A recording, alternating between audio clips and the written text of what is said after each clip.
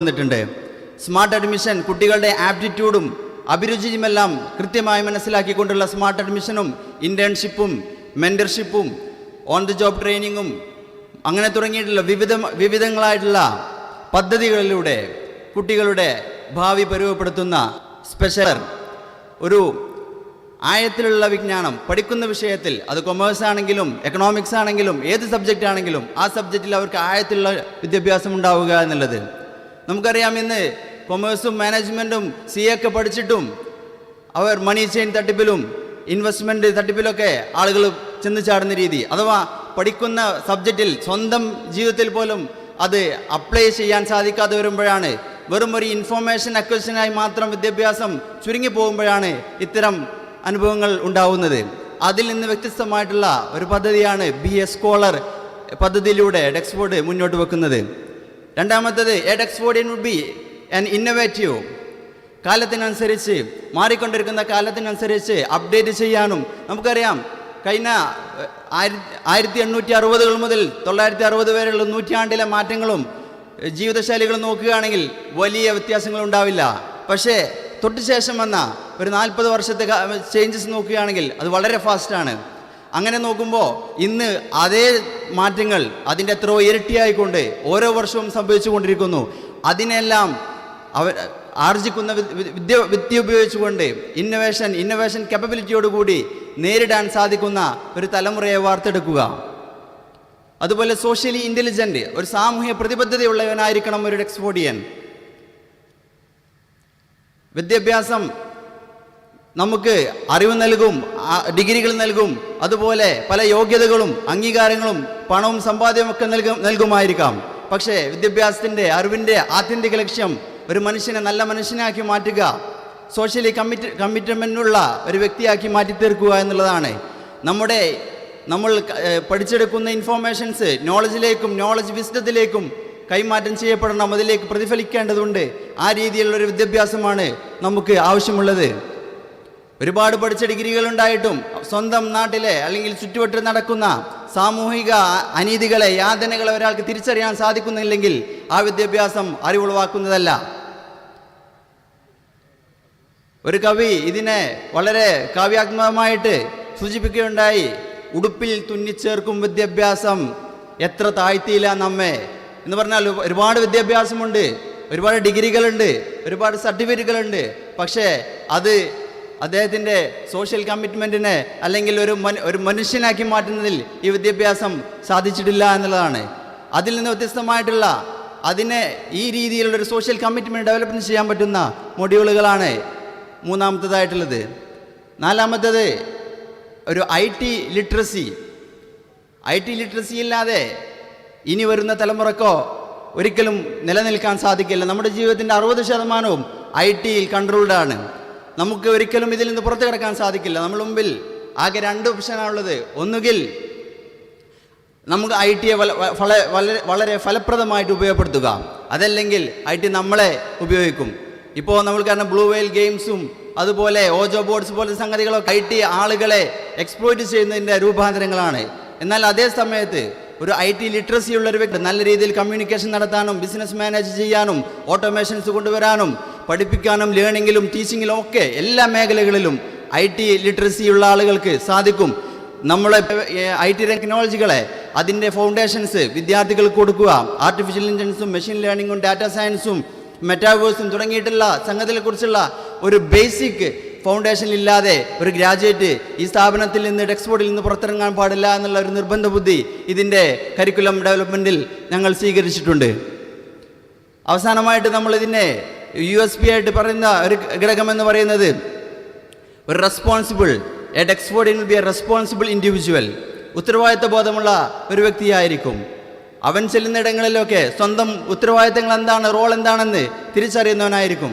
ചെറിയൊരു ഉദാഹരണത്തിലൂടെ പറയുകയാണെങ്കിൽ, ഇപ്പോൾ എനിക്ക് എൻ്റെ മുകളിലൊരു താഴെയും മേലെയും സഹോദരങ്ങളുണ്ട്. അതുപോലെ മുകളിലും അനിയന്മാരും ജ്യേഷ്ഠന്മാരുമുള്ള ഒരു വ്യക്തിയെ എൻ്റെ സുഹൃത്തിനെ കണ്ടുമുട്ടുന്നു. ആ സുഹൃത്തിൻ്റെ ജ്യേഷ്ഠൻ അവനൊരു സൈക്കിൾ കൊടുക്കുന്നു. അത് കാണുമ്പോൾ കഴിഞ്ഞ കാലങ്ങളിൽ ലോകം അഭിമുഖീകരിച്ച ഏതൊക്കെ പ്രതിസന്ധി ഘട്ടങ്ങളുണ്ടോ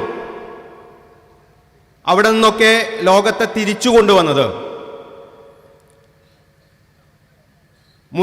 മുന്നേക്ക് നോക്കാനും പ്രൊആക്റ്റീവായി ചിന്തിക്കാനും ആരും സഞ്ചരിക്കാത്ത പരിഹാര മാർഗങ്ങൾ നിർദ്ദേശിക്കുകയും ചെയ്യുന്നതിലൂടെ ഒരു ബിസിനസ് മാനേജ്മെന്റ് പഠനമാണ് ഡക്സ്ഫോർഡ് ഇന്റർനാഷണൽ ബിസിനസ് സ്കൂൾ വിഭാവനം ചെയ്യുന്നത്. അതോടൊപ്പം അന്താരാഷ്ട്ര തലത്തിൽ പുതിയ കാലത്ത് രൂപപ്പെട്ടു വരുന്ന ആധുനിക ബിസിനസ് സംവിധാനങ്ങളെ പരിചയപ്പെടുത്തുന്ന തരത്തിൽ അന്താരാഷ്ട്ര തലത്തിൽ അത്തരത്തിലുള്ള സർട്ടിഫിക്കേഷന് കൂടി ഡിപ്സിലെ വിദ്യാർത്ഥികൾക്ക് നൽകണമെന്ന് നമ്മൾ ആഗ്രഹിക്കുന്നു. രണ്ട് കാര്യങ്ങൾ അതിലൂടെ നമ്മൾ സാധിക്കുന്നുണ്ട്. ഒന്ന്, അന്താരാഷ്ട്ര തലത്തിലെ ബിസിനസ് മാനേജ്മെന്റ് സ്ഥാപനങ്ങൾ ഫോളോ ചെയ്യുന്ന പഠന പദ്ധതി നമ്മുടെ നാട്ടിലെ നമ്മുടെ സ്ഥാപനത്തിലെ വിദ്യാർത്ഥികൾക്കും അധ്യാപകർക്കും പ്രാപ്യമാവണം. രണ്ടാമതൊരു കാര്യം, പഠനം കഴിഞ്ഞ് ഗ്ലോബലി ഉയർന്നു വരുന്ന വിവിധ അവസരങ്ങളിലേക്ക് നമ്മുടെ കുട്ടികളെ സാധിക്കണം. അതോടൊപ്പം വിവിധ അന്താരാഷ്ട്ര ക്യാമ്പസുകളിൽ തുടർ പഠനത്തിനു കൂടി പ്രാപ്യമാവുന്ന രീതിയിലാണ് ഡക്സ്ഫോർഡ് ഇന്റർനാഷണൽ ബിസിനസ് സ്കൂളിന്റെ പഠന പദ്ധതിയെ നമ്മൾ ആവിഷ്കരിച്ചിട്ടുള്ളത്. അതോടൊപ്പം രാജ്യത്ത് പ്രവർത്തിക്കുന്ന ലീഡിംഗ് ആയിട്ടുള്ള നോൺ ഗവൺമെന്റ് ഓർഗനൈസേഷൻസുകളിൽ ഇന്റേൺഷിപ്പ് നൽകിക്കൊണ്ട് രാജ്യത്തെ യഥാർത്ഥ ജീവിതത്തെ നമ്മുടെ പഠിതാക്കൾക്ക് ബോധ്യമാവുകയും അതോടൊപ്പം അവരനുഭവിക്കുന്ന വിവിധ വിഷയങ്ങളെ തങ്ങൾ പഠിച്ച മാനേജ്മെന്റിന്റെ നോളജും സ്കില്ലും ഉപയോഗിച്ചുകൊണ്ട് എങ്ങനെ പരിഹരിക്കാമെന്നുകൂടി ആലോചിക്കുകയും അത്തരത്തിലുള്ളൊരു പ്രോബ്ലം സോൾവിങ് അപ്രോച്ച് കൂടി ഉൾക്കൊള്ളിച്ചുകൊണ്ടാണ് ഡക്സ്ഫോർഡ് ഇന്റർനാഷണൽ ബിസിനസ് സ്കൂള് നമ്മുടെ പാഠ്യ പദ്ധതിയെ വിഭാവനം ചെയ്തിട്ടുള്ളത്. ആ അർത്ഥത്തിൽ രാജ്യത്തെ മുൻനിര വിദ്യാഭ്യാസ സ്ഥാപനമായി ഒരു 10 വർഷത്തിനുള്ളിൽ ഏഷ്യയിലെ തന്നെ ഏറ്റവും ലീഡിംഗ് ആയ ഒരു ബിസിനസ് സ്കൂളായി ഡക്സ്ഫോർഡ് ഇന്റർനാഷണൽ ബിസിനസ് സ്കൂളിനെ പരിവർത്തിപ്പിക്കുക എന്നതാണ് ഡിപ്സ് ടീമും ഡക്സ്ഫോർഡ് ടീമും ലക്ഷ്യം വെക്കുന്നത്. ആ ലക്ഷ്യത്തിലേക്ക് നമുക്ക് ഒരുമിച്ച് മുന്നേറാം. സർവശക്തൻ തുണക്കുമാറാവട്ടെ. Thank you so much. Thank you. നമ്മുടെ പ്രോഗ്രാമിന് ഔദ്യോഗികമായി ഇവിടെ തുടക്കം കുറിക്കുകയാണ്. ഈ മഹത്തായൊരു സ്ഥാപനം നമ്മുടെ ജില്ലയുടെ തന്നെ വിദ്യാഭ്യാസ വിജയഗാഥയിൽ പുതിയ ചരിത്രം തീർക്കാനൊരുങ്ങുന്ന ഡക്സ്ഫോർഡ് എഡ്യു പാർക്ക് വളരെ പ്രൗഡ്ലി നമുക്ക് മുമ്പിൽ സമർപ്പിക്കുന്ന ഈ ധന്യമായ ചടങ്ങിനോട് തുടക്കമാവുകയാണ്. നമുക്കെല്ലാവർക്കും അറിയാവുന്നതുപോലെ റഹ്മാനിയ ഗ്രൂപ്പ് ഓഫ് ഇൻസ്റ്റിറ്റ്യൂഷൻ കടമേരിയുടെ CEO ആയി അലയുന്നവർക്ക് അഭയവും അശ്വരവർക്ക് അന്നവും ഒരുക്കിയ നമുക്കെല്ലാവർക്കും സുപരിചിതമായ നമ്മളെല്ലാവരുടെയും സ്ഥാപനമായ ഹിമ കെയർ ഹോമിന്റെ സെക്രട്ടറിയായി ഡക്സ്ഫോർഡ് എഡ്യു പാർക്ക് എന്ന ഈ മഹത്തായ വിദ്യാഭ്യാസ സംരംഭത്തിന്റെ തുടക്കക്കാരനായി നമുക്കെല്ലാം നേതൃത്വം നൽകുന്ന Duxford Edu Park managing director Farid Rahmani sir ഈ പ്രോഗ്രാമിന് സ്വാഗതം ആശംസിക്കുകയാണ്. സാദരം ക്ഷണിക്കുന്നു. Yes, now it's our privilege to formally welcome you all into this occasion, Unvailing Dcas and Duxford Hostel fooding ceremony. So let me hurriedly invite the CEO of Rahmania Group of Institutions and Founder Secretary of Hima Care Home, Farid Rahmani, Managing Director, Duxford Edu Park. Sir, please.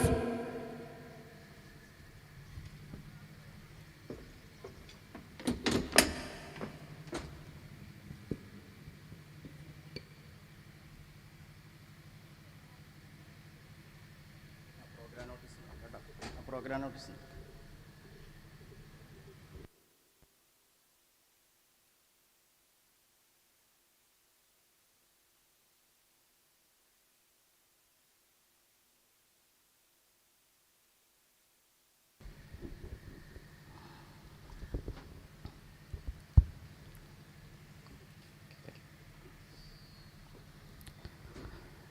അസ്സലാമു അലൈക്കും വറഹ്മത്തുള്ളാഹി. സമാദരണീയനായ അധ്യക്ഷൻ, ഈ ഡക്സ്ഫോർഡ് ടീമിനെ നയിക്കുന്ന നമ്മുടെ നാടിൻ്റെ അഭിമാനം ബഹുമാന്യനായ VP മുഹമ്മദ് അലി സാർ, ഈ മഹത്തായ സദുദ്യമത്തിന് അതിൻ്റെ വാതായനങ്ങൾ നമുക്ക് മുമ്പിൽ തുറന്നു തരുന്ന മലയാളിയുടെ പുണ്യം, പാണക്കാട് കുടുംബത്തിലെ അനുഗ്രഹീത സാന്നിധ്യം, പാണക്കാട് സയ്യിദ് ഹമീദ് അലി ശിഹാബ് തങ്ങൾ, ഇന്ത്യയുടെ ഭാരതത്തിൻ്റെ വിദ്യാഭ്യാസ നവോത്ഥാന പ്രവർത്തന രംഗത്ത് ലോകം ശ്രദ്ധിക്കുന്ന അലിഗഡ് മുസ്ലിം സർവകലാശാലയെ തൻ്റെ വ്യക്തിവൈഭവം കൊണ്ട്, അനുഭവ സമ്പത്ത് കൊണ്ട് ആതൊരു അഭിമാന മുഹൂർത്തമാണ്. ഡക്സ്ഫോർഡ്, ഡെക്സ് എന്നാൽ ബ്രൈറ്റൻ സ്റ്റുഡൻറ്റ് എന്നാണ് അതിൻ്റെ മീനിങ്. ഫോർഡ് ലോകപ്രശസ്തമായ ഒരു എഡ്യൂക്കേഷൻ ടേമാണ്. ഓക്സ്ഫോർഡ് പോലെ ഇറ്റ്സ് എ ഫ്ലോ, അതൊരൊഴുക്കാണ്. നന്മയുടെ, അറിവിൻ്റെ, പ്രൗഢിയുടെ, പ്രഭാവത്തിൻ്റെ ഒരു ഒഴുക്ക് ഈ കുന്നുമുകളിൽ നിന്ന് ആരംഭിക്കുകയാണ്. അതിൽ പങ്കാളികളാവാൻ സാധിക്കുന്നവരൊക്കെ ധന്യരാണ്, ഏതർത്ഥത്തിലാണെങ്കിലും. ഈ ഒരു സമയത്ത് ഈ ഒരു സംവിധാനത്തെ എന്തുകൊണ്ട് ഇങ്ങനെ രൂപകൽപ്പന ചെയ്തു എന്നതിനെക്കുറിച്ചുള്ള ചെറിയൊരു വിചാരം നിങ്ങളോട് പങ്കുവെക്കാനാണ് ഈ വിനീതൻ ആഗ്രഹിക്കുന്നത്. നമുക്കറിയാം 2019, അതുപോലെ തന്നെ നമുക്കറിയാം 30,000 മുതൽ 50,000 വരെ സ്റ്റുഡൻസ് പ്രതിവർഷം അറിവ് തേടി, പ്രത്യേകിച്ചും ഉപരിപഠനാവശ്യാർത്ഥം നമ്മുടെ സംസ്ഥാനത്തിൻ്റെ അതിർത്തി കടന്നു പോകുമ്പോഴും പുതിയ സംരംഭങ്ങളും പുതിയ പദ്ധതികളുമായി അവർ അന്യസംസ്ഥാനങ്ങളിൽ ഇടം തേടുകയും അവരുടെ സേവനവും അവരുടെ സാന്നിധ്യവും നമ്മുടെ സംസ്ഥാനത്തിന് നഷ്ടപ്പെടുമ്പോൾ നമ്മുടെ സംസ്ഥാനത്ത് അവരുടെ ആവശ്യങ്ങൾ പരിഹരിക്കാനുള്ള സംവിധാനങ്ങൾ ഉണ്ടാവേണ്ടേ എന്നൊരു പൊതുവികാരമാണ് തീർച്ചയായും ഡക്സ്ഫോർഡിലേക്ക്, ഈ ഒരു ചിന്തയിലേക്ക് ഞങ്ങളെ നയിച്ചത്. ഈ ഒരു സമയത്ത് ഏകദേശം 100ഓളം ഇൻസ്റ്റിറ്റ്യൂട്ടുകളും ഏകദേശം 20ഓളം യൂണിവേഴ്സിറ്റികളും ഇതിൻ്റെ പഠനത്തിൻ്റെ ഭാഗമായി ഞങ്ങൾ സന്ദർശിക്കുകയുണ്ടായി. അവിടെയുള്ള ക്വാളിറ്റികൾ പരമാവധി കണ്ടെത്താനും തിരുത്തേണ്ടത് തിരുത്താനും ഉൾക്കൊള്ളേണ്ടത് ഉൾക്കൊള്ളാനും ഈ കൊള്ളക്കൊടുക്കലുകളുടെ അതിമനോഹരമായ ഒരു റിസൾട്ടായിരിക്കും ഈ ഡക്സ്ഫോർഡ് എന്നാണ് എനിക്കെൻ്റെ പ്രബുദ്ധ സദസ്സിൻ്റെ മുമ്പിൽ പങ്കുവെക്കാനുള്ളത്. നമുക്കറിയാം, നമ്മുടെ സംസ്ഥാനം നാളേറെയായി സ്വകാര്യ സർവകലാശാലകൾക്ക് അനുവാദം നൽകിയിട്ടില്ല. അതേപോലെ തന്നെ ഇൻ്റഗ്രേറ്റഡ് പ്രോഗ്രാംസുകൾ ഇവിടെ കടന്നു വന്നിട്ടില്ല. ഈ പരിമിതികളൊക്കെ പരിഹരിക്കാൻ ഇന്ന് സംസ്ഥാനം ഭരിക്കുന്ന ഗവൺമെൻറ് മുന്നോട്ട് ഇവിടെ വലിയ സാധ്യത തെളിയുകയാണ്. 200ഓളം വേൾഡ് ലെവലിലുള്ള യൂണിവേഴ്സിറ്റികൾ ഇന്ത്യയിൽ അവരുടെ പ്രവർത്തനത്തിന് ഹബ്ബുകൾ തുടങ്ങാൻ വേണ്ടി ആഗ്രഹം അതിൻ്റെ പ്രോസസ്സ് തുടരുകയും ചെയ്യുകയാണ്. ബഹുമാന്യനായ ഇന്ത്യയുടെ പ്രധാനമന്ത്രി അതിൻ്റെ ഔദ്യോഗികമായ പ്രഖ്യാപനം നടത്തുകയുണ്ടായി. ഈ ഒരു സമയത്ത് പരമാവധി ഉപയോഗപ്പെടുത്തി ഒരു ഇൻ്റർനാഷണൽ ലെവലിലേക്ക് സ്റ്റുഡൻസിൻ്റെയും ഫാക്കൽറ്റിയുടെയും എക്സ്ചേഞ്ച് പ്രോസസ്സ് അടക്കം വരുന്ന പദ്ധതികളടക്കം വരുന്ന കാര്യങ്ങൾ ഏറ്റെടുത്തുകൊണ്ട് മുന്നോട്ട് പോകാനാണ് ഡക്സ്ഫോർഡ് ഉദ്ദേശിക്കുന്നത്. ഞങ്ങളുടെ പഠനത്തിൻ്റെ അന്വേഷണത്തിൻ്റെ ഭാഗമായി എങ്ങനെ വാല്യൂ ബേസ്ഡായി മുന്നോട്ട് കൊണ്ടുപോകാൻ സാധിക്കുമെന്ന പഠനത്തിൽ ഞങ്ങൾക്ക് ബോധ്യപ്പെട്ട ഒരുപാട് കാര്യങ്ങളുണ്ട്. പ്രത്യേകിച്ച് അമറ്റ് യൂണിവേഴ്സിറ്റി ഡൽഹി ബേസ് ചെയ്ത് ഇന്ത്യയിൽ വളരെ ശ്രദ്ധിക്കപ്പെടുന്ന ഒരു ക്യാമ്പസാണ്. അവിടെ ചെന്നു, അവിടുത്തെ അനുഭവങ്ങൾ പങ്കുവച്ചു. ഞങ്ങൾക്ക് ബോധ്യപ്പെട്ടത് അവിടെ ബിഹേവിയർ സയൻസ് എന്ന് പറയുന്ന ഏറ്റവും പ്രധാനപ്പെട്ട ഒരു കാര്യം അവിടുത്തെ ഒരു ഐക്കണായി ഞങ്ങൾക്ക് തോന്നി. നമുക്കറിയാം, ഈ സമൂഹം പലപ്പോഴും 10-12 കൊല്ലമൊക്കെ ക്യാരക്ടർ ഫോർമേഷൻ, എങ്ങനെ സ്വഭാവം രൂപീകരിക്കണമെന്ന് പഠിക്കും. പ്രാക്ടിക്കൽ ലൈഫിൽ, പ്രായോഗിക ജീവിതത്തിൽ അതിൻ്റെ ഒരു അംശം പോലും കാണാതെ പോവുകയാണ്. 12 കൊല്ലം അഖ്ലാഖ് പഠിച്ചിട്ട്, സ്വഭാവ രൂപീകരണം പഠിച്ചിട്ട്, സ്വന്തം പിതാവ് വരുമ്പോൾ ഒന്ന് എണീറ്റ് നിൽക്കാനുള്ള മാനേഴ്സ് ഇല്ലെങ്കിൽ പിന്നെ എന്തിനാണത് എന്ന് നമ്മൾ ചിന്തിച്ചു പോകില്ലേ? നേരെ മറിച്ച് ഈ കുട്ടികൾക്ക് കൃത്യമായ ഒരു ബിഹേവിയർ സയൻസ് എക്സ്പീരിയൻസ് കൊണ്ട്, ജീവിതാനുഭവം കൊണ്ട് പഠിപ്പിക്കാനും അത് പരിശീലിപ്പിച്ചെടുക്കാനും ആരവം നമ്മുടെ നാട്ടിൽ കണ്ടു. ആരവം നമ്മുടെ നാട്ടിൽ കണ്ടു. ലോകത്തെവിടെയുമില്ലാത്ത സ്പോർട്സിൻ്റെ ഒരു സ്പിരിറ്റ് നമ്മുടെ നാട് മുന്നോട്ട് പോകുമ്പോൾ അതിന് പോസിറ്റീവായി ഉപയോഗപ്പെടുത്താനുള്ള മാർഗമെന്ത് നമ്മൾ ആലോചിക്കുകയാണ്. യൂണിഫോം ജോബിലേക്കുള്ള റിക്രൂട്ടിംഗ് ഹബ്ബായി ഡെക്സ്ഫോർഡ് മാറ്റിയെടുക്കണമെന്നാണ് നമ്മുടെ സ്വപ്നം. അതിനോട് ആരംഭിച്ചു കഴിഞ്ഞു. പ്രഗത്ഭരായ ട്രെയിനേഴ്സിനെ വെച്ച് ഹെൽത്തിനും വെൽനെസ്സിനും അതേപോലെ തന്നെ പരിസ്ഥിതിയുടെ സംരക്ഷണത്തിനും ആരോഗ്യ സംരക്ഷണത്തിനും വലിയ പ്രാധാന്യം കൊടുക്കുന്ന പുതിയ കാലത്തെ അത് ക്രിയാത്മകമായി ഉപയോഗപ്പെടുത്താൻ ഡെക്സ്ഫോർഡ് ടീം ആഗ്രഹിക്കുകയാണ്. ഞാൻ പറഞ്ഞു വരുന്നത്, 1 Dexford college for advanced studies, 2 Dexford international business school, 3 Dexford sports academy, sports and wellness academy, അതുപോലെ ഡെക്സ്ഫോർഡ് സ്കിൽ ഗാർഡനാണ് ഏറ്റവും പ്രധാനപ്പെട്ട മറ്റൊരു സംരംഭം. ആഡ് ഓൺ കോഴ്സുകൾക്ക് ഔദ്യോഗിക പരിവേഷത്തോടുകൂടി ഗവൺമെൻറ് റെക്കഗ്നൈസേഷനോടുകൂടി നമ്മുടെ കുട്ടികൾക്ക് ആഡ് ഓൺ കോഴ്സുകൾ നൽകി സ്കിൽ റിലേറ്റഡായി, സ്കിൽ ഓറിയൻറ്റഡായി, ജോബ് ഓറിയൻറ്റഡായി പ്ലേസ്മെൻ്റ് എയിം ചെയ്തുകൊണ്ടുള്ള ഒരു എഡ്യൂക്കേഷൻ പ്രോസസ്സാണ് നമ്മളിവിടെ പ്ലാൻ ചെയ്യുകയും മുന്നോട്ട് പോവുകയും ചെയ്യുന്നത്. അതിന് മനസ്സറിഞ്ഞുള്ള പിന്തുണ നൽകി ഇതിൻ്റെ ഓരോ തൂണിലും തുരുമ്പിലും ഇതിൻ്റെ ഓരോ പ്രവർത്തനങ്ങളിലും ഹൃദയപൂർവ്വം ഇടപെട്ടുകൊണ്ട് മുന്നോട്ട് പോകുന്ന ഞങ്ങളുടെ ബഹുമാന്യനായ ചെയർമാൻ, വളരെ സ്നേഹപൂർവ്വം VP മുഹമ്മദ് സാറെ ഈ വേൾഡ് തലത്തിലുള്ള എഡ്യൂക്കേഷണൽ എക്സ്പേർട്സിൻ്റെ മുമ്പിൽ എപ്പോഴും ഒരു സൗമ്യതയുടെയും സ്നേഹത്തിൻ്റെയും മുഖമാണ് ബഹുമാനപ്പെട്ട അസീസ് സാർ. സർ, വളരെ ഹൃദയപൂർവ്വം ഈ വേദിയിലേക്ക് അങ്ങേ ഞങ്ങൾക്ക് ഈ ടീമിന് വേണ്ടി ഹൃദയപൂർവ്വം സ്വാഗതം ചെയ്യുകയാണ്. അതുപോലെ ഈ വേദി അനുഗ്രഹിക്കാൻ എത്തിച്ചേർന്നിട്ടുള്ള ഒരുപാട് ആളുകളുണ്ട്. നമ്മുടെ ബ്ലോക്ക് പഞ്ചായത്ത് പ്രസിഡൻറ്റ് നമ്മുടെ സദസ്സിൽ എത്തിച്ചേർന്നിട്ടുണ്ട്. മാഡം, ഹൃദയപൂർവ്വം മാഡത്തെ ഈ വേദിയിലേക്ക് സ്വാഗതം ചെയ്യുകയാണ്. അതുപോലെ എനിക്ക് മുമ്പേ ഇവിടെ 2 പ്രസൻറ്റേഷനുകൾ നടത്തിയ ഡോക്ടർ മിസാബ് ഉദവി, ബിസിനസ്സിൽ PhD, അദ്ദേഹം ഹൈദരാബാദ് സെൻട്രൽ യൂണിവേഴ്സിറ്റിയിൽ നിന്നാണ് അദ്ദേഹം ബിസിനസ്സിൽ PhD നേടിയിട്ടുള്ളത്.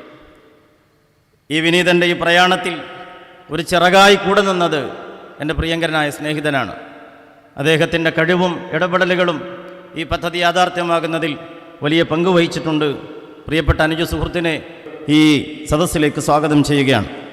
അതുപോലെ ഈ പ്രവർത്തന പ്രക്രിയയുമായി മുന്നോട്ട് പോകുമ്പോൾ ഞങ്ങൾക്ക് വലിയ ആശ്വാസമായി, പ്രത്യേകിച്ചും ഈ പദ്ധതിയിലെ വലിയ ഒരു താല്പര്യമായി വന്ന പ്രിയങ്കരനായ ഡോക്ടർ സുഹൈൽ, എക്കണോമിക്സിലാണ് അദ്ദേഹത്തിൻ്റെ PhD.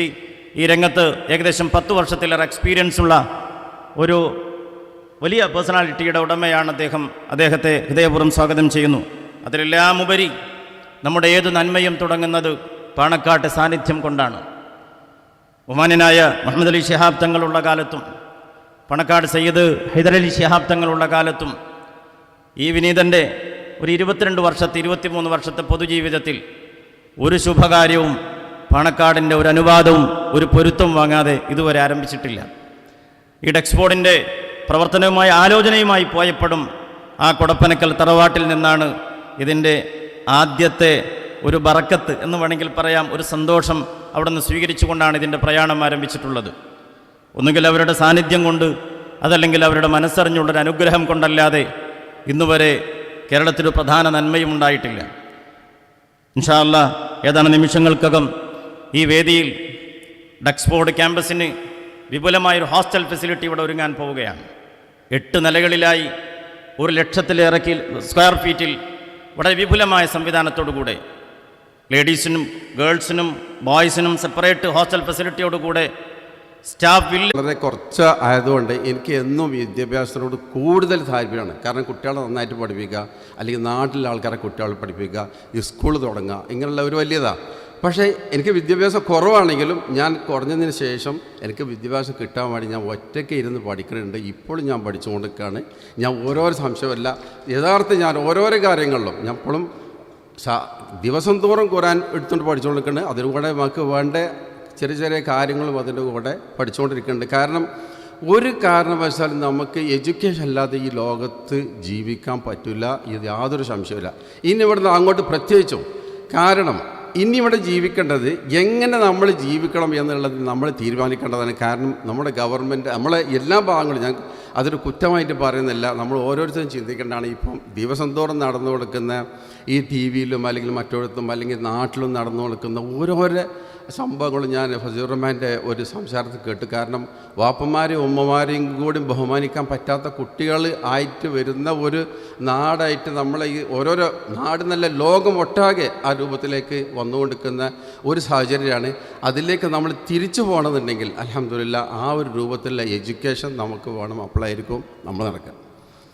ഞാൻ കൂടുതലും ഒന്നും പ്ലാൻ ചെയ്ത് വന്നിട്ടില്ല. ഏതായാലും അൽഹംദുലില്ലാ പഠിച്ചവൻ്റെ സന്തോഷത്തോടെ എനിക്ക് വളരെ സന്തോഷമുണ്ട്. ഈ തുടങ്ങിയ പരിപാടി തന്നെ വളരെ വൃത്തിയായിട്ട് നമ്മളെ ഉസ്താദ് unveiling advocate Tom K Thomas ഇവിടെ നിർവഹിക്കുന്നു. This venture in its splendid and dynamic growth.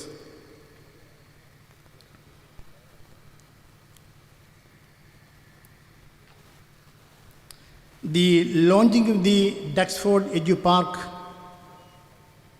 is itself an act of signing the future. This signing the future symbolizes a lot of things. It symbolizes the lasting commitment to knowledge seekers that nothing less than modernity will be for teaching, research and innovation. May every action taken by the institution promote this philosophy in all areas of its operation.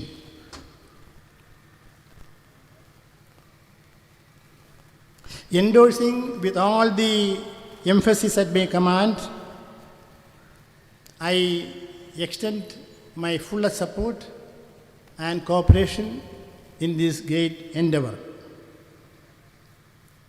I heartily record my word of appreciation and convey my congratulations to Sri V.P. Muhammad Ali, Chairman of the Duxford Edu Park and members of his dynamic team for the building up of a historic institution in this part of the country. In the context of this great vision, I would like to indicate a few of the challenges that need to remain in our thoughts.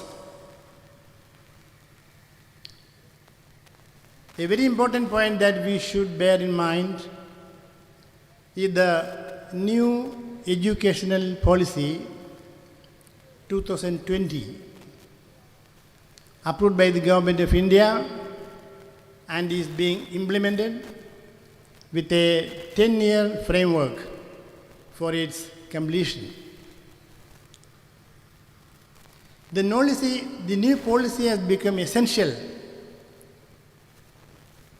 at this critical point of India's history, because the world has been changing enormously in an unprecedented fashion, and at times with extraordinary speed. So our national leaders thought it fit that the country can be made ready to face this challenge only if there is significant changes in the approach to our education for the millennium. So we are in a new millennium and we are in a new century. So India cannot remain idle. India has a vast powerhouse of young people. And the education system has to cater to their aspirations, dreams and needs And this education is policy precisely visualizes such a vast scenario of change.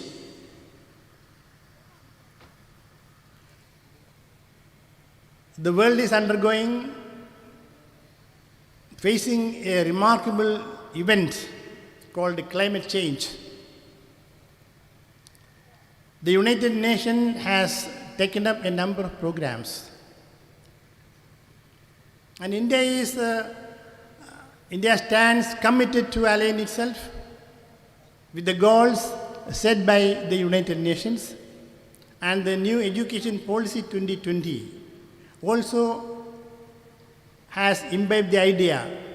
It is called the Sustainable Development Goal, SDGs. So these SDGs cover all areas of human endeavor that touches transformational changes in the world. It is not confined to one country. It is embracing the whole planet, and it is visualizing the entire future of mankind. That is where we are standing. We all are aware of the industrial revolutions that have shaped the lives of generations of people on this planet. The Industrial Revolution 1, we have seen that man used water and steam for the first time to mechanize production. Until that time, man did not know what is the use of water other than drinking it. So this Industrial Revolution, number 1, made steam to mechanize the production of various items needed for man across the world.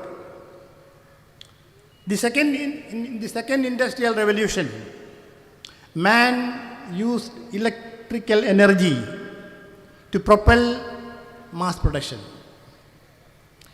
In the Industrial Revolution 3, man used electronics and information technology to automate production.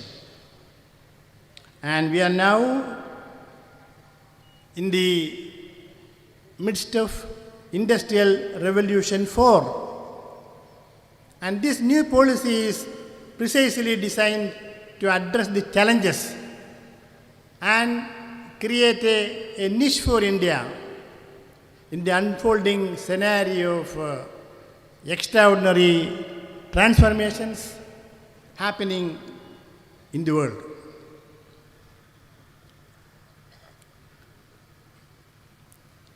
So humanity is passing through this 4th Industrial Revolution.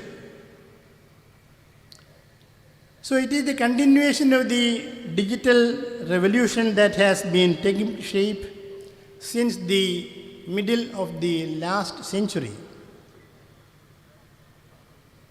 The IR4, shortly called the IR4, with its exponential expansion, is characterized by merging technologies that blur the lines between the physical, digital, and biological spheres. Some of these points were already identified, amplified by the presenters who made the initial presentations about the vision of Duxford Edu Park. So it is a transformational idea that this Edu Park wants to materialize. So this, the new era of digitalization is transforming production, management, and governance. It has begun to embrace every micro region on this planet. not only our planet, but distant planets as well. We have seen that from Earth stations, man is able to control everything that is happening in the space, everything that is happening in the distant planets.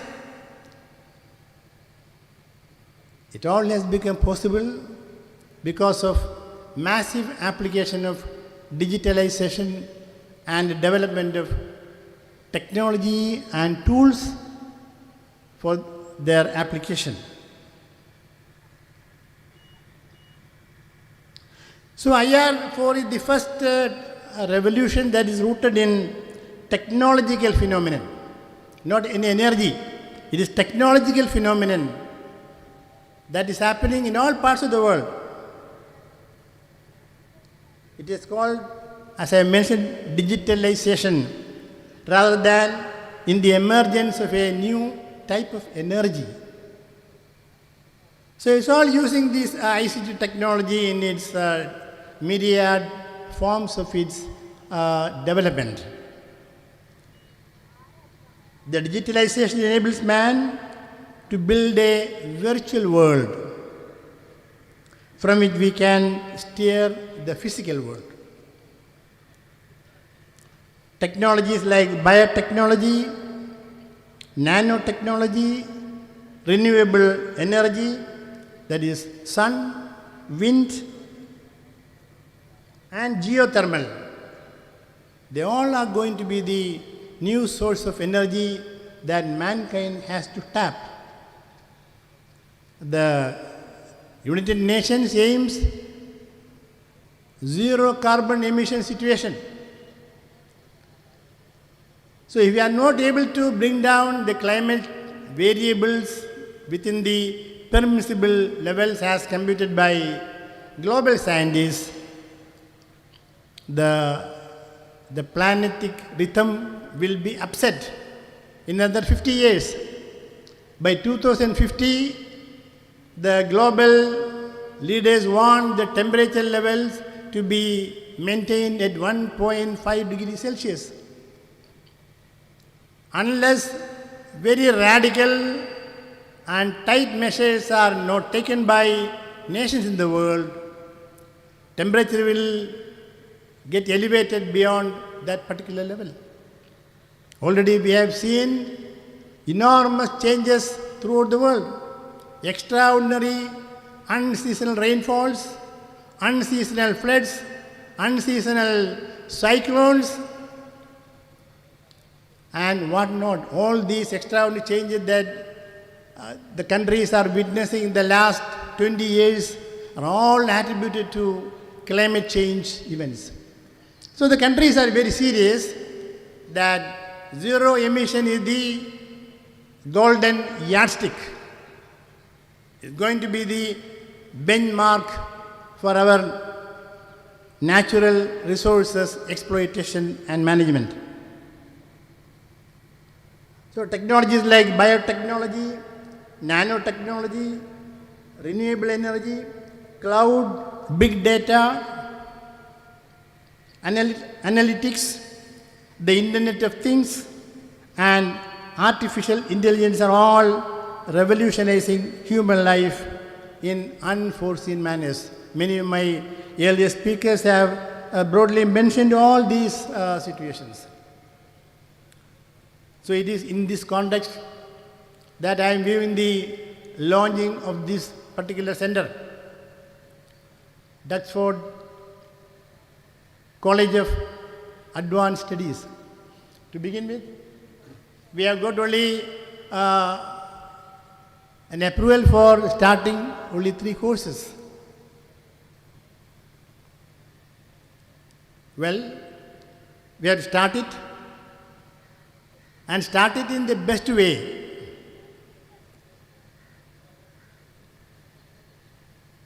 By using modern technology and providing the best facility and ambience for students to come and learn. So I would like to make certain honest observations. it being the beginning of a new institution, and the team spearheading this initiative had great dreams, as has been beautifully presented by Farid Rahmani Sahab, the chairman of the Edu Park, Mr. VP Muhammad Ali Sahab, and other colleagues. The dreams are really great. And what we see today are also planned with meticulous care and precision. And I'm happy that things have started with a right note. So in India, we have got more than 1,000 universities. You should remember that. And several thousands of colleges. And in the vision of the new educational policy, the affiliation system is going to be scrapped.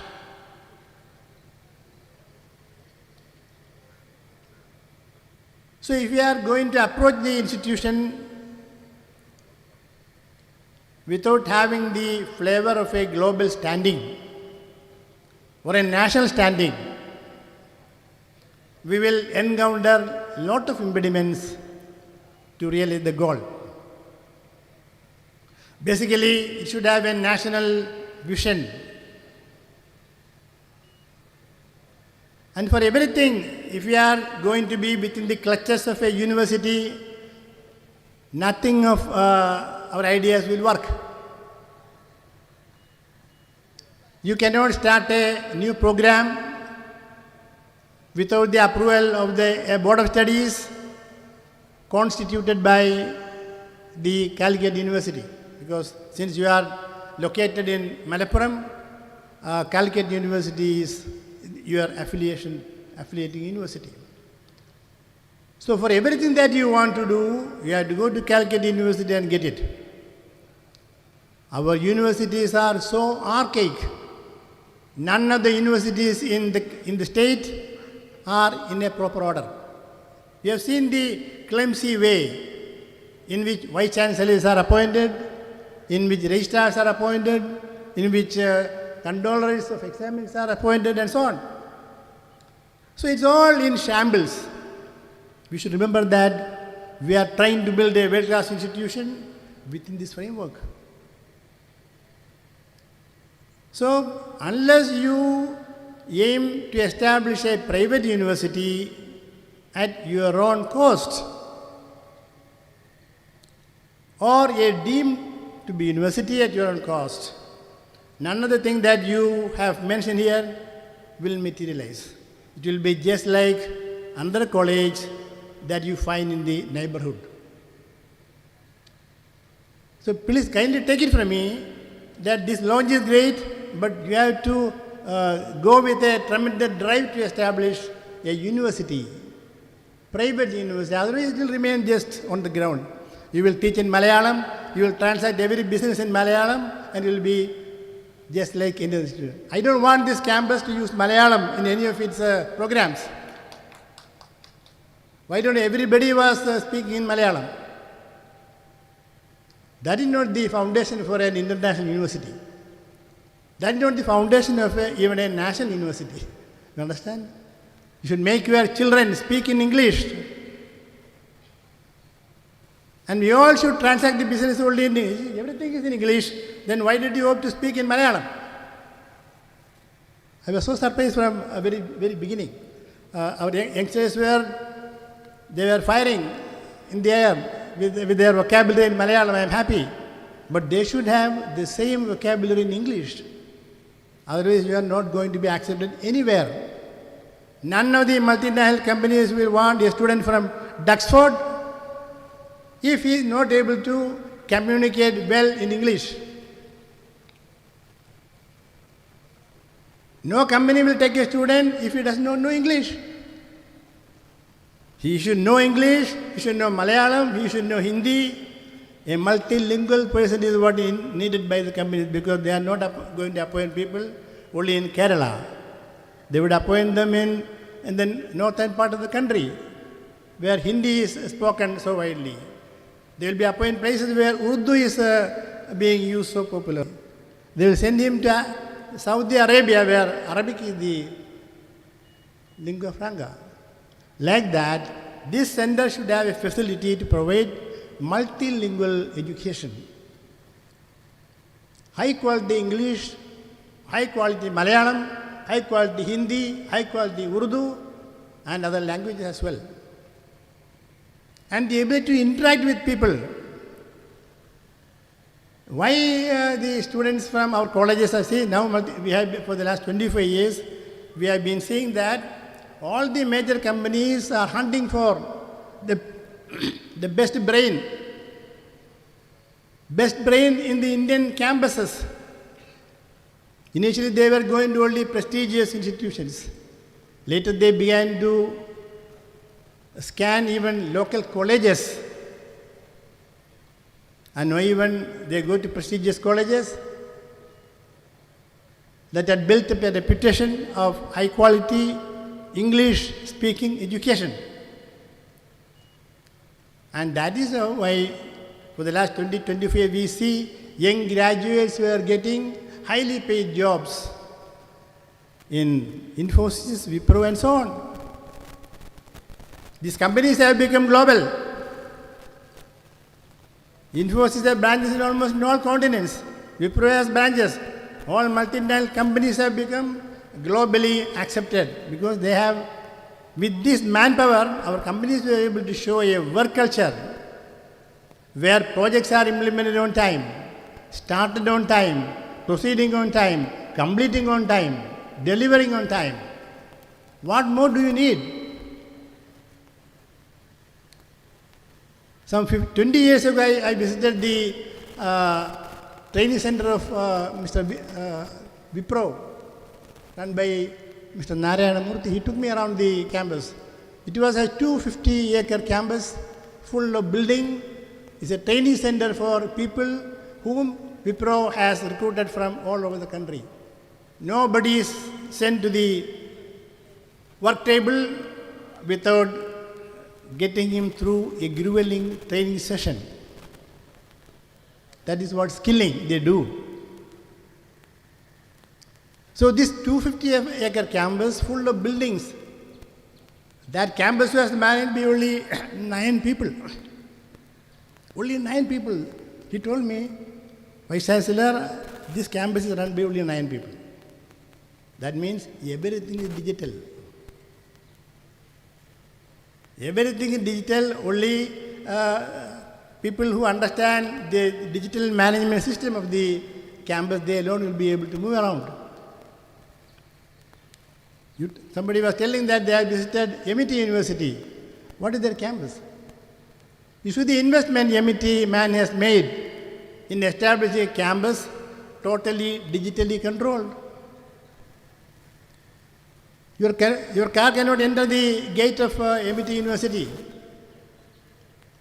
unless you have informed them early and got a digital number. Classrooms will not be opened. Staff room will not be opened.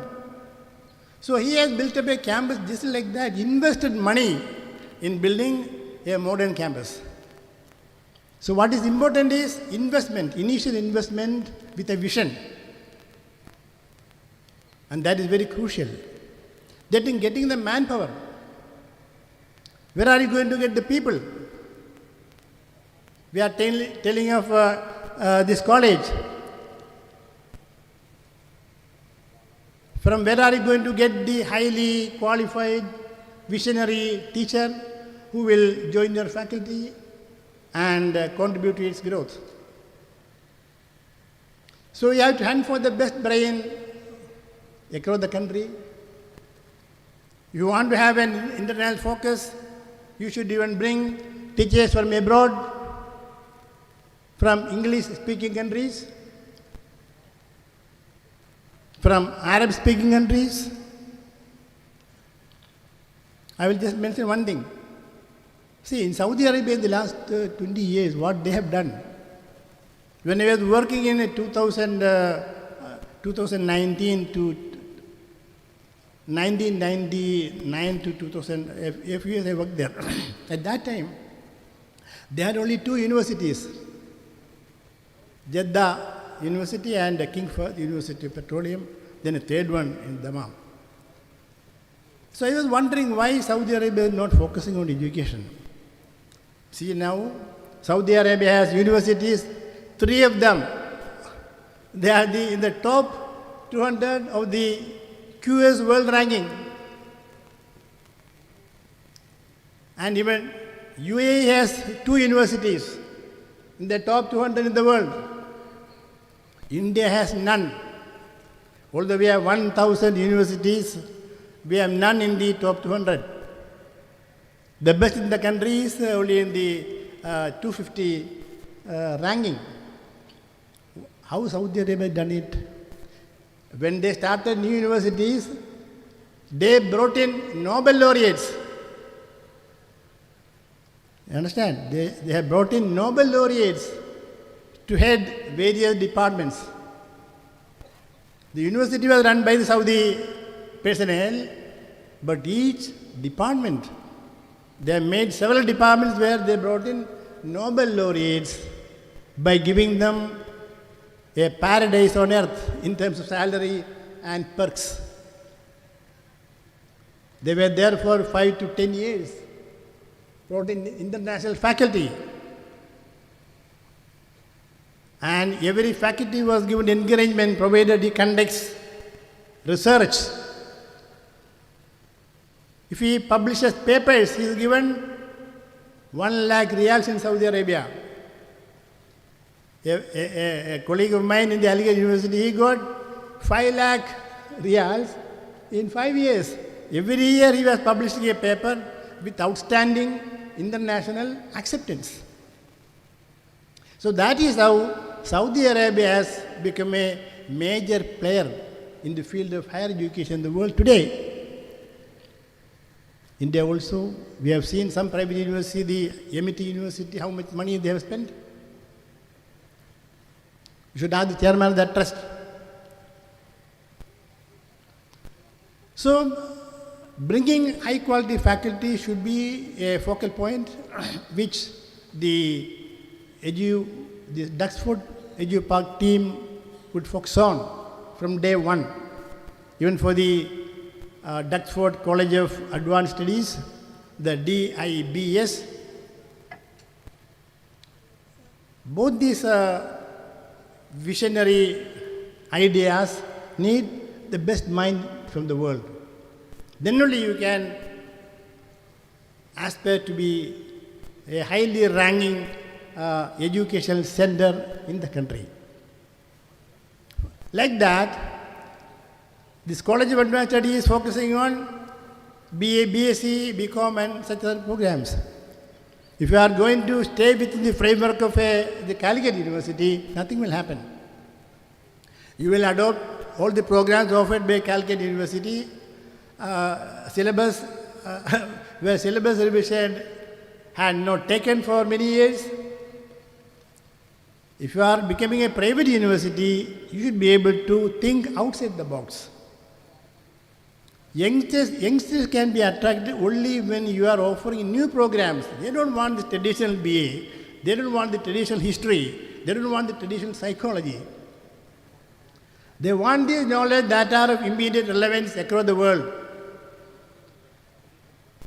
Even within the framework of BA economics, you can change the syllabus, totally overhaul the syllabus. Finance, a rapidly changing scenario. Chemistry, physics, biology, climate change, ecology. All these have changed remarkably. In all subjects, there is the application of computer science. A university in Saudi Arabia, they are starting only UG programs plus computer science, CES plus economics, CES plus English. Like that, computer science has been made the core of every undergraduate program in the new university that Saudi Arabia is going to establish. So in the new, the IR4, where digitalization is going to embrace every aspect of human life and every region of the whole world, unless computer science is not integrated with each of your curriculum, the students will be lagging behind in terms of skill and a modern approach to handle the knowledge. We should remember, knowledge is there at the tap of your mouse. You can get latest papers from published in international journals from different sources. Like that, for every subject, a friend was mentioning about Duxford, the meaning. You find out the word. This terminology is Exordium. Like that, you don't have to ask anyone, just search the word, you will get the meaning. So any concept in the world of knowledge, science, like that, it is now available in a fundamental fashion through online sources. So I would suggest computer science should become part of an integral part of every course that we offer. But all these will materialize only if we are able to conceptualize the idea of a private university and try to get that tag. And that is the effort that is needed at this point of time. Otherwise, this will be just replicating another self-financing college in the region or in any other part of the state. Just a replica of what is happening in the district. That is not the vision that is unveiled by the protagonists of this particular park. Years ago, I went to Philippines and visited a Catholic university. A Catholic university is not a theological university, you understand? It is a modern university. It is a 40-story building. They are built like a pyramid. And each floor, every floor is fully air conditioned, all digitally managed. Each floor consists of a department or a college. Beautiful classrooms, well equipped with modern gadgets for the teacher, for the student, and for the other staff. Very huge libraries for each subjects, huge computer facilities, and like that, every floor is self-sustained with all modern facilities needed for offering high-quality education. So it doesn't require 50 acres of land. Everything was built in one building. So it is possible, and that is the largest university in Philippines. So like that, vision should go into the building of this institution. For anything, if you want to have an AICT approval, you need the building. You have to construct the building as per their standards. They will come to your place number of times. The Calcutta University will come to your place. And they may not be very strict because it is a local college for them. And they have seen bad situations in the university geographical area. But our aim, if it is going to be a real pursuit of excellence, I would underline the need for dreaming to become a university within a year or two. And all efforts should be made to get that approval either from the state government or the central government. Because the state government is also toying with the idea of permitting private universities. And I am very positive that the present government itself will open the doors for private universities, but we must remember that there will be so many aspirants to establish a private university. Many have been working with that idea in the last 10, 15, I have known number of managements.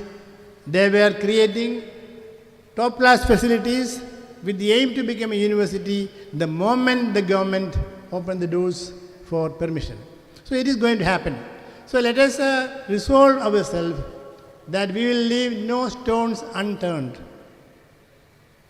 to establish a private university in the first place, and if it is not possible, start the programs already sanctioned by the University of Calicut and prove to the world that we are providing nothing less than the best for the students in terms of faculty, in terms of classrooms, in terms of library, in terms of digital facilities that are needed to make a course really work.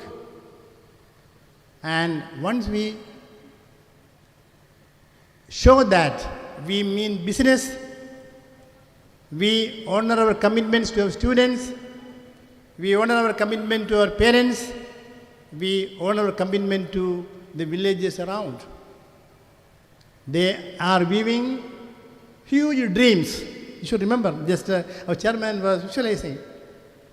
When we were trying to establish the Aligarh Muslim University campus in Perindalmanna, I have seen the dream of the people of Perindalmanna. They were visualizing that with this university, historic university, coming to this remote village of Malappuram, the entire Perindalmanna was so enthusiastic,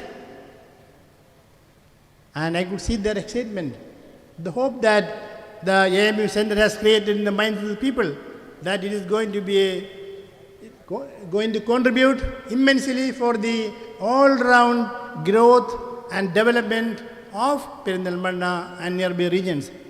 Even the government of Kerala had formed a special authority to plan its expansion in the light of the growth and expansion of the AMU Center. Plan had worked as per the original vision. By 2022, it would have become a campus with nearly 10,000 students and nearly 1,200 faculty members and nearly 500 to 600 non-teaching staff. So that was the vision at that time. But things did not happen the way in which it was visualized. That is government setup. But in private setup, if you have the will, you can do it. That is the difference between the Duxford Edu Park and a public enterprise. So I wish and hope that the chairman and his team will make the best available effort to create a facility where you get the best faculty. Everyone should have a PhD degree and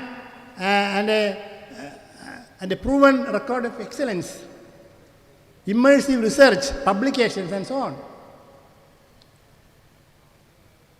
If you are not able to have the best faculty, all these nice talk will end up with nothing. So my commitment to academics is quality and excellence. Wherever I go, I speak in unmistaken terms on the essentiality of holding on to these basic tenets of academic activity and immersive pursuit for the highest degree of excellence. And it is a divine gift that individuals as well as institutions do have that aspiration. And I wish the Duxford Edu Park community all the best, and in my humble way, I offer my continued support and cooperation in all its endeavors for the promotion of high quality education in this part of the state. May Allah bless your initiative, and thank you very much for kindly inviting me to share this dais. Assalamu alaikum wa rahmatullahi wa barakatuh.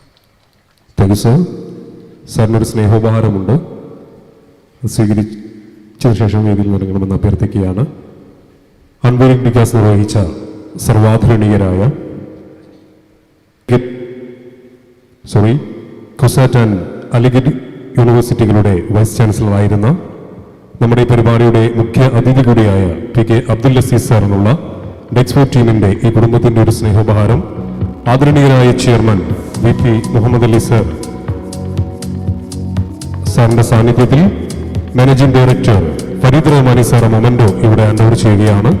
വളരെ സ്നേഹപൂർവ്വം സ്വാഗതം ചെയ്യുന്നു.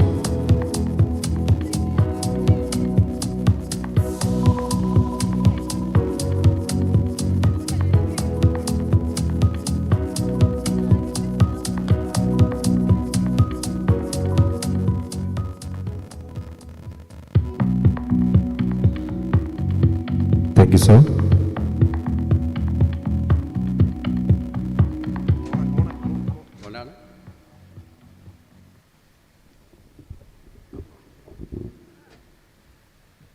Assalamu alaikum.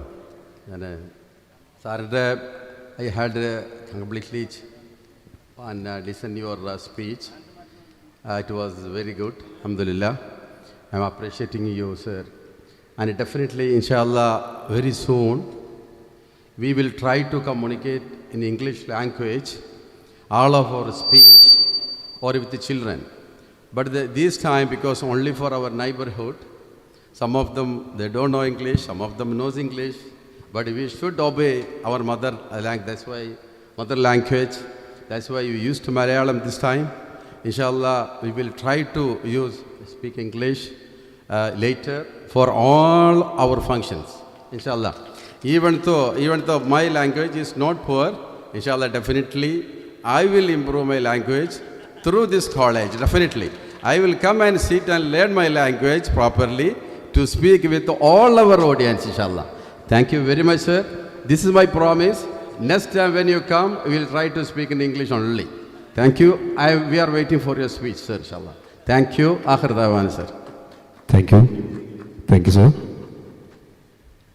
ഡെക്സ്ഫോർഡ് എജു പാർക്കിന്റെ ഒരു great സപ്പോർട്ടറായ ഈ Padmakshan sir നമ്മുടെ ഈ വേദിയിൽ ലോഗോ റിലീസിംഗിന് വേണ്ടി അദ്ദേഹത്തെ വളരെ ആദരപൂർവ്വം ഈ വേദിയിലേക്ക് സ്വാഗതം ചെയ്യുകയാണ്. ഡെക്സ്ഫോർഡ് Institute for Sports and wellness അതിന്റെ ലോഗോ റിലീസിംഗ് ഇവിടെ നിർവഹിക്കുകയാണ്. ഈ പത്മാക്ഷൻ സാർ വളരെ സ്നേഹത്തോടെ വേദിയിലേക്ക് ക്ഷണിക്കുന്നു.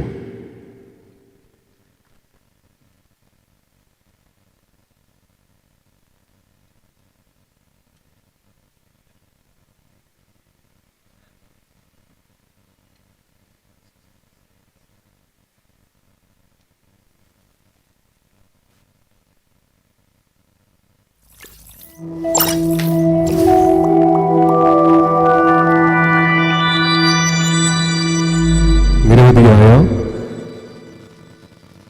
സ്പോർട്സ് ആൻഡ് വെൽനസിന്റെ പുതിയ സംരംഭങ്ങൾ അതിന്റെ വാതായനങ്ങൾ തുറക്കുന്ന Duxford Institute for Sports and വെൽനസിന്റെ ലോഗോ റിലീസിംഗ് ആണ് ഇവിടെ നിർവഹിച്ചത്.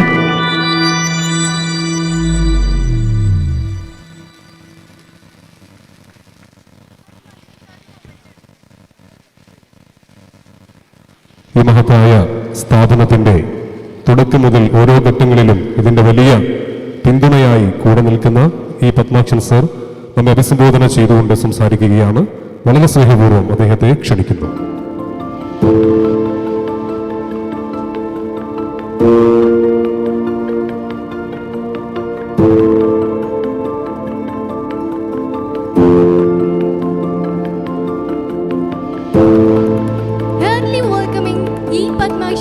For addressing the audience.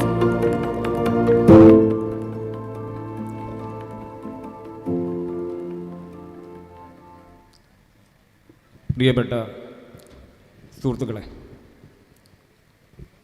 വളരെയേറെ ബഹുമാന്യരായ ഡക്സ്ഫോർഡ് കുടുംബത്തിൻ്റെ സാരഥികൾ, ഈ സ്ഥാപനത്തിൻ്റെ തുടക്കം മുതൽ ഇതിൻ്റെ കാഴ്ചപ്പാടുകളോടും പ്രവർത്തനങ്ങളുടെയും കൂടെ നിൽക്കാൻ സാധിച്ചിട്ടുള്ള ഒരാളാണ് ഞാൻ.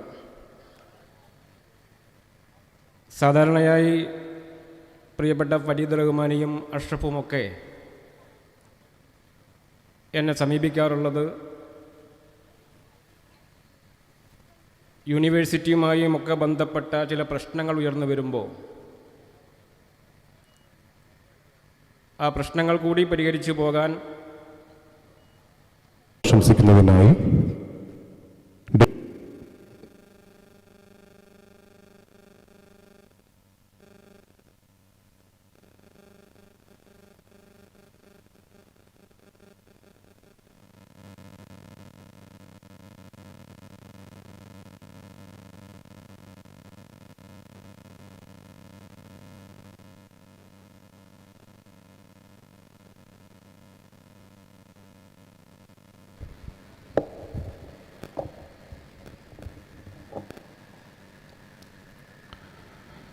പ്രിയപ്പെട്ട സദസ്സിന്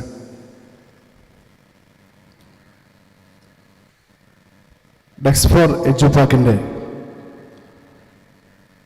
പ്രധാനപ്പെട്ട രണ്ടാമത്തെ സെക്ഷനിലാണ് നാം ഏവരും കൂടിയിരിക്കുന്നത്. ഇന്ന് മോർണിംഗിൽ വളരെ വിപുലമായിട്ടുള്ള ഒരു സെഷനിൽ കേരളത്തിൻ്റെ അകത്തും പുറത്തുമുള്ള വിവിധ വിദ്യാഭ്യാസ മേഖലയിലെ ലീഡേഴ്സ് ഇവിടെ ക്ലാസും അതുപോലെ തന്നെ നല്ല നിർദ്ദേശങ്ങളും നമ്മുടെ ഈ ഒരു സംരംഭത്തിന് നൽകുകയുണ്ടായി. രണ്ടാം സെക്ഷൻ എന്നുള്ളത് ഏറെ വ്യത്യസ്തമായിക്കൊണ്ട് തന്നെ education for future and ഡക്സ്ഫോർഡ് edge എന്നുള്ള ഒരു സെഷനാണ് ഇവിടെ നടക്കാൻ പോകുന്നത്. ഇന്ന് നമ്മുടെ രാജ്യത്ത് നടക്കുന്ന യൂണിവേഴ്സിറ്റികളിൽ നിന്ന് പുറത്തിറങ്ങുന്ന വിദ്യാർത്ഥികളൊക്കെ ഒരുപാട് നേടിയിട്ടുണ്ട് എങ്കിലും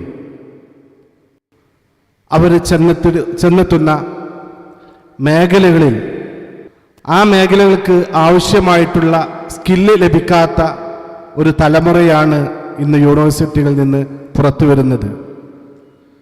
നമുക്കറിയാം, കേരളത്തിൽ ഏറ്റവും കൂടുതൽ ഡിഗ്രി കഴിഞ്ഞ കുട്ടികൾ ഒരു ജോബ് ലഭിക്കാതെ അവർ പഠിച്ച അറിവ് കൊണ്ട് അവർക്ക് ജീവിക്കാൻ കഴിയാത്ത ഒരവസ്ഥയിൽ ഉള്ള ഒരു സമയമാണ് ഇപ്പോൾ ഉള്ളത്. വിദ്യാഭ്യാസമുള്ള വിദ്യാർത്ഥികൾക്ക് ഏറ്റവും കൂടുതൽ തൊഴിൽ അവസരങ്ങൾ നഷ്ടപ്പെടുകയും തൊഴിലില്ലായ്മ അതിരൂക്ഷമായിട്ടുള്ള ഒരു സംസ്ഥാനം ഏതെന്ന് ചോദിച്ചാൽ അതിൻ്റെ കാരണങ്ങൾ നമ്മൾ അന്വേഷിക്കുമ്പോൾ നമ്മുടെ ഡക്സ്ഫോർഡ് പോലുള്ള സ്ഥാപനങ്ങൾ ഇല്ലാത്തത് മൂലമാണ് എന്ന് നമുക്ക് തിരിച്ചറിയാൻ കഴിയും. ഒരു ഡിഗ്രി കഴിഞ്ഞ, ഒരു PG കഴിഞ്ഞ ഒരു വിദ്യാർത്ഥി യൂണിവേഴ്സിറ്റിയിൽ നിന്ന് പുറത്തിറങ്ങുമ്പോൾ അതിന് ഒന്നുപോലും ലഭിക്കാത്ത അവസ്ഥ ഉണ്ടായിട്ടുണ്ടെങ്കിൽ അവർ നമ്മുടെ മുമ്പിൽ കൊണ്ടുവരുന്ന സർട്ടിഫിക്കറ്റുകളൊക്കെ കണ്ടു കഴിഞ്ഞാൽ വളരെ സന്തോഷമുണ്ടാവും.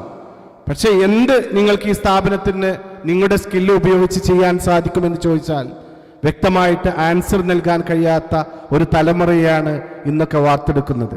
അതിന് വ്യത്യസ്തമായിട്ട് നമ്മുടെ ഡക്സ്ഫോർഡ് ഓരോ കുട്ടിയുടെ സ്കില്ല് എന്താണ് എന്ന് വെച്ചാൽ ആ സ്കില്ല് ഡെവലപ്മെന്റ് ചെയ്തുകൊണ്ട് ഏറ്റവും നല്ല അടിസ്ഥാനപരമായിട്ടുള്ള തൊഴിലുകൾ ഏത് മേഖലകൾക്കാണോ ആവശ്യമുള്ളത് ആ മേഖലകൾക്ക് നൽകാൻ പാകുന്ന രീതിയിലുള്ള കോച്ചിങ്ങുകൾ നൽകുന്ന ഒരു സ്ഥാപനമായിട്ട് ഡക്സ്ഫോർഡ് എന്തായാലും ഉയർന്നു വരും എന്ന് നമുക്ക് പ്രതീക്ഷിക്കാം. അതുകൊണ്ട് ഈ സെക്ഷൻ വളരെ നല്ല രീതിയിൽ കൈകാര്യം ചെയ്യാൻ ഇവിടെ എത്തിയിട്ടുള്ള മാന്യ വ്യക്തിത്വങ്ങളെ സ്വാഗതം അരുളുക എന്നുള്ളതാണ് എന്നിൽ അർപ്പിതമായിട്ടുള്ളത്. നമുക്കറിയാം, ഇന്നിവിടെ പ്രധാനമായിട്ട് 2 സെക്ഷനുകളാണ് ഇവിടെ നൽകാൻ പോകുന്നത്. ഈ യോഗത്തിൻ്റെ ഈ ഒരു സെക്ഷൻ്റെ അധ്യക്ഷസ്ഥാനം വഹിക്കുന്നത് നമുക്കറിയാം ഈ സ്ഥാപനത്തിൻ്റെ ഈ ഡക്സ്ഫോർഡിൻ്റെ പ്രിയപ്പെട്ട ചെയർമാൻ ബഹുമാനപ്പെട്ട VP മുഹമ്മദ് അലി സാർ അവர்களാണ്. അദ്ദേഹത്തെ സ്നേഹപൂർവ്വം ഈ ഒരു സെക്ഷന് വേണ്ടി ഞാൻ സ്നേഹപൂർവ്വം സ്വാഗതം ചെയ്യുന്നു. അതുപോലെ തന്നെ ഇതിൻ്റെ ഇനാഗുറേഷൻ ചെയ്യേണ്ടിയിരുന്നത് ബഹുമാനപ്പെട്ട നമ്മുടെ പ്രിയപ്പെട്ട MP അബ്ദുൽ വഹാബ് സാഹിബ് അവർകളായിരുന്നു. അദ്ദേഹം നമ്മുടെ സദസ്സിൽ വരികയും നമ്മുടെ കുറേ നേരം അവിടെ ഓഫീസിലിരുന്നു കൊണ്ട് സംസാരിക്കുകയും വേണ്ട നിർദ്ദേശങ്ങൾ നൽകുകയും ചെയ്തുകൊണ്ട് അവിടെ നിന്നുകൊണ്ട് തന്നെ ഇതിൻ്റെ ആവശ്യമായിട്ടുള്ള നിർദ്ദേശങ്ങൾ നൽകി അദ്ദേഹം വീട്ടിലേക്ക് പോവുകയാണ് ചെയ്തിട്ടുള്ളത്. നമ്മുടെ ഒരു മെമൻറ്റൊക്കെ സ്വീകരിച്ചു അദ്ദേഹത്തെ യാത്രയാക്കുകയാണ് ചെയ്തിട്ടുള്ളത്. അദ്ദേഹത്തിൻ്റെ അഭാവത്തിൽ അദ്ദേഹത്തെ ഞാൻ ഈ വേദിയിലേക്ക് സ്നേഹപൂർവ്വം സ്വാഗതം ചെയ്യുന്നു. അതുപോലെ തന്നെ ഇവിടെ കീനോട്ട് അഡ്രസ് നൽകുന്നത്, നമുക്കറിയാം ഡെക്സ്ഫോർഡ് എജു പാർക്കിന് വേണ്ടി ഏറ്റവും നല്ല ഉപദേശങ്ങൾ, നിർദ്ദേശങ്ങൾ, അല്ലെങ്കിൽ ഇതിൻ്റെ ഫ്യൂച്ചർ എന്താണ് എന്നുള്ളത് വളരെ നല്ല രീതിയിൽ ഇവിടെ നിർദ്ദേശങ്ങൾ, മാർഗനിർദ്ദേശങ്ങൾ നൽകാൻ ഇവിടെ എത്തിയിട്ടുള്ള നമ്മുടെ കേരളത്തിൽ പുതുതായിട്ട് രൂപീകരിച്ചിട്ടുള്ള ഒരു യൂണിവേഴ്സിറ്റിയാണ് ഡിജിറ്റൽ യൂണിവേഴ്സിറ്റി എന്നുള്ളത്. നമുക്കറിയുന്ന ഒരുപാട് യൂണിവേഴ്സിറ്റികളിൽ നിന്ന് വ്യത്യസ്തമായിക്കൊണ്ട് ഡിജിറ്റൽ മേഖലകളിൽ കുട്ടികളുടെ കഴിവിനനുസരിച്ച് ഉയർത്തിക്കൊണ്ടുവരുന്നതിന് വേണ്ടി 2020 കേരളത്തിൽ രൂപീകരിച്ചിട്ടുള്ള, അല്ലെങ്കിൽ 2000 അതിൻ്റെ ആശയം ഇവിടെ വന്നിട്ടുണ്ട് എങ്കിലും അത് സാക്ഷാത്കരിക്കപ്പെട്ടത് 2020 കൂടിയാണ്. അതിൻ്റെ പ്രഥമ VC ആയിക്കൊണ്ട് വൈസ് ചാൻസലറായിട്ടുള്ള പ്രിയപ്പെട്ട സജി ഗോപിനാഥ് സാർ അവർ നമ്മുടെ വേദിയിൽ എത്തിച്ചേർന്നിട്ടുണ്ട്. അദ്ദേഹത്തിന് ഈ സ്നേഹത്തോടുകൂടി ഡെക്സ്ഫോർഡിന് വേണ്ടി, നിങ്ങൾക്ക് വേണ്ടി സമനസ്സോടുകൂടി പ്രിയപ്പെട്ട സജി ഗോപിനാഥ് സാറ് സ്നേഹപൂർവ്വം സ്വാഗതം ചെയ്യുന്നു. അതുപോലെ തന്നെ ഇന്ന് നല്ലൊരു ദിനമായി, നല്ലൊരു സമയമായിട്ട് നമ്മളോട് സംവദിക്കാൻ ഇവിടെ എത്തിച്ചേർന്നിട്ടുള്ള, ഒരു അക്കാഡമിക് ടോക്കിന് വേണ്ടി ഇവിടെ എത്തിച്ചേർന്നിട്ടുള്ള head of department at school of management studies NIT കാലിക്കറ്റിൻ്റെ ഡിപ്പാർട്ട്മെൻറ്റ് ഹെഡ് കൂടിയായിട്ടുള്ള ഡോക്ടർ മുഹമ്മദ് ഷാഫി അവറുകളാണ്. അദ്ദേഹത്തെ നിങ്ങൾക്ക് വേണ്ടി, സ്ഥാപനത്തിനു വേണ്ടി സസ്നേഹം സ്വാഗതം ചെയ്യുന്നു. അതുപോലെ തന്നെ നമ്മുടെ വേദിയിലുള്ള വിശിഷ്ടാതിഥികളായിട്ടുള്ള, നമ്മുടെ മുഖ്യ ഗസ്റ്റായിട്ട് ഇവിടെ എത്തിയുള്ള പ്രിയപ്പെട്ട അസീസ് സാർ അവറുകളെ ഞാൻ ഈ വേദിയിലേക്ക് സ്വാഗതം ചെയ്യുന്നു. ഇവിടെ എത്തിച്ചേർന്ന എല്ലാ ഡെക്സ്ഫോർഡ് ഫാമിലി അംഗങ്ങളെയും ഒറ്റവാക്കിൽ സ്വാഗതം ചെയ്തുകൊണ്ട് പ്രിയപ്പെട്ട നമ്മുടെ ചെയർമാനെ അധ്യക്ഷ സ്ഥാനത്തേക്ക് ക്ഷണിച്ചുകൊണ്ട് നിർത്തുന്നു. നന്ദി, നമസ്കാരം.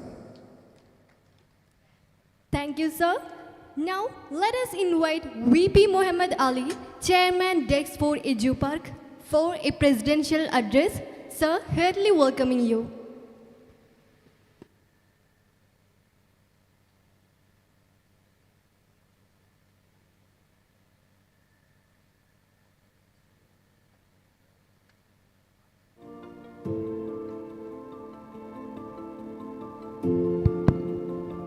ഡെക്സ്ഫോർഡ് Edu Park chairman VP Muhammad Ali sir ഈ സെഷന്റെ അധ്യക്ഷ ഭാഷണം നടത്തുന്നു. സാദരം ക്ഷണിക്കുന്നു.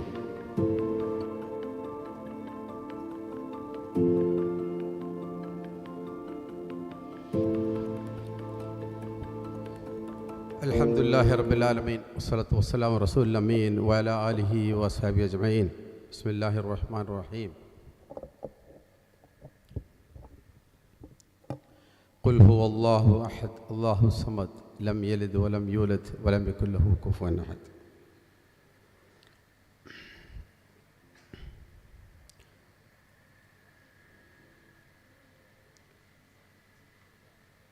ഇവിടെ ഞാൻ കൂടുതൽ സംസാരിക്കുന്നില്ല. ഇതിൻ്റെ മുമ്പ് ഒരു പ്രസംഗം നന്നായി സംസാരിച്ചുകൊണ്ട് ഞാൻ പ്രസംഗത്തിൻ്റെ ആ ശൈലി മാറ്റി ഇവിടെ ആദ്യമായിട്ട് നമ്മൾ ഈ ഫങ്ഷൻ പിന്നെ Abdul Nasar executive member Dexford, പിന്നെ വഹാബ് സാഹിബ് എന്നു അദ്ദേഹം വന്നിട്ടില്ല. അദ്ദേഹം വന്നു, പെട്ടെന്ന് സുഖമില്ല, അദ്ദേഹത്തിൻ്റെ കുടുംബത്തിന് ഒരാൾക്ക് സുഖമില്ലാത്തതുകൊണ്ട് പെട്ടെന്ന് തിരിച്ചുകൊണ്ട് വന്നു. പിന്നെ അടുത്തായിട്ട് ഡോക്ടർ ഷാജി ഗോപിനാഥ്, അദ്ദേഹത്തിൻ്റെ ഒരു പ്രഭാഷണമാണ് നമ്മൾ വീട്ടിൽ നിൽക്കുന്നത്. പിന്നെ അതുപോലെ doctor Muhammad Shafi K, head of department and school of management studies NIT Calicut. പിന്നെ അതുപോലെ വേദിയിലും അതുപോലെ നമുക്ക് ഏറ്റവും വേണ്ടപ്പെട്ട ഞങ്ങളുടെ കമ്പനീൻ്റെ എല്ലാ നിരമ്പും പിടിച്ചുകൊണ്ടിരിക്കുന്ന ഹാഷിഖ് സാഹിബ്. ഈ കമ്പനീൻ്റെ ഏറ്റവും പ്രധാനം എന്ന് പറഞ്ഞാൽ ഈ കമ്പനി നിയന്ത്രിക്കുന്ന ആൾ ഇതാണ്. അദ്ദേഹത്തിൻ്റെ മുമ്പിലാണ് ഞങ്ങളെ ഈ കോളേജ് ഇതിൻ്റെ ഡെവലപ്മെൻറ്റ് ബാക്കിയുള്ള എല്ലാ കാര്യങ്ങളും. കാരണം ഇതിന് കുറേ ഹിസ്റ്ററികളുണ്ട്. അതിന് ഏതെങ്കിലും ഒരു സമയത്ത് നമുക്കൊരു ഓപ്പർച്യൂണിറ്റി കിട്ടുമ്പോൾ അത് നമുക്ക് ഷെയർ ചെയ്യാം. അത് 1 മിനിറ്റ് കൊണ്ടോ 2 മിനിറ്റ് കൊണ്ടോ അവസാനിക്കുന്നില്ല. എന്തുകൊണ്ടാണ് ഈ കോളേജിൽ ഞാനിവിടെ ചെയർമാനായി എന്നുള്ളതിൻ്റെ ഒരു സത്യാവസ്ഥ ഇൻഷാ അല്ലാഹ് ഹാഷിഖ് സാഹിബിൻ്റെ ഒരു സ്പീച്ചിൽ എവിടെയെങ്കിലും നമുക്ക് വൃത്തിയായിട്ട് കാണാം. ഞങ്ങൾ അതിൽ പടച്ചതമ്പുരാൻ എൻ്റെ മുമ്പിലേക്ക് ചിലപ്പം ഇറക്കി തന്നായിരിക്കും നമ്മളെ ഫസീർ റഹ്മാൻ സാഹിബിനെ എന്നുള്ളത് ഞാൻ വിശ്വസിക്കുന്നുണ്ട്. കാരണം എൻ്റെ വീടിൻ്റെ എൻ്റെ തൊട്ടടുത്ത് എൻ്റെ സ്വന്തം ഗ്രാമത്തിൽ എന്നെ സ്വന്തം നിങ്ങളിൽ എല്ലാവരും കൂടുതൽ ഭംഗിയായിട്ട് അറിയുന്ന ഒരു വ്യക്തിയാണ് ഡോക്ടർ ഉസ്താദ് ഫസീർ റഹ്മാൻ സാഹിബ്. അപ്പോൾ ഇദ്ദേഹത്തിൻ്റെ ദൈവം എൻ്റെ ഇതിലേക്ക് എത്തിച്ചു എന്നതിൽ മറ്റു കുറേ കാര്യങ്ങളുണ്ട്. ഈ നമ്മൾ പ്രോഗ്രാം അതായത് നമ്മളെ ബിൽഡിങ്ങിൻ്റെ കണക്ഷൻ കഴിഞ്ഞതിന് ശേഷം അതിൻ്റെ ഒരു വലിയൊരു സ്പീച്ച് അതിൻ്റെ ആ ഒരു സ്റ്റോറിയോടുള്ള നമ്മൾ നാട്ടുകാരോടും നമ്മൾ ആൾക്കാരോടും ഞാൻ ഷെയർ ചെയ്യും. അതിൻ്റെ റിയാലിറ്റി എന്താണെന്നുള്ളത് സത്യമായിട്ട് നമ്മളെ ഹാഷിഖ് സാഹിബ് ഇവിടെ ഇരിക്കുന്നുണ്ട്. അപ്പോൾ ഞാൻ അതാണ് അത്രയും കാരണം നമ്മളെ നമ്മളെ ഈ കമ്പനിൻ്റെ കഥ പിടിക്കുന്നത് ഹാഷിഖ് സാഹിബാണ്. അദ്ദേഹത്തെ ഞാൻ ഇതിന് വെൽക്കം ചെയ്യണേ. കാരണം എന്താ പറയുക, ഏത് കമ്പനിയും അതിൻ്റെ നെടും തൂണെന്ന് പറഞ്ഞാൽ അതിൻ്റെ കമ്പനി സെക്രട്ടറി തന്നെയാണ്, യാതൊരു സംശയമില്ല. കാരണം ഞങ്ങൾ ഇത്രയും കൂടുതൽ ആൾക്കാരുണ്ടാകുമ്പോൾ എന്തെങ്കിലും വല്ല പ്രശ്നങ്ങളുണ്ടെങ്കിൽ അങ്ങോട്ട് പറഞ്ഞ് ഇങ്ങോട്ട് പറഞ്ഞ് ഇതൊക്കെ അങ്ങോട്ട് നിർത്തി ഇതിനെ നല്ല നിലയ്ക്ക് രൂപത്തോട് കൊണ്ട്. കാരണം നമ്മളൊന്നും ഇപ്പോൾ അധികം ഇവിടെ ഉണ്ടാവില്ല. കാരണം ഈ ഇവിടെ സ്റ്റാർട്ട് ചെയ്ത് നല്ലൊരു ഇതായിട്ട് അങ്ങനെ തിരിച്ചു പോകും. ഇൻഷാ അല്ലാഹ് പടച്ചതമ്പുരാൻ മനുഷ്യനെ സൃഷ്ടിച്ചത് പല രൂപത്തിലാണ്. ഞാൻ രാവിലെ ഓതിയ ആയത്തിൻ്റെ ഒരു ഇതുണ്ട്, ലാ യുക്കല്ലിഫുല്ലാഹു നഫ്സൻ ഇല്ലാ വുസ്അഹാ ലഹാ മാ കസബത്. പഠിച്ചതമ്പുരാൻ മനുഷ്യന്മാരെ പഠിച്ചത് നമുക്ക് എന്ത് വേണമെങ്കിലും ചെയ്യാൻ പറ്റുന്ന രൂപത്തിലാണ്. അത് എന്താണ് നമ്മൾ ഉദ്ദേശിക്കുന്നതോ ആ ഭാഗത്തേക്ക് നമ്മളെ ലീഡർഷിപ്പ് ക്വാളിറ്റി ഉണ്ടെങ്കിൽ നമുക്ക് അവിടെ എത്താൻ പറ്റും. പക്ഷേ അതിനൊരു ലീഡറായി നമ്മൾ ആ സ്ഥാനത്തേക്ക് നമ്മൾ ആ ഒരു പ്ലാനിലൂടെ മുമ്പോട്ട് പോയിട്ടുണ്ടെങ്കിൽ എത്ര ചെറിയ കുട്ടിയാണെന്നുണ്ടെങ്കിലും നമുക്ക് ആ ഭാഗത്തേക്ക് എത്തും. ഞാനൊരു ചെറിയ എക്സാമ്പിൾ പറഞ്ഞിട്ട് ഞാൻ ഉപസംഹരിക്കുകയാണ്. കാരണം എൻ്റെ വാപ്പാക്ക് എന്നെ ഡോക്ടറാക്കണം എന്നുള്ള വലിയൊരു ആഗ്രഹം ഉണ്ടായിരുന്നു. പല പ്രാവശ്യം എന്നോട് പറഞ്ഞാണ് നിന്നെ കാണുമ്പോൾ അതിൻ്റെ ഭംഗി എൻ്റെ കാര്യം. ഞാൻ ചെറുപ്പത്തിലാകുമ്പോൾ നല്ല ഭംഗിയുള്ള ഒരു കുട്ടിയായിരുന്നു. അതിൻ്റെ ഗ്രാൻഡ് ഫാദറിന് എൻ്റെ ഭയങ്കര ഇഷ്ടമായിരുന്നു. അത് ഫസീർ റഹ്മാൻ ആരെയും കാരണം നീലാഞ്ചേരിയായിരുന്നു, അവിടെ വളരെ അതായിരുന്നു. അപ്പോൾ വളരെ താല്പര്യം എന്നൊരു ഡോക്ടറാക്കാന്നില്ല. പക്ഷേ നമ്മൾ ഫൈനാൻസ് ക്രൈസിസും മറ്റതൊക്കെ ആയി എനിക്ക് അത് കണ്ടിന്യൂ ചെയ്യാൻ പറ്റില്ല. ഉപ്പാക്കും എന്നതുമാതിരി കൊണ്ടുപോകാൻ പറ്റില്ല. ആ ഫീലിംഗ് എൻ്റെ ലൈഫിലുണ്ടായി. അങ്ങനെ സൗദി അറേബ്യയിൽ ചെന്ന സമയത്ത് എൻ്റെ കിടക്കുന്നതൊക്കെ ഇതാണ്, എങ്ങനെ ഒരു ഡോക്ടറാവുക എന്നുള്ളതാണ്. അപ്പോൾ ഡോക്ടറാവുക എന്നുള്ള കാര്യത്തിൽ വളരെ ബുദ്ധിമുട്ടുള്ള. ഞാൻ വിചാരിച്ചത് റഷ്യയിൽ പോയിട്ട് നമുക്ക് അവിടെ ഡോക്ടറായിട്ട് പഠിച്ച് തിരിച്ചു വന്നാലോ.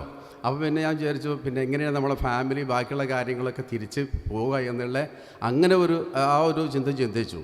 എങ്കിലും എന്ത് ചെയ്തു, ഞാൻ അവിടുന്ന് പഠിക്കാൻ തോന്നി. ഖുറാനും അതിനു കൂടി എൻ്റെ ലാംഗ്വേജ് ഇംഗ്ലീഷ് പഠിക്കാൻ തുടങ്ങി. ഇംഗ്ലീഷൊന്നും എനിക്ക് സംസാരിക്കാനേ അറിയില്ല. ഞാൻ ഇപ്പോഴാണ് ആൾക്കാരുടെ മുമ്പിൽ എന്തെങ്കിലും വാക്കും പ്രസംഗിക്കാനൊക്കെ പഠിച്ചത്. മറ്റേ ഇങ്ങനെ എത്ര ആൾക്കാരെ കൂടുമ്പോൾ ഞാൻ അങ്ങനെ വിറച്ച് നിൽക്കുന്ന ആളായിരുന്നു മുമ്പിൽ. പക്ഷെ അതൊക്കെ വിട്ട് പ്രസംഗിക്കാനും ഇരിക്കാനൊക്കെ ഉള്ള ഒരു ഓപ്പർച്യൂണിറ്റി പഠിച്ചതും തന്നു. അതൊക്കെ ഇതിൻ്റെ ഇതാണ്. അപ്പോൾ പറഞ്ഞുകൊണ്ടിരുന്നത് വെച്ചാൽ അപ്പാക്ക് ആ ഒരു ആഗ്രഹം ഉണ്ടായതുകൊണ്ട് എൻ്റെ ഫീലിംഗ് അതായിരുന്നു. അങ്ങനെ ഞാൻ ഹോസ്പിറ്റലിൽ ഫീൽഡിൽ വന്ന് ചെറിയ ക്ലിനിക്ക് സ്റ്റാർട്ട് ചെയ്തു. അതിൻ്റെ സ്റ്റെപ്പ് ബൈ സ്റ്റെപ്പ് ആയിട്ട് നമ്മൾ ഹോസ്പിറ്റലിലേക്ക് വന്നു. അങ്ങനെ 2 ഹോസ്പിറ്റലും സാധ്യത ഇപ്പോൾ നമ്മൾ സ്റ്റാർട്ട് ചെയ്ത് നല്ലൊരു രൂപത്തിലാണ് നമുക്ക് മുമ്പോട്ട് പോകുന്നത്. ഇപ്പോൾ അടുത്തൊരു പ്രൊജക്റ്റ് നമ്മൾ റിയാദിലേക്കാണ് വരുന്നത്. പക്ഷേ ഇതിലൊക്കെ ഒരു തുടക്കങ്ങളും അതിൻ്റെ അവസാനങ്ങളുണ്ട്. അപ്പോൾ അതിൻ്റെ വലിയൊരു സമയത്താണ് നമ്മൾ നിൽക്കുന്നത്. അപ്പോൾ ഞാൻ പറഞ്ഞുകൊണ്ടിരുന്നത് എന്താണെന്ന് വെച്ചാൽ നമ്മൾ ആ രൂപത്തിൽ നമ്മുടെ ലീഡർഷിപ്പ് ക്വാളിറ്റി നമ്മൾ ക്രിയേറ്റ് ചെയ്തിട്ടുണ്ടെങ്കിൽ നമുക്ക് ഇന്നല്ലെങ്കിൽ നാളെ അത് നമുക്ക് ഫിനിഷ് ചെയ്യാൻ പറ്റും. കാരണം അത്രയധികം ഡോക്ടേഴ്സും സ്റ്റാഫും നമ്മുടെ അടുത്ത് വർക്ക് ചെയ്യുന്നതുകൊണ്ട് അത് കാണുമ്പോൾ തന്നെ ഇപ്പോൾ ഞാൻ ഡോക്ടറായിട്ടില്ലെങ്കിലും എനിക്ക് അത്രയധികം ഡോക്ടർമാരും സ്റ്റാഫും എല്ലാം കൂടെ എൻ്റെ അണ്ടറിൽ വർക്ക് ചെയ്യുമ്പോൾ എനിക്ക് അത് കാണുമ്പോൾ തന്നെ എൻ്റെ വാപ്പാൻ്റെ ആ ഇതെനിക്ക് സാറ്റിസ്ഫൈ ചെയ്യാൻ പറ്റി എന്നെനിക്ക് തോന്നുന്നുണ്ട്. അത് തന്നെയാണ് ഒരു ലീഡർഷിപ്പിൻ്റെ ക്വാളിറ്റി എപ്പോഴും നമ്മൾ മനസ്സിലാക്കേണ്ടത്. അൽഹംദുലില്ലാഹ്. ഏതായാലും ഞാൻ എൻ്റെ ഈ പ്രസംഗം കൂടുതൽ കണ്ടിന്യൂ ചെയ്യുന്നില്ല. കുറേ ആൾക്കാർ പ്രസംഗിക്കാണ്ട് പിന്നെ കുറച്ച് ചൂടും ഇവിടെ കൂടുതലുണ്ട്. അപ്പോൾ അൽഹംദുലില്ലാഹ് പഠിച്ചേണ്ട തമ്പുരാൻ അടുത്തൊരു മീറ്റിങ്ങിന് നമുക്ക് കംപ്ലീറ്റ് ഏഷ്യയ്ക്ക് വെച്ച് സമാധാനത്തിൽ ഇരുന്നിട്ട് നമുക്ക് നമ്മൾ ഓഡിറ്റോറിയത്തിൽ ഇരുന്നിട്ട് പരിപാടി നടത്താം ഇൻഷാ അല്ലാഹ്. എനിവേ ആഖിറു ദഅവാന അൽഹംദുലില്ലാഹി റബ്ബിൽ ആലമീൻ. അസ്സലാമു അലൈക്കും വറഹ്മത്തുള്ളാഹി വബറകാതുഹു. Thank you very much, sir. Now we are inviting Dr. Saji Govinand, Vice Chancellor, Digital University, Kerala, for a keynote address. Sir, please.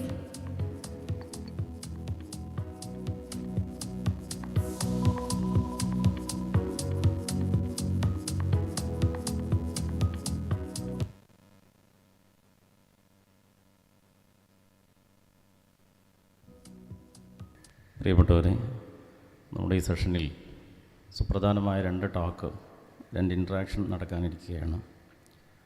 അതിനു മുമ്പ് ബഹുമാന്യനായ ചെയർമാൻ വളരെ വൈകാരികമായി മനസ്സ് തട്ടുന്ന ചില വാക്കുകളും ചില അനുഭവങ്ങളും അദ്ദേഹം പങ്കുവെക്കുകയുണ്ടായി. ഞാൻ സ്വാഗതത്തിൽ വിട്ടുപോയത്, ഞാൻ സ്വാഗത ഭാഷകൻ, നമ്മുടെ എക്സിക്യൂട്ടീവ് മെമ്പറും കേരളത്തിലെ പ്രമുഖനായ ട്രെയിനർ കൂടിയായ പ്രിയപ്പെട്ട നാസർ സാറ് വിട്ടുപോയ ഒന്ന് ചെയർമാൻ അത് ഫില്ല് ചെയ്യുകയുണ്ടായി. നമ്മുടെ ഈ കമ്പനി സെക്രട്ടറിയായി, പ്രധാനപ്പെട്ട കൺസൾട്ടൻ്റായി ഞങ്ങൾക്കിതിൻ്റെ ഫോർമേഷനിൽ വലിയ പങ്ക് വഹിച്ച് ഞങ്ങളെ ലീഡ് ചെയ്യുന്ന പ്രിയപ്പെട്ട ആഷിഖ് സാർ നമ്മുടെ വേദിയിലെത്തിയിട്ടുണ്ട്. ജസ്റ്റ് സജി സാറ് സംസാരത്തിന് ശേഷം ഒരു 10 മിനിറ്റ് ഞങ്ങൾക്ക് വേണ്ടി സ്പെൻഡ് ചെയ്യണമെന്ന് സ്നേഹത്തോടു കൂടെ അഭ്യർത്ഥിക്കുകയാണ്. ഇവിടെ ഓഡിയൻസായി പ്രധാനമായിരിക്കുന്ന, പ്രത്യേകിച്ചും റിസർച്ച് തലത്തിലുള്ള ഗവേഷണ സ്വഭാവമുള്ള പഠിതാക്കളും അതുപോലെ ഇതിൻ്റെ മാനേജിംഗ് ടീമും ഡെക്സ്ഫോർഡ് നെഞ്ചേറ്റിയ വലിയൊരു സമൂഹവുമാണ് മുമ്പിലുള്ളത്. അതിനപ്പുറത്തേക്ക് ഇതിന് ലൈവ് ടെലികാസ്റ്റിലൂടെ, ഓൺലൈനിലൂടെ ഒരുപാട് ആളുകൾ ഇത് നിരീക്ഷിച്ചുകൊണ്ടിരിക്കുകയാണ്. ടീമിലേക്ക് ഒരു അസറ്റായി എന്നും ഓർക്കുന്ന ഒരു ഡോക്യുമെൻ്റായി തീർച്ചയായിട്ടും ഇത് നിങ്ങൾ സൂക്ഷിക്കുകയും ഈ സ്ഥാപനത്തിൻ്റെ വളർച്ചയിൽ വലിയ പ്രധാനപ്പെട്ടൊരു ഘടകവുമാകും. നമ്മുടെ വലിയ ആഗ്രഹം മാനിച്ച് ഇവിടെ എത്തിച്ചേർന്ന സജി ഗോപിനാഥ് സാർ, അതുപോലെ NITയിലെ ഹെഡ് ഓഫ് ഡിപ്പാർട്ട്മെൻറ്റ്, മാനേജ്മെൻറ്റ് ഡിപ്പാർട്ട്മെൻറ്റിലെ ഹെഡ് കൂടിയായ എൻ്റെ ബഹുമാന്യനായ സ്നേഹിതൻ മുഹമ്മദ് ഷാഫി സാർ നമ്മോട് സംസാരിക്കാനിരിക്കുകയാണ്. നമുക്കാവശ്യമുള്ള റിഫ്രഷ്മെൻറ്റുള്ള സംവിധാനങ്ങളൊക്കെ നമ്മുടെ ടീം നിങ്ങളിലേക്ക് എത്തിക്കും. അല്പം പ്രയാസങ്ങളുണ്ടെങ്കിലും ഈ പരിപാടിയുടെ അധ്യാവസാനം വലിയ സന്തോഷത്തോടു കൂടെ എല്ലാ സപ്പോർട്ടും ഉണ്ടാവണമെന്ന് സ്നേഹത്തോടെ അഭ്യർത്ഥിക്കുകയാണ്. ഞാൻ ആഷിഖ് സാറെ നിങ്ങളുടെ മുമ്പിൽ ഇന്ന് ഇൻട്രൊഡ്യൂസ് ചെയ്യുന്നതിനും അതിനൊരു അവസരം ആവശ്യപ്പെടുന്നതിനും വേണ്ടിയാണ് വന്നത്. ഏറെ വലിയ സന്തോഷത്തോടു കൂടെ ആഷിഖ് സാറെ കൂടി ഈ വേദിയിലേക്ക് ഹൃദയപൂർവ്വം സ്വാഗതം ചെയ്യുകയാണ്. Sir please. സജി സാർ നമ്മോട് സംസാരിക്കുന്നു. സ്നേഹപൂർവ്വം ക്ഷണിക്കുന്നു. Thank U.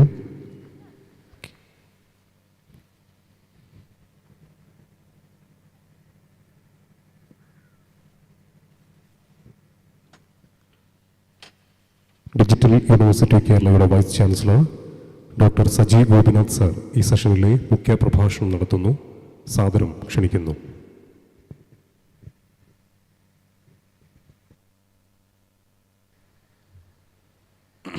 Namaskaram, good afternoon.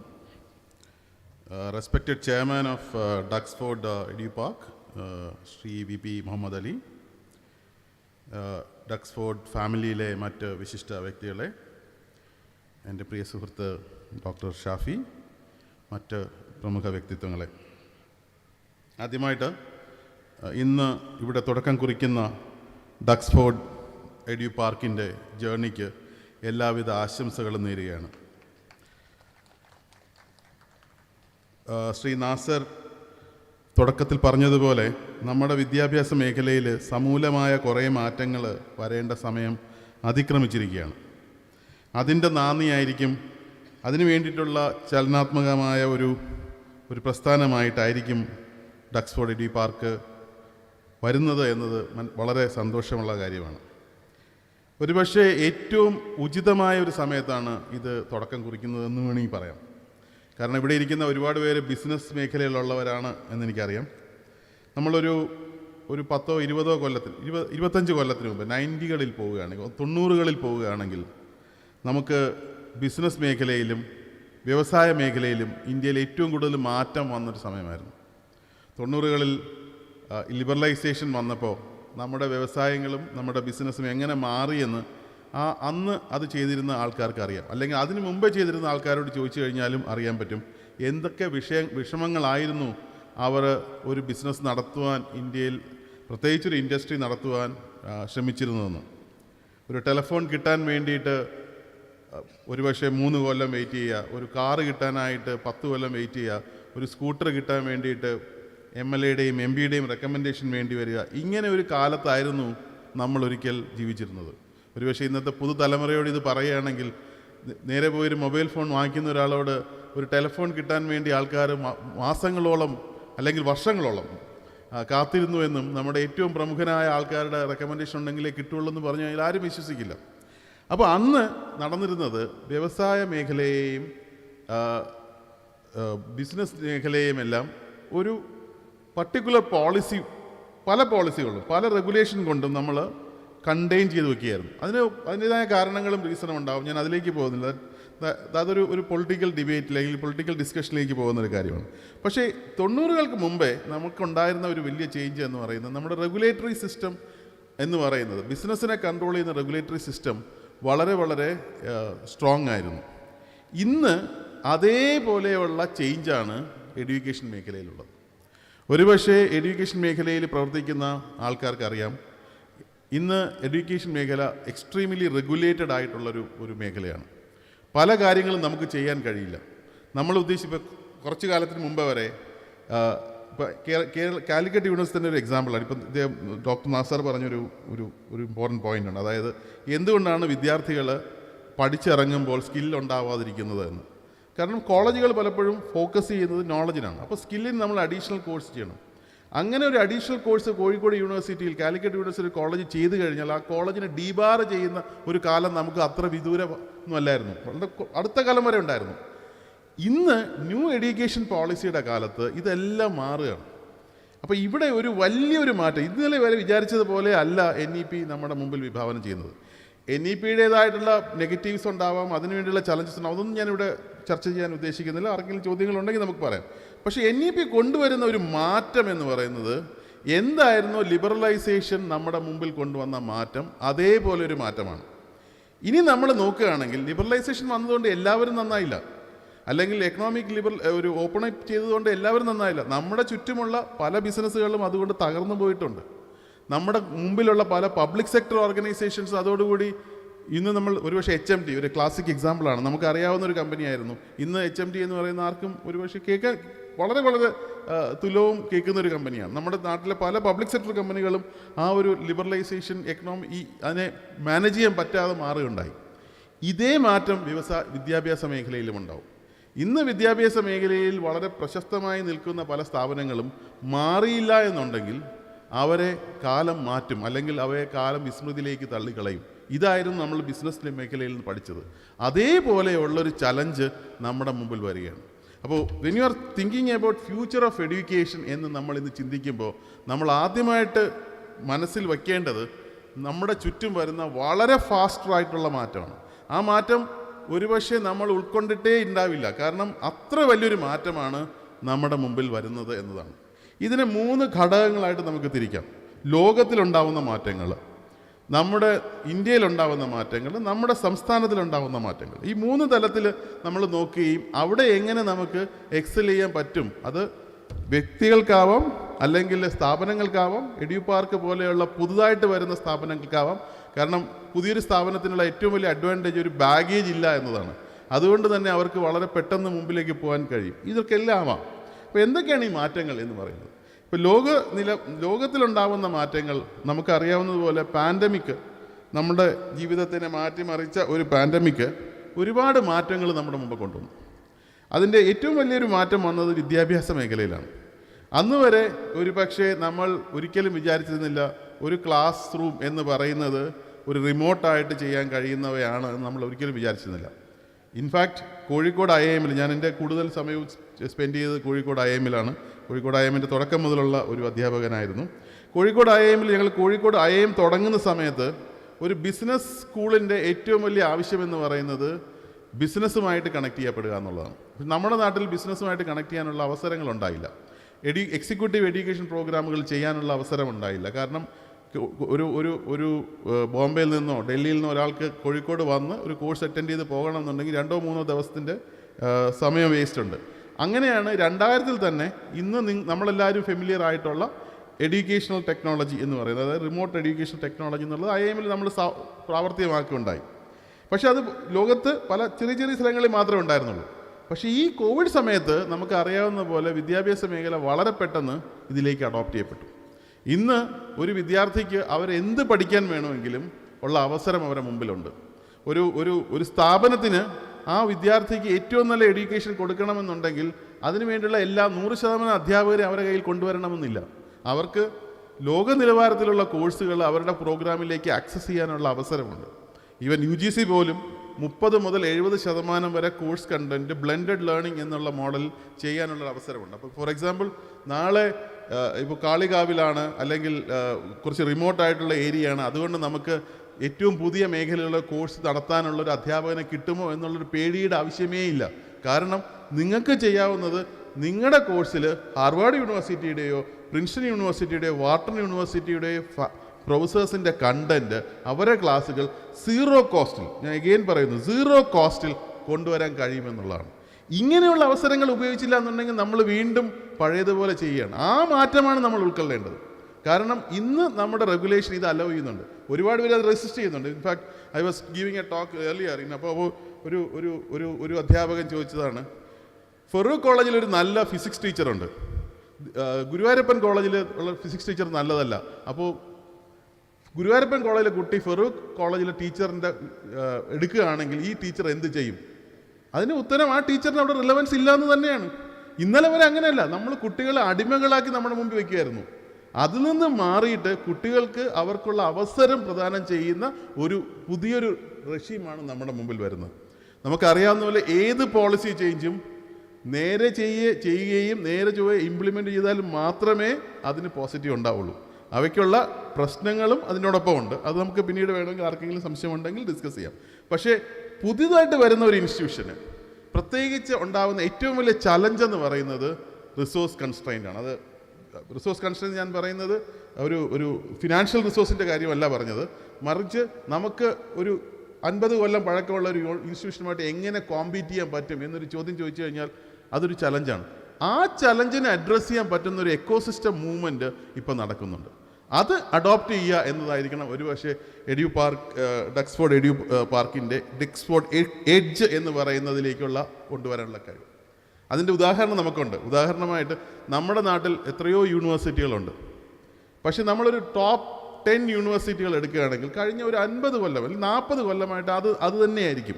ഒരൊറ്റ യൂണിവേഴ്സിറ്റി മാത്രമാണ് പിന്നീട് വന്നിട്ട് മുകളിലേക്ക് എത്തിയത്. അത് അശോക യൂണിവേഴ്സിറ്റി എന്ന് പറഞ്ഞ് ഡൽഹിയിലുള്ളൊരു യൂണിവേഴ്സിറ്റിയാണ്. എന്തുകൊണ്ടാണ് നമ്മുടെ മറ്റേ യൂണിവേഴ്സിറ്റികൾക്ക് ഉണ്ടാവാൻ കഴിയാത്തത്? കാരണം Ashoka thought in a very different manner, completely different മാനറിലാണ് അശോക അവരുടെ കോഴ്സുകളെ ഡിസൈൻ ചെയ്തതും അവരെ തിങ്ക് ചെയ്തതും.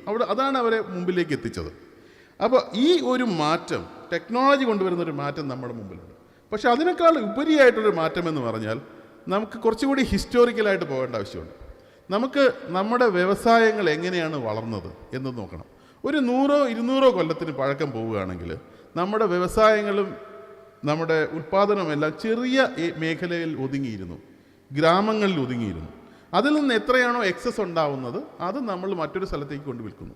അങ്ങനെയാണ് അറബ്സ് കെയിം ടു ഇന്ത്യ, കേരളത്തിൽ നിന്നുള്ള സാധനങ്ങൾ ഈജിപ്തിലും മറ്റു സ്ഥലങ്ങളിലും എല്ലാം പോയത് ഇതുപോലുള്ള ഷിപ്പിംഗ് ട്രേഡാണ്. ഈ ട്രേഡായിരുന്നു ഒരുപക്ഷെ ലോകത്തിനെ ചലിപ്പിച്ചുകൊണ്ടിരുന്നത്.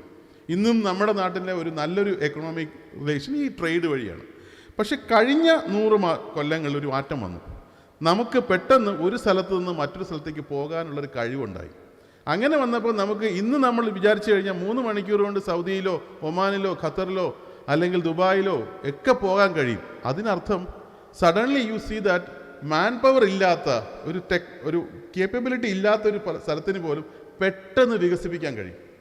നമുക്ക് അറിയാവുന്നതുപോലെ പല സ്ഥലങ്ങളും വികസിച്ചത് മറ്റു സ്ഥലങ്ങളിൽ നിന്നുള്ള ടാലൻറ്റിനെ കൊണ്ടുവന്നിട്ടാണ്. വലിയ ഇൻഡസ്ട്രി സിറ്റികൾ ഉണ്ടാവാൻ തുടങ്ങി. വ്യവസായം എന്ന് പറയുന്നത് വലിയ മേഖലയിൽ വലിയ ലാർജ് ഫോർമാറ്റിലാവുകയുണ്ടായി. പക്ഷേ ഇത് വീണ്ടും മാറുകയാണ്. കോവിഡിൻ്റെ പശ്ചാത്തലത്തിലും മറ്റു പല കാര്യങ്ങളും കൊണ്ട്, ഇപ്പോൾ ഫോർ എക്സാമ്പിൾ ബ്രെക്സിറ്റ് പോലെയോ അല്ലെങ്കിൽ അടുത്ത കാലം വരെയുള്ള ട്രംപിസം പോലെയോ ഉള്ള കാരണങ്ങളൊക്കെ കൊണ്ട് വീണ്ടും നമുക്ക് പഴയ മേഖലയിലേക്ക് പോവുകയാണ്. അതായത് നമ്മുടെ ലോകം വീണ്ടും ചുരുങ്ങുകയാണ്. പക്ഷേ ആ ചുരുങ്ങുമ്പോഴൊരു advantage, you still have a technology which ensures that you will get a integrated whole. അതായത് ഇന്ന് നിങ്ങൾക്ക് ജോലി ചെയ്യണമെന്നുണ്ടെങ്കിൽ ഒരുപക്ഷെ നിങ്ങൾക്ക് ഇവിടെ നിന്ന് ദുബായി പോകേണ്ടി വരും. നാളെ നിങ്ങൾക്ക് ജോലി ദുബായിലായിരിക്കും, പക്ഷേ നിങ്ങൾക്ക് കരുവാരക്കുണ്ടിലോ കാളികാവിലോ അല്ലെങ്കിൽ വാണിയമ്പലത്തോ ഇരുന്നിട്ട് തന്നെ എങ്ങനെയാണ് നിങ്ങൾ ലോകത്തെ മറ്റേതെങ്കിലും ടൗണിൽ നിന്ന് ചെയ്യുന്നത് അതേപോലെ ചെയ്യാൻ കഴിയും. ഉദാഹരണം പറഞ്ഞു കഴിഞ്ഞാൽ ഇവിടെ ഇരുന്നു കൊണ്ട്, അതായത് നമ്മുടെ അടുത്തുള്ള സ്ഥലങ്ങളിൽ തന്നെ ഇരുന്നു കൊണ്ട് സിയാറ്റിലും സിലിക്കൺ വാലിയിലും വർക്ക് ചെയ്യുന്ന ഒരുപാട് ആൾക്കാരുണ്ട്. മൈക്രോസോഫ്റ്റ് എന്ന് പറയുന്ന കമ്പനി എല്ലാവർക്കും അറിയാമെന്നുള്ള അറിയും. മൈക്രോസോഫ്റ്റിൻ്റെ ഏറ്റവും കൂടുതൽ ഫ്രീലാൻസേഴ്സ് ഉള്ളത് കേരളത്തിൽ നിന്നാണ്. അവർ പറയുന്നത് അവർ പലരും എറണാകുളത്തു നിന്നും തിരുവനന്തപുരത്തു നിന്നൊന്നും അല്ല ചെയ്യുന്നത്, അവർ ചെയ്യുന്ന വയനാട്ടിൽ നിന്നും ഇടുക്കിയിൽ നിന്നും മലപ്പുറത്തു നിന്നുമൊക്കെയാണ്. അപ്പോൾ അങ്ങനത്തെ ഒരു work from A remote location, freelancing എന്നൊരു മോഡൽ നമ്മുടെ മുമ്പിൽ വരികയാണ്. കേരളം ഇന്നലെ വരെ ജോലി ആൾക്കാരെ കയറ്റി അയച്ചിരുന്നുവെങ്കിൽ നാളെ മുതൽ നമ്മൾ ആൾക്കാരെ കയറ്റി അയക്കില്ല, പകരം ജോലി കയറ്റി അയക്കും എന്നുള്ളൊരു മേഖലയിലേക്ക് മാറും. ഇതാണ് ഒരുപക്ഷെ ഈ സർക്കാർ വന്ന ശേഷം നമ്മൾ കൊണ്ടുവന്നിട്ടുള്ള, നിങ്ങൾ കുറച്ച് പേർക്കെങ്കിലും കേട്ടിട്ടുണ്ടാവാം, നോളജ് എക്കോണമി മിഷൻ എന്നുള്ള പേരിൽ കേരള സർക്കാർ ഒരു പുതിയ ഒരു മോഡൽ കൊണ്ടുവന്നു. അതിൻ്റെ അർത്ഥമെന്ന് പറഞ്ഞു കഴിഞ്ഞാൽ കേരളത്തിൽ നമുക്ക് 20 ലക്ഷം തൊഴിലുകൾ അടുത്ത 5 കൊല്ലം കൊണ്ടുണ്ടാക്കാൻ കഴിയും. ആ തൊഴിലുകൾ കേരളത്തിലാവണമെന്നില്ല, കേരളത്തിൽ ഒരുപക്ഷെ 5-6 ലക്ഷം തൊഴിലേ ഉണ്ടാവുള്ളൂ. പക്ഷേ 20 ലക്ഷം തൊഴിലവസരങ്ങൾ കേരളത്തിൽ ഇരുന്നു കൊണ്ട് ചെയ്യാൻ കഴിയുന്ന അവസ്ഥ നമുക്ക് ഉണ്ടാക്കാൻ കഴിയും. കഴിഞ്ഞ ഒരു കൊല്ലത്തിനകത്ത് ഇവിടെ എനിക്ക് തോന്നുന്നു, നേരത്തെ ശ്രീ അബ്ദുൽ നാസർ പറഞ്ഞ പോയിന്റ് വീണ്ടും ഞാൻ കം ബാക്ക് ടു ദാറ്റ്, വളരെ ഇമ്പോർട്ടൻറ്റ് പോയിന്റാണ് അദ്ദേഹം പറഞ്ഞത്. കഴിഞ്ഞ ഒരു കൊല്ലത്തിനകത്ത് നമുക്ക് 8 ലക്ഷത്തോളം തൊഴിലവസരങ്ങൾ കൊണ്ടുവരാൻ കഴിഞ്ഞു. പക്ഷേ നമുക്ക് 10,000 ആൾക്കാർക്ക് ജോലി കൊടുക്കാൻ കഴിഞ്ഞുള്ളൂ. അതിനർത്ഥം ജോലി ഇല്ലാത്തതല്ല. കേരളം എപ്പോഴും നമ്മൾ പ്രഹേളികളുടെ നാടാണെന്ന് പറയും. It's A land of paradoxes എന്ന് പറയും. അത് തന്നെയാണ് ഇവിടെയും നടന്നത്. ഒരു ഡെവലപ്ഡാണ്, എക്കണോമിക് ഗ്രോത്ത് ഇല്ല. ഇന്ന് അത് മാറി, എക്കണോമിക് ഗ്രോത്തും സോഷ്യൽ ഗ്രോത്തും ഉണ്ട്. ഇന്നുള്ള മറ്റൊരു പ്രഹേളി ഇതാണ്, നമുക്ക് ഒരുപാട് എഡ്യൂക്കേറ്റഡ് ആയിട്ടുള്ള, I put the word educated in quotes, educated ആയിട്ടുള്ള ആൾക്കാരുണ്ട്. പക്ഷേ they are not employable, they are not able to get the jobs. ഞങ്ങളെപ്പോലെ ഇതിനു വേണ്ടി പരിശ്രമിക്കുന്നവരുടെ ഏറ്റവും വലിയ സങ്കടം എന്ന് പറയുന്നത്, നമ്മൾ ലോകത്തിൻ്റെ പല ഭാഗത്തു നിന്നും, in fact across the world we brought the jobs. Monster പോലെയുള്ള, ഫ്രീലാൻസ് കോം പോലെയുള്ള, ഓപ്പൺ അസംബ്ലി പോലെയുള്ള ലോകത്തെ ഏറ്റവും വലിയ പ്ലാറ്റ്ഫോമുകളിൽ നിന്നുള്ള ജോലികൾ, ഇന്ത്യയിലുള്ള പല ഇൻഡസ്ട്രികളിൽ നിന്നുള്ള ജോലികൾ, ഇതിനു വേണ്ടിയിട്ടൊരു പ്ലാറ്റ്ഫോം തന്നെ കഴിഞ്ഞ ഒരാഴ്ച മുമ്പേ ബഹുമാനപ്പെട്ട ഇന്ത്യയുടെ പ്രസിഡന്റ് അതിനു വേണ്ടിയിട്ട് ഇന്ത്യയിലെ ഏറ്റവും നല്ല ഡിജിറ്റൽ ഇനിഷ്യേറ്റീവ് എന്നുള്ള അവാർഡ് പോലും തന്നിരുന്നു. ഇങ്ങനെ ഒരു പ്ലാറ്റ്ഫോം ഉണ്ടാക്കി പ്ലാറ്റ്ഫോമിൽ ജോബ്സ് കൊണ്ടുവന്നു. പ്ലാറ്റ്ഫോമിൽ ജോബിന് വേണ്ടി ആൾക്കാരോട് ചോദിച്ചപ്പോൾ ഏകദേശം എനിക്ക് തോന്നുന്നു 9 ലക്ഷത്തോളം ആൾക്കാർ ഞങ്ങൾക്ക് ജോലി ആവശ്യമുണ്ടെന്ന് പറഞ്ഞു. പക്ഷെ അതിനപ്പുറമായിട്ട് ആ ജോലിക്ക് വേണ്ടിയിട്ടുള്ള തയ്യാറെടുക്കുകയും അതിന് വേണ്ടിയിട്ടുള്ള റൈറ്റ് സ്കിൽസ് നോക്കുമ്പോഴാണ് നമുക്കൊരു വലിയ ഗ്യാപ്പ് കാണാൻ കഴിയുന്നത്. ഇത്രയും അധികം കോളേജുകൾ ഉണ്ടായിട്ടും ഇത്രയും അധികം യൂണിവേഴ്സിറ്റികൾ ഉണ്ടായിട്ടും നമുക്ക് ഇപ്പോഴും ആ ഒരു സ്കിൽ ആൻഡ് ഡിമാൻഡ് മാച്ച് ചെയ്യാൻ കഴിഞ്ഞില്ല എന്നതൊരു വലിയ നഷ്ടം തന്നെയാണ്. അവിടെയാണ് എനിക്ക് തോന്നുന്നു ഡെക്സ്ഫോർഡ് എഡ്ജ് പോലെയുള്ള അല്ലെങ്കിൽ ഡെക്സ്ഫോർഡ് എഡ്യൂ പാർക്ക് പോലെയുള്ളതിൻ്റെ significance is very very important. അപ്പോൾ ആ ഒരു നോളജ് എക്കോണമി മിഷൻ എന്നുള്ള രീതിയിലുള്ള ഒരു വലിയൊരു അവസരം നമ്മുടെ മുമ്പിൽ റീജിയണലായിട്ട് വരികയാണ്. അപ്പോൾ ഇങ്ങനെ ഇതാണ് ഒരു വലിയൊരു മാറ്റം എന്ന് പറയുന്നത്. രണ്ടാമത്തെ ഒരു മാറ്റം എന്ന് പറയുന്നത് സാങ്കേതിക വിദ്യയുടെ മാറ്റമാണ്. ഓരോ തവണയും ഓരോ സാങ്കേതിക വിദ്യകളാണ് നമ്മുടെ മുമ്പിൽ വളരെ കോമൺ ആയിട്ട് വരുന്നത്. അതെന്തൊക്കെയാണ്? ഒരുപക്ഷെ 100 കൊല്ലമോ 200 കൊല്ലം മുമ്പേ വരെ ഇലക്ട്രിസിറ്റിയോ അല്ലെങ്കിൽ സ്റ്റീം എഞ്ചിനോ ഒക്കെ ആയിരുന്നു നമ്മളെ ഡ്രൈവ് ചെയ്യുന്നത്. നമ്മുടെ സാധാരണ അതിൽ 1ാം വ്യവസായ വിപ്ലവം എന്ന് പറയും. കഴിഞ്ഞ 2ാം വ്യവസായ വിപ്ലവത്തിലായിരുന്നു നമ്മൾ ജെറ്റ് എഞ്ചിൻസും ഓട്ടോമൊബൈലും എല്ലാം കണ്ടത്. 1ാം വ്യവസായ വിപ്ലവത്തിൻ്റെ ഭാഗമായിട്ടാണ് യൂറോപ്പ് ലോകത്തിലെ ഏറ്റവും വലിയ ശക്തിയായി വളർന്നത്. 2ാം വ്യവസായ വിപ്ലവം അമേരിക്കയെ മുമ്പിലെത്തിച്ചു. 3ാം വ്യവസായ വിപ്ലവത്തിലായിരുന്നു കമ്പ്യൂട്ടേഴ്സും ഇലക്ട്രോണിക് ചിപ്പുകളും എല്ലാം വന്നത്. അത് ചൈനയെയും സൗത്ത് ഈസ്റ്റ് ഏഷ്യയും ചെറിയ രാജ്യങ്ങളായ കൊറിയയും ഈവൻ വിയറ്റ്നാമിനെ പോലും മുമ്പിലെത്തിച്ചു, തായ്വാനെയൊക്കെ മുമ്പിലെത്തിച്ചു. ഇന്ന് 4ാം വ്യവസായ വിപ്ലവത്തിൻ്റെ കാലമാണ്. പുതിയ സാങ്കേതിക വിദ്യകൾ, പുതിയതായിട്ടുള്ള ആർട്ടിഫിഷ്യൽ ഇൻ്റലിജൻസ് പോലെ അല്ലെങ്കിൽ ബ്ലോക്ക് ചെയിൻ പോലെ അല്ലെങ്കിൽ ഡേറ്റ അനലിറ്റിക്സ് പോലെയുള്ള പുതിയ സാങ്കേതിക വിദ്യകൾ നമ്മുടെ മുമ്പിൽ വരികയാണ്. എങ്ങനെ നമ്മുടെ കയ്യിലുള്ള സ്വത്തിനെ നമുക്ക് എങ്ങനെ ഉപയോഗിക്കാൻ കഴിയും? എങ്ങനെയാണ് മിഡിൽ ഈസ്റ്റ്, നമുക്ക് എല്ലാവർക്കും പരിചയമുള്ള ഭാഗം എന്ന് പറയുന്നത് മിഡിൽ ഈസ്റ്റാണ്. എങ്ങനെയാണ് മിഡിൽ ഈസ്റ്റ് അവർക്കുണ്ടായിരുന്ന ഏറ്റവും വലിയ റിസോഴ്സ് എന്ന് പറയുന്നത് ഓയിലായിരുന്നു. ആ ഓയിൽ എങ്ങനെ രണ്ടാം വ്യവസായ വിപ്ലവത്തിൻ്റെ ഭാഗമായി ഒരു എക്കണോമിക് ആസ്പെക്റ്റായിട്ട് മാറ്റിയത് നമ്മൾ കണ്ടതാണ്. ഇതേപോലെയാണ് പുതിയ വ്യവസായ വിപ്ലവം. അവിടുത്തെ ഏറ്റവും വലിയ സ്ട്രെങ്ത് എന്ന് പറയുന്നത് ഡേറ്റയാണ്. ആ ഡേറ്റയെ എങ്ങനെ നമുക്ക് ഒരു ഉൽപ്പന്നമായി മാറ്റാൻ കഴിയും, എങ്ങനെ ആ ഡേറ്റയിൽ നിന്ന് പുതിയ ഇൻസൈറ്റ്സ് കൊണ്ടുവരാൻ കഴിയും, ഇങ്ങനത്തെ ഒരു കേപ്പബിലിറ്റി നമ്മൾ ഉണ്ടാക്കേണ്ട ആവശ്യമുണ്ട്. പക്ഷേ unfortunately we are still not capable to do that. ഒരു ചെറിയ ഉദാഹരണം പറയാം. 100 കൊല്ലം മുമ്പ് ഇന്ത്യയിൽ നമുക്ക് ഒരുപാട് ധാതു ലവണങ്ങളും മിനറൽസും മെറ്റൽസും എല്ലാം ഉണ്ടായിരുന്നു. നമ്മൾ എന്താ ചെയ്തുകൊണ്ടിരുന്നത്? നമ്മൾ അവ കുഴിച്ചെടുക്കും. അയൺ ഫോർ എക്സാമ്പിൾ, ഇരുമ്പ് നമ്മൾ കുഴിച്ചെടുക്കാൻ മാത്രമേ നമുക്ക് അറിയാവൂ. നമുക്കതിനെ റിഫൈൻ ചെയ്യാൻ അറിയില്ല. അപ്പം നമ്മൾ എന്താ ചെയ്തുകൊണ്ടിരുന്നത് വെച്ചാൽ അതിനെ മറ്റൊരു രാജ്യത്തേക്ക് അയക്കും. ഫിൻലൻഡിലേക്കോ US-ലേക്കോ അല്ലെങ്കിൽ യൂറോപ്പിലേക്കോ അയക്കും. അവരതിനെ റിഫൈൻ ചെയ്ത് സ്റ്റെയിൻലെസ് സ്റ്റീലായിട്ട് തിരിച്ച് നമുക്ക് 10 ഇരട്ടി വിലയ്ക്ക് വിൽക്കും. ഇങ്ങനെ നമ്മുടെ ഒരു വലിയ amount of resources have gone out of our country. അപ്പോൾ ഇത് കേൾക്കുന്ന കുറച്ച് പേർ വിചാരിക്കും ഇത് പഴയ കാര്യമല്ലേ? അൺഫോർച്ചുനേറ്റ്ലി ഇത് പഴയ കാര്യമല്ല. ഇവിടെ ഇരിക്കുന്ന ഓരോരുത്തരും ഇപ്പോൾ ഈ സമയത്ത് ഇതേപോലെ കാര്യങ്ങൾ ചെയ്യുകയാണ്. നമ്മുടെ മൊബൈലിൽ നിന്ന് നമ്മുടെ ഡേറ്റ ഇന്ന് പുറത്തേക്ക് പോവുകയാണ്, ഗൂഗിളിലേക്ക് പോവുകയാണ്. ആ ഗൂഗിൾ അത് റിഫൈൻ ചെയ്ത് അതിനെ പ്രൊഡക്റ്റ് ആക്കിയിട്ട് നമുക്ക് തിരിച്ച് വിൽക്കുക ചെയ്യുന്നത്. ശരിയല്ലേ? നമ്മുടെ ലോസാണിത്.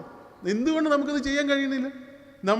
നമ്മളെല്ലാവരുടെ മൊബൈലിൽ നിന്നുള്ള ഡേറ്റ വെച്ചിട്ടാണ് അവർ പറയുന്ന ട്രാഫിക് ജാം ഉണ്ടോ ഇല്ലയോ എന്ന്. അതിന് വേണ്ടിയിട്ട് അവർ ചാർജ് ചെയ്യുന്നുണ്ട്. നമ്മൾ ചാർജ് ചെയ്യുന്നുണ്ടാവില്ല, കൊമേഴ്ഷ്യലായിട്ടുള്ള ആപ്ലിക്കേഷൻ ചാർജ് ചെയ്യുന്നുണ്ടാവും. ഈ ഡേറ്റയിൽ നിന്ന് ഇൻസൈറ്റ് കൊണ്ടുവരാനുള്ള കഴിവ് നമ്മൾ നമ്മുടെ കുട്ടികളെ പഠിപ്പിക്കുന്നില്ല. നമ്മൾ അതിനുള്ള ടൂൾസ് ഉണ്ടാക്കുന്നില്ല. ഇത് ഒരു ചെറിയ ഉദാഹരണം മാത്രമാണ് ഞാൻ പറഞ്ഞത്. എങ്ങനെ ഓയിൽ എക്കോണമി വന്നതുപോലെയാണ് ഒരു ഡേറ്റ എക്കോണമി നമ്മുടെ മുമ്പിൽ വരുന്നത്. അങ്ങനെയുള്ള അവസരത്തിലേക്കാണ് നമ്മുടെ ലോകം മാറുന്നത്. ഈ അവസരം നമ്മൾ എങ്ങനെ പ്രയോജനപ്പെടുത്തും എന്നാണ് നമ്മൾ ആലോചിക്കേണ്ടത്. ഇവിടെ ഒരു വളരെ കാതലായൊരു ചോദ്യമുണ്ട്. ഇതൊക്കെ ഒരുപാട് കാലം കഴിഞ്ഞിട്ടല്ലേ വരുള്ളൂ എന്ന് നമുക്ക് നമ്മുടെ മുമ്പിൽ തോന്നാം. പക്ഷേ which is not true. It is coming so fast. നമുക്ക് അറിയാവുന്ന പോലെ കമ്പ്യൂട്ടർ 50 കൊല്ലം എടുത്തിട്ടുണ്ടാവാം കമ്പ്യൂട്ടർ നമ്മുടെ മുമ്പിലെത്താൻ. പക്ഷേ കമ്പ്യൂട്ടിങ്ങിന് ശേഷം ബാക്കി എല്ലാം ചെയ്യാൻ തുടങ്ങിയപ്പോൾ, അത് പാടാൻ തുടങ്ങിയപ്പോൾ, അത് മെയിൽ ചെയ്യാൻ തുടങ്ങിയപ്പോൾ, അത് സിനിമ കാണിക്കാൻ തുടങ്ങിയപ്പോൾ നമ്മളെല്ലാവരും കമ്പ്യൂട്ടർ മേടിച്ചു. കാരണം നമുക്ക് കമ്പ്യൂട്ടിങ് അധികമൊന്നുമില്ല. നമുക്ക് വേണ്ടത് അത് മറ്റുള്ള പർപ്പസിനാണ്. ഇതേ പ്രശ്നമാണ് ഇപ്പോൾ AI-യിലുള്ളത്. AI അല്ലെങ്കിൽ റോബോട്ടിക്സ് എന്ന് പറയുന്നത് ഒരു കാര്യം മാത്രം ചെയ്യുകയാണെങ്കിൽ ആൾക്കാർക്ക് അത് ഇൻട്രസ്റ്റ് ഇല്ല. പക്ഷെ നമ്മൾ വീട്ടിൽ വാങ്ങുന്ന റോബോട്ട് നമ്മുടെ ക്ലോത്ത് അയൺ ചെയ്യുന്നുണ്ട്, അത് കുക്ക് ചെയ്യുന്നുണ്ട്, അത് ക്ലീൻ ചെയ്യുന്നുണ്ട്, അത് മറ്റു പല ഹെൽപ്പുകളും ചെയ്യുന്നുണ്ടെങ്കിൽ തീർച്ചയായിട്ടും നമ്മളത് ഒരു ജനറൽ പർപ്പസ് എന്നുള്ള രീതിയിൽ നമ്മൾ വാങ്ങും. അപ്പോൾ ഇങ്ങനെ ഒരു മേഖലയിലേക്ക് ഒരു ടെക്നോളജിയുടെ കടന്നുകയറ്റമുണ്ട്, which is very good. Because അത് നമുക്ക് ഒരുപാട് ഓപ്പർച്യൂണിറ്റീസാണ് നമ്മുടെ മുമ്പിൽ കൊണ്ടുവരുന്നത്, പ്രൊവൈഡഡ് വി അപ്സ്കിൽ ഇറ്റ്. ഒരു സിമ്പിൾ എക്സാമ്പിൾ ഇവിടെ പറഞ്ഞിട്ട് ഞാൻ അവിടെ നിർത്താം. അതായത് നമ്മൾ ഇന്ന് ഒരു പക്ഷേ ലോകത്ത് ഏറ്റവും കൂടുതൽ ആൾക്കാർ, ഏറ്റവും കൂടുതൽ എന്ന് പറയില്ല, ഒരു നല്ല ശതമാനം ആൾക്കാർ ചെയ്യുന്ന ഒരു ജോലിയാണ് ഡ്രൈവിംഗ് എന്ന് പറയുന്നത്. പ്രത്യേകിച്ച് നമ്മുടെ നാട്ടിൽ നിന്നൊക്കെ ഗൾഫിലൊക്കെ പോകുന്ന ആദ്യത്തെ ആൾക്കാരൊക്കെ പലരും ചെയ്യുന്നത് ഡ്രൈവിംഗ് ആണ്.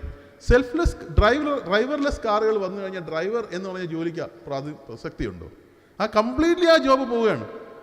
There is around 73 million people who are working in their job. The whole job is gone. Unless you upgrade yourself. ഇത് നമ്മുടെ മുമ്പിലുള്ളൊരു ചലഞ്ചാണ്. ഇങ്ങനെ നമ്മൾ ഇന്ന് കാണുന്ന പല ജോലികളും നമ്മുടെ മുമ്പിൽ നിന്ന് തന്നെ വാനിഷ് ചെയ്യപ്പെടും. യൂട്യൂബൊക്കെ നോക്കുന്നവർക്ക് വളരെ ബ്യൂട്ടിഫുൾ ആയിട്ടൊരു വീഡിയോ ഉണ്ട്. ആ വീഡിയോയുടെ ടൈറ്റിൽ ഇതാണ്, ഹ്യൂമൻസ് നീഡ് നോട്ട് അപ്ലൈ. അതായത് മനുഷ്യർ ജോലിക്ക് അപേക്ഷിക്കേണ്ട എന്നാണ് ടൈറ്റിലിൻ്റെ പേര്. അത് തീർച്ചയായിട്ടും നിങ്ങൾ കാണണം. അല്ലെങ്കിൽ ഞാൻ വേണമെങ്കിൽ എൻ്റെ കോപ്പി ചിലപ്പോൾ ഉണ്ടാവാം, ഞാൻ വേണമെങ്കിൽ പ്ലേ ചെയ്യാൻ സമയമുണ്ടെങ്കിൽ. അപ്പോൾ ഇതിലെങ്ങനെയാണ് നമുക്ക് പുതിയ സാങ്കേതിക വിദ്യകൾ നമ്മുടെ ജീവിതം മാറ്റിമറിക്കുന്നതെന്നാണ് പറയുന്നത്. പക്ഷെ ഒരു കാര്യം ആലോചിച്ച് നോക്കുക, ഇതേ ടോക്ക് ഞാൻ 100 കൊല്ലം മുമ്പെയാണ് നിങ്ങളുടെ മുമ്പിൽ പറഞ്ഞിരുന്നെങ്കിൽ ഞാൻ എന്ത് പറയുമായിരുന്നു? നമ്മൾ ആലോചിക്കുക, ഇന്ന് കുതിരവണ്ടികളും കാളവണ്ടികളും ഉണ്ട്. ഇവിടെ ഒരു ഓട്ടോമൊബൈൽ വരുന്നു, അതോടുകൂടി കുതിരവണ്ടിയിലെയും കാളവണ്ടിയിലെയും ഓടിക്കുന്ന ആൾക്കാർക്ക് ജോലി ഇല്ലാതാവും എന്നായിരിക്കും ഞാൻ പറയാൻ പോകുന്നത്, അല്ലേ? പക്ഷേ നമുക്കറിയാം, ഓട്ടോമൊബൈൽ വന്നപ്പോൾ കുതിരവണ്ടിയും കാളവണ്ടിയും ഓടിക്കുന്നവർക്ക് ജോലി ഇല്ലാതായി. പക്ഷേ വേറെ ഒത്തിരി ജോലികളുണ്ടായി. കുതിരവണ്ടിയും കാളവണ്ടിയും പോകുന്ന ദൂരത്തല്ല ഒരു കാറോ അല്ലെങ്കിൽ ഒരു പ്ലെയിനോ അല്ലെങ്കിൽ മറ്റൊരു വാഹനമോ പോയത്. അത് വളരെയധികം ദൂരങ്ങളിലേക്ക് പോയി. നമ്മുടെ മൊബിലിറ്റി വളരെയധികം കൂടി. ഈ ഒരു provided you know how to drive, അല്ലേ? നമ്മളെ ഡ്രൈവിംഗ് സ്കിൽ ഉണ്ടെങ്കിൽ മാത്രമേ നമുക്ക് ചെയ്യാൻ പറ്റുള്ളൂ. ആ ഒരു ചേഞ്ചാണ് ഇന്ന് നമുക്ക് വേണ്ടത്. ഇവിടെയാണ് എനിക്ക് തോന്നുന്നു ശ്രീ നാസർ പറഞ്ഞൊരു പോയിന്റ് വളരെ റിലവൻ്റ് ആവുന്നത്. എന്തുകൊണ്ടാണ് നമ്മുടെ കോളേജുകളിൽ നിന്ന് വരുന്ന കുട്ടികൾ എംപ്ലോയബിൾ അല്ലാതാവുന്നത്? ഇവിടെ നമ്മളെല്ലാ ടോക്കിലും കേൾക്കുന്ന ഒരു പോയിൻ്റാണിത്. അതായത് we are not employable. And നിങ്ങൾക്ക് പേഴ്സണലായിട്ട് പലർക്കും ഇത് കണ്ടിട്ടുണ്ട്, ഞങ്ങൾക്കും കാണാറുണ്ട്. അതായത് നമ്മളൊരു 100 പേരെ ഇൻ്റർവ്യൂ ചെയ്യുമ്പോൾ ഒരാളെ തന്നെ പലപ്പോഴും കിട്ടണമെന്നില്ല. പക്ഷേ അതിനൊരു കൗണ്ടറുണ്ട്. അതെന്താണ്? നമ്മൾ കേൾക്കുന്ന ഈ പറഞ്ഞ കഥ, അതായത് നമ്മൾ ആൾക്കാരെ ഇൻ്റർവ്യൂ ചെയ്യുമ്പോൾ അവർക്ക് ജോലി എംപ്ലോയബിൾ അല്ല എന്നത് ഇന്ന് മാത്രം തുടങ്ങിയതല്ല. 10 കൊല്ലം മുമ്പേയും 20 കൊല്ലം മുമ്പേയും 30 കൊല്ലം മുമ്പേ ഇതേ പ്രശ്നമുണ്ട്. പക്ഷേ ഈ അൺഎംപ്ലോയബിൾ ആയിട്ടുള്ള ആൾക്കാരല്ലേ ലോകത്തെ ഏറ്റവും ലോ കോസ്റ്റ് ആയിട്ടുള്ള സ്പേസ് എക്സ്പെഡിഷൻ നടത്തിയത്, അല്ലേ? ഏറ്റവും ചീപ്പസ്റ്റ് ആയിട്ടുള്ള ഏറ്റവും ലോ കോസ്റ്റ് ആയിട്ടുള്ള ഇത് നടത്തിയത് നമ്മുടെ നാട്ടുകാരല്ലേ? ലോകത്തെ ഏറ്റവും ലോവസ്റ്റ് കോസ്റ്റ് കാർ ഉണ്ടാക്കിയത് നമ്മുടെ നാട്ടുകാരല്ലേ? ലോകത്തെ ഏറ്റവും കൂടുതൽ മിൽക്ക് പ്രൊഡക്ഷൻ ഉണ്ടാക്കുന്നത് ഈ പറഞ്ഞ അൺഎംപ്ലോയബിൾ ആയിട്ടുള്ള ആൾക്കാരല്ലേ? IMF വേൾഡ് ബാങ്കോ അല്ലെങ്കിൽ ലോകത്തെ ടോപ്പ് 100 കമ്പനികൾ എടുക്കുകയാണെങ്കിൽ അതിൻ്റെ ഒരു 70 കമ്പനികളുടെ ടോപ്പ് ബോർഡിലിരിക്കുന്നത് ഈ പറഞ്ഞ അൺഎംപ്ലോയബിൾ അല്ലേ? ബഹുമാനപ്പെട്ട ചെയർമാനെ പോലെ വലിയ ബിസിനസ് സാമ്രാജ്യങ്ങൾ കെട്ടിപ്പൊടുക്കിയ ആൾക്കാർ ഒരു കാലത്ത് അൺഎംപ്ലോയബിൾ അല്ലേ? അവർ പിന്നെ എങ്ങനെ അവർ ഈ നിലയിലെത്തി? അപ്പോൾ അവിടെ ഒരു ഡൈക്കോട്ടമി ഉണ്ടല്ലേ? നമ്മൾ അൺഎംപ്ലോയബിൾ എന്ന് പറയുന്ന ആൾക്കാർ കുറച്ചു കാലം കഴിയുമ്പോൾ very really they make A great aspects as such. അവിടെയാണ് നമ്മൾ അതിൻ്റെ ഒരു വ്യത്യസ്തത മനസ്സിലാക്കേണ്ടത്. പ്രത്യേകിച്ച് ഒരു എഡ്യൂക്കേഷൻ ഇൻസ്റ്റിറ്റ്യൂഷൻ തുടങ്ങുമ്പോൾ ഇത് വളരെ കൃത്യമായിട്ട് മനസ്സിലാക്കേണ്ടതെന്നാണ് എൻ്റെ പക്ഷം. അതായത് നമ്മുടെ യൂണിവേഴ്സിറ്റികളും നമ്മുടെ കോളേജുകളും കാലങ്ങളായിട്ട് ചെയ്തുകൊണ്ടിരുന്നത് നോളജ് കൊടുക്കുകയാണ്, ജ്ഞാനം കൊടുക്കുകയാണ്. ഈ ജ്ഞാനം കൊടുക്കുമ്പോഴുള്ള അഡ്വാൻറ്റേജ് ലോങ് റണ്ണിൽ അത് വളരെ ബെനിഫിറ്റാണ്. പക്ഷേ നെക്സ്റ്റ് ഡേയിൽ ചെയ്യാൻ പറഞ്ഞു കഴിഞ്ഞാൽ അറിയുണ്ടാവില്ല. ഒരു ടാക്സേഷൻ പഠിപ്പിക്കുന്ന ഒരു കുട്ടിക്ക് ടാക്സ് പ്ലാൻ ചെയ്യാൻ അറിയാം, പക്ഷെ നാളെ എങ്ങനെയാണ് ഒരു ടാക്സ് റൂൾ എന്ന് വെച്ച് കഴിഞ്ഞാൽ അതറിയില്ല. GST എങ്ങനെ ഫയൽ ചെയ്യുന്ന വെച്ചാൽ അതറിയില്ല. ഒരു കമ്പനിയിൽ എടുക്കുമ്പോൾ നമ്മൾ ആലോചിക്കുന്നത് നാളെ എങ്ങനെ ഉപയോഗിക്കപ്പെടണമെന്നാണ്. ഡേ 1 സ്കില്ലെന്ന് നമ്മൾ പറയും. അതായത് ഡേ 1 പ്രപ്പോസ് ചെയ്യുന്ന സ്കിൽ എന്താണ് എന്നതാണ്. ഇതാണ് നമ്മുടെ ഇഷ്യൂ. ഇത് പണ്ട് കാലത്ത് വേറൊരു ഓപ്ഷൻ ഉണ്ടായിരുന്നു. എന്താണ്? ഇവരൊരു കമ്പനി പോയി ജോയിൻ ചെയ്യും, ആ കമ്പനി അവരെ ട്രെയിൻ ചെയ്യും. കാര്യം കമ്പനിക്ക് അത് ട്രെയിൻ ചെയ്യാനുള്ളൊരു ബാൻഡ്വിഡ്ത്ത് ഉണ്ടായിരുന്നു, സമയമുണ്ടായിരുന്നു. ഇന്ന് ആ സമയമില്ല. അതാണ് ഇഷ്യൂ. അതായത് നേരത്തെ നമുക്ക് ഒരാളെ ഒരു മാസമോ 2 മാസമോ 5 മാസമൊക്കെ ട്രെയിൻ ചെയ്താലും കുഴപ്പമൊന്നുമില്ല. കാര്യം ലോകം വളരെ സ്ലോ ആയിരുന്നു. ഇന്ന് ലോകം വളരെ ഫാസ്റ്റാണ്. ഇന്ന് നിങ്ങൾ എടുക്കുന്ന ഒരാൾക്ക് എനിക്ക് 6 മാസം കഴിഞ്ഞിട്ട് അയാൾ പ്രൊഡക്റ്റീവ് ആവുന്നുണ്ടെങ്കിൽ I don't want to waste time on him, right? ഞാൻ അതിന് പകരം ഒരുപക്ഷെ വേറെ ഏതെങ്കിലും രാജ്യത്തുള്ള ഇമ്മീഡിയറ്റ് ആയിട്ട് കിട്ടുന്ന റിസോഴ്സിനെ ആയിരിക്കും എടുക്കുക. ഇവിടെയാണ് കോളേജുകളും ഇൻസ്റ്റിറ്റ്യൂഷൻസും സീരിയസ് ആയിട്ട് തിങ്ക് ചെയ്യേണ്ടത്. ഇൻഫാക്ട് അസീസ് സാറിന് അറിയാം, കോളേജുകളിലെ ഡിസ്കഷനിൽ എപ്പോഴും നമ്മൾ സ്കിൽ എന്ന് പറയുന്നത് ഒരു ലോവർ എൻഡ് സാധനവും നോളജ് എന്ന് പറയുന്നത് എന്തോ കൂടിയ സാധനമാണെന്നുള്ളൊരു തോട്ടാണ് നമ്മളുണ്ടാകുന്നത്. അതേസമയം ഇന്ന് എഞ്ചിനീയറിംഗ് കോളേജിൽ പോയി കഴിഞ്ഞാൽ നേരെ തിരിച്ചാണ്. നോളജ് ഒന്നും വേണ്ട, സ്കില്ല് മാത്രം മതി. അസാപ്പിൻ്റെ പ്രോഗ്രാം മാത്രം നടത്തിയാൽ മതി. എന്തിനാണ് വെറുതെ കഷ്ടപ്പെട്ട് ടീച്ചേഴ്സ് ബേസിക്സ് ഓഫ് മാത്തമാറ്റിക്സോ ഫിസിക്സോ ഒക്കെ പഠിപ്പിക്കണം? അതിനൊന്നും ആവശ്യമില്ല. അവർക്കൊരു പ്രോഗ്രാമിംഗ് പഠിപ്പിച്ചു കഴിഞ്ഞാൽ അവർക്ക് ജോലി കിട്ടും. ശരിയാണ്, അവർക്ക് ജോലി കിട്ടും. പക്ഷേ അവരൊരിക്കലും ശ്രീ മുഹമ്മദ് അലിയെ പോലെ മുകളിലെത്തില്ല. നമ്മളിവിടെ ഇരിക്കുന്ന ഓരോ പ്രശസ്തരായ ആൾക്കാരെ പോലെ അവരാരും വലിയ ബിസിനസ് സാമ്രാജ്യങ്ങൾ കെട്ടിപ്പിടിക്കില്ല. കാര്യം അവർ ചെയ്യാൻ പോകുന്നത്, അവർ നാളെ ജോലി ചെയ്യും, കുറച്ച് ദിവസം കഴിയുമ്പോൾ അവരുടെ സ്കില്ല്, അവർക്ക് ലോങ് ടേം ലേണിങ്ങോ നോളജോ ഇല്ലാത്തതുകൂടി അവരവിടെ അവസാനിക്കും. നമ്മളൊരു പക്ഷേ അറിഞ്ഞിട്ടുണ്ടാവില്ല, നമ്മുടെ കോളേജിൽ പഠിപ്പിച്ച പല കാര്യങ്ങളും നമ്മളെ പിന്നീട്, സ്കൂളിൽ പഠിപ്പിച്ച പല കാര്യങ്ങളും പിന്നീട് നമ്മളെ വളർത്തിയിട്ടുണ്ട്. അത് നമുക്ക് ഇന്നേറ്റ് ആയിട്ടുള്ളതാണ്. അപ്പോൾ ഇവിടുത്തെ സൊല്യൂഷൻ വളരെ സിമ്പിളാണ്. കോളേജുകൾ, പ്രത്യേകിച്ച് എഡ്യൂടെക് പാർക്കിനെ പോലെയുള്ളവർ നോളജും കൊടുക്കണം, സ്കില്ലും കൊടുക്കണം. ഇത് രണ്ടും കൊടുക്കുന്ന വലിയ പാടൊന്നുമില്ല. പക്ഷെ അതിനൊരു ചലഞ്ചുണ്ട്. ഇത് കൊടുക്കുന്ന ആൾക്ക് സ്കിൽ എന്താണെന്ന് അറിയണം. ഞാൻ നോളജാണ് പഠിപ്പിക്കുന്നതെങ്കിൽ എനിക്ക് അറിയണം സ്കിൽ എന്താണ്.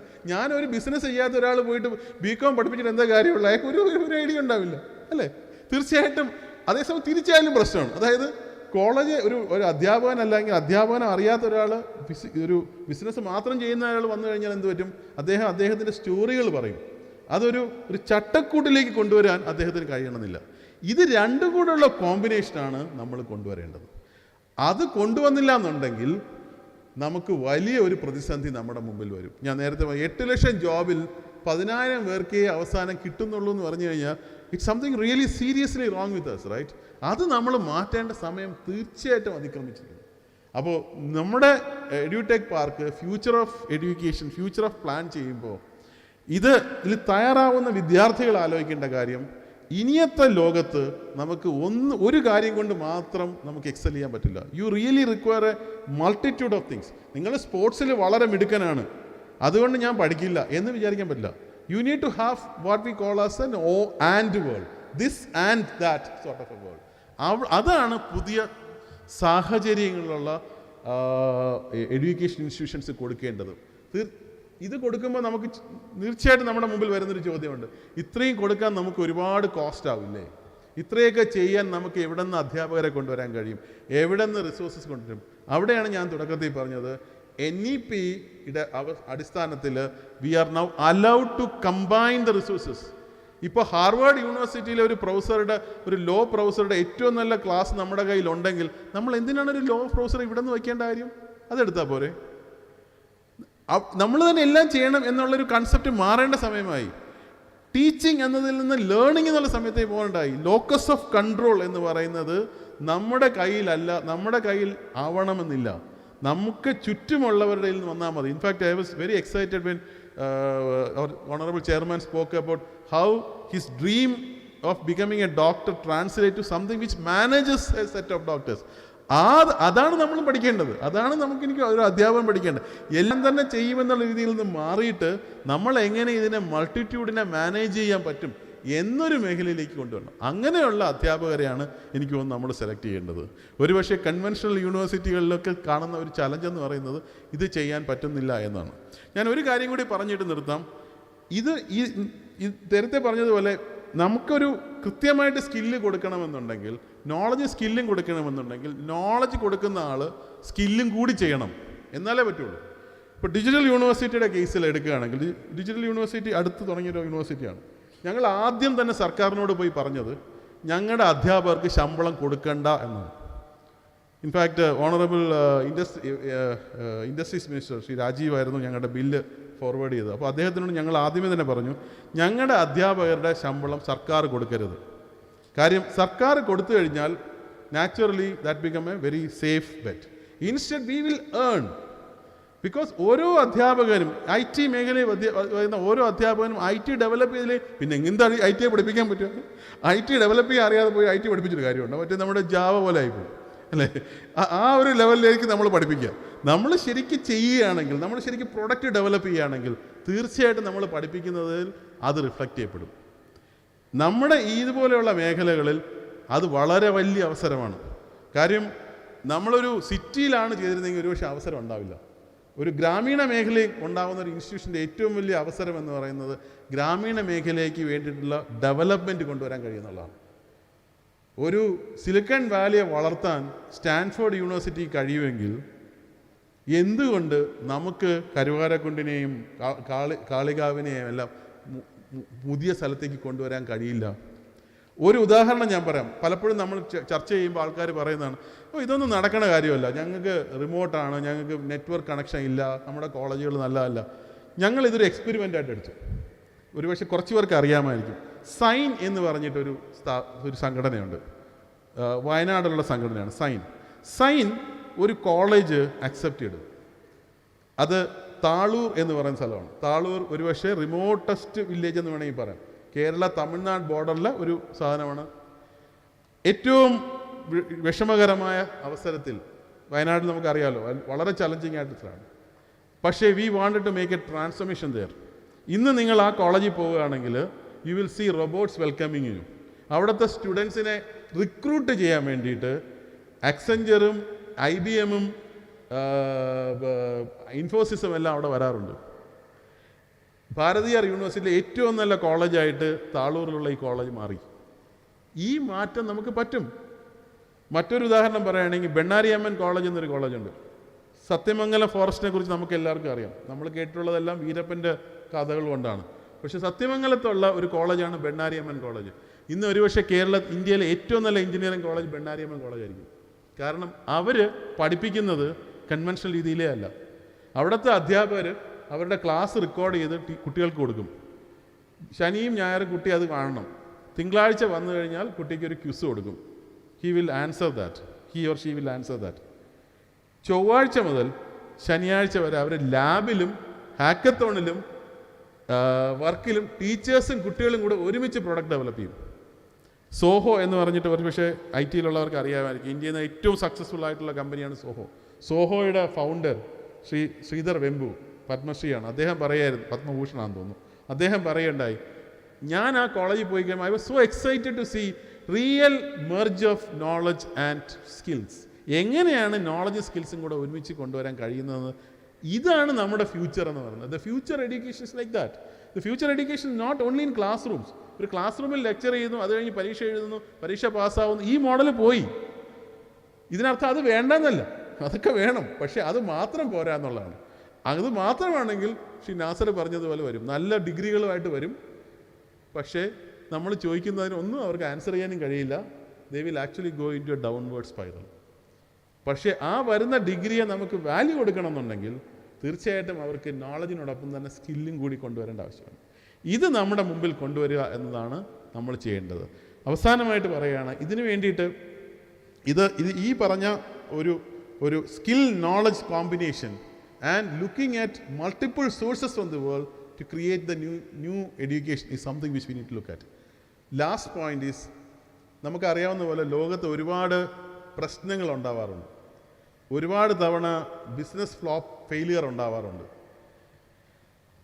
ഒരുപക്ഷെ ഇവിടെ ഇരിക്കുന്ന കുറച്ച് പേർക്കെങ്കിലും അറിയാമായിരിക്കും, 2008 അമേരിക്കയിലുണ്ടായിരുന്ന ഫിനാൻഷ്യൽ മെൽഡൗൺ, അതിൻ്റെ അവസ്ഥകൾ നമുക്ക് പിന്നീട് കണ്ടു. അത് ഗൾഫിൽ അഫക്റ്റ് ചെയ്തു. ബഹ്റൈൻ പോലെയുള്ള ഫിനാൻഷ്യൽ ഹബ്ബായിരുന്ന രാജ്യങ്ങളിൽ വളരെ വലിയ പ്രശ്നങ്ങളുണ്ട്.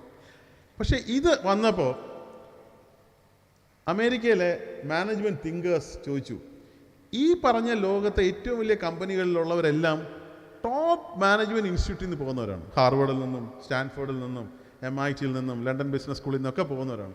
ഇങ്ങനെയുള്ളവരുണ്ടായിട്ട് എന്തുകൊണ്ടാണ് മനുഷ്യർ ഇത്രയധികം കമ്പനികൾ തകർന്നു പോയത്? അപ്പോഴാണ് അവർ മനസ്സിലായത്, അവരുടെ പഠനം പൂർത്തിയല്ല.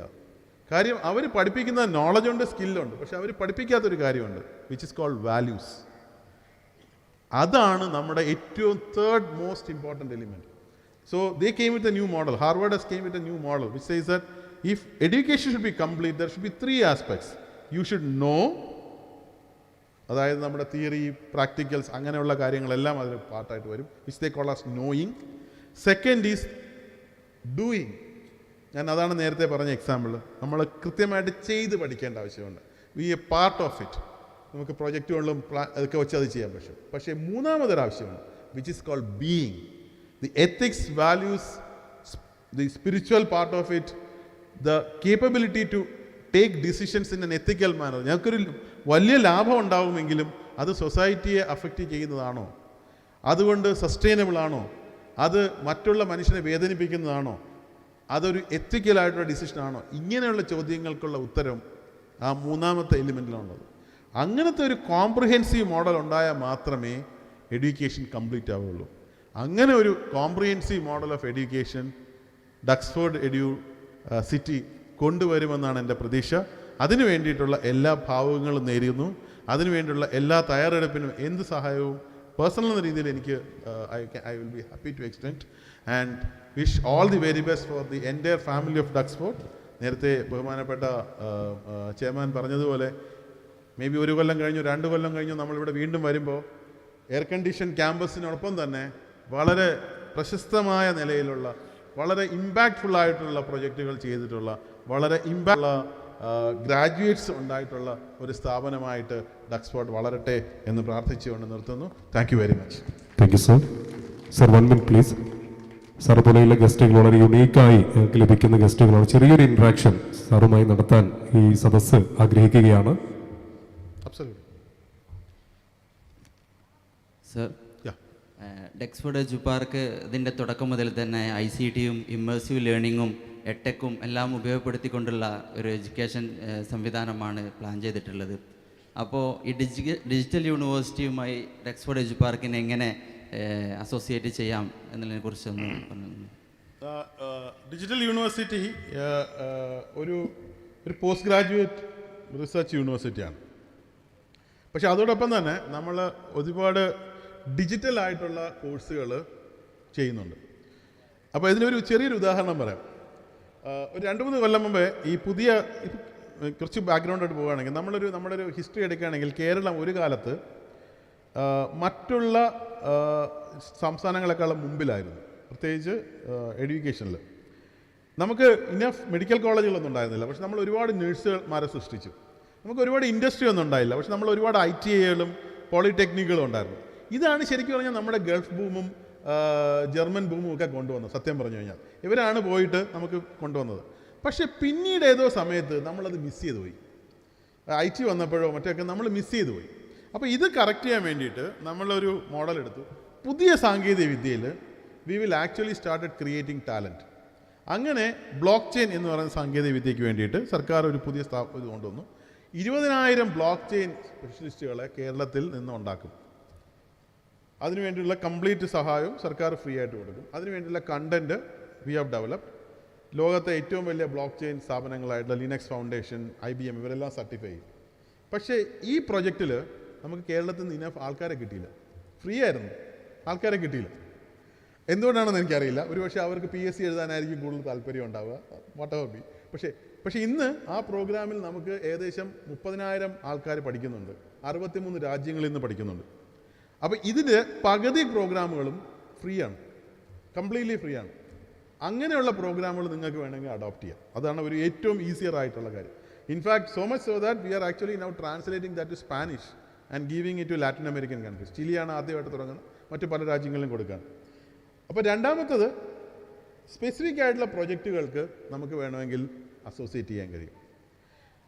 AR VR എന്ന് പറഞ്ഞതുകൊണ്ട് നമ്മളൊരു AR VRൻ്റെ ലാബ് സെറ്റ് ചെയ്യുന്നുണ്ട്. ആ ലാബിൽ ഏത് അധ്യാപകൻ വേണമെങ്കിലും വന്നിട്ട് അദ്ദേഹത്തിൻ്റെ ഐഡിയയെ AR VR ആയിട്ട് കൺവേർട്ട് ചെയ്യാനുള്ള സാങ്കേതിക സഹായം നമ്മൾ കൊടുക്കും. So you wanted to develop an immersive product. പുറത്തുനിന്നുള്ള പ്രൊഡക്റ്റ് എടുക്കുന്നതിന് പകരം നമ്മുടെ ക്ലാസ്സിൽ നമുക്ക് അതിനുവേണ്ടിയുള്ള ഇൻഫ്രാസ്ട്രക്ചർ നമ്മൾ ക്രിയേറ്റ് ചെയ്യുന്നുണ്ട്. അപ്പോൾ ഇങ്ങനെയുള്ള ഒരു transactional type of linkages is possible. ഇതിന് കൂടുതൽ അടുത്ത ലെവലിൽ റിസർച്ച് ലെവലിലോ അല്ലെങ്കിൽ ജോയിൻറ്റ് പ്രൊജക്റ്റ് ലെവലിലോ ഒക്കെ നമുക്ക് വേണമെങ്കിൽ ആലോചിക്കാം. കാര്യം ഞാൻ നേരത്തെ പറഞ്ഞ പോലെ എൻ്റെ ഒരു തോട്ട് പ്രോസസ് എന്ന് വെച്ചാൽ യൂണിവേഴ്സിറ്റികൾ വെറും കുട്ടികളെ സൃഷ്ടിക്കുന്ന ഒരു മോഡലാവരുത്. അത് വേണം. കാര്യം universities conventionally was creating economy ഇൻഡിറക്ട്ലി.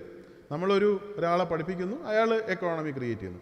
പക്ഷേ ഇന്ന് നമ്മൾ Web 3യുടെ ലോകത്തിലാണ്, ക്രിയേറ്റർ എക്കോണമിയാണ്. അപ്പോൾ universities also have to be creator economy.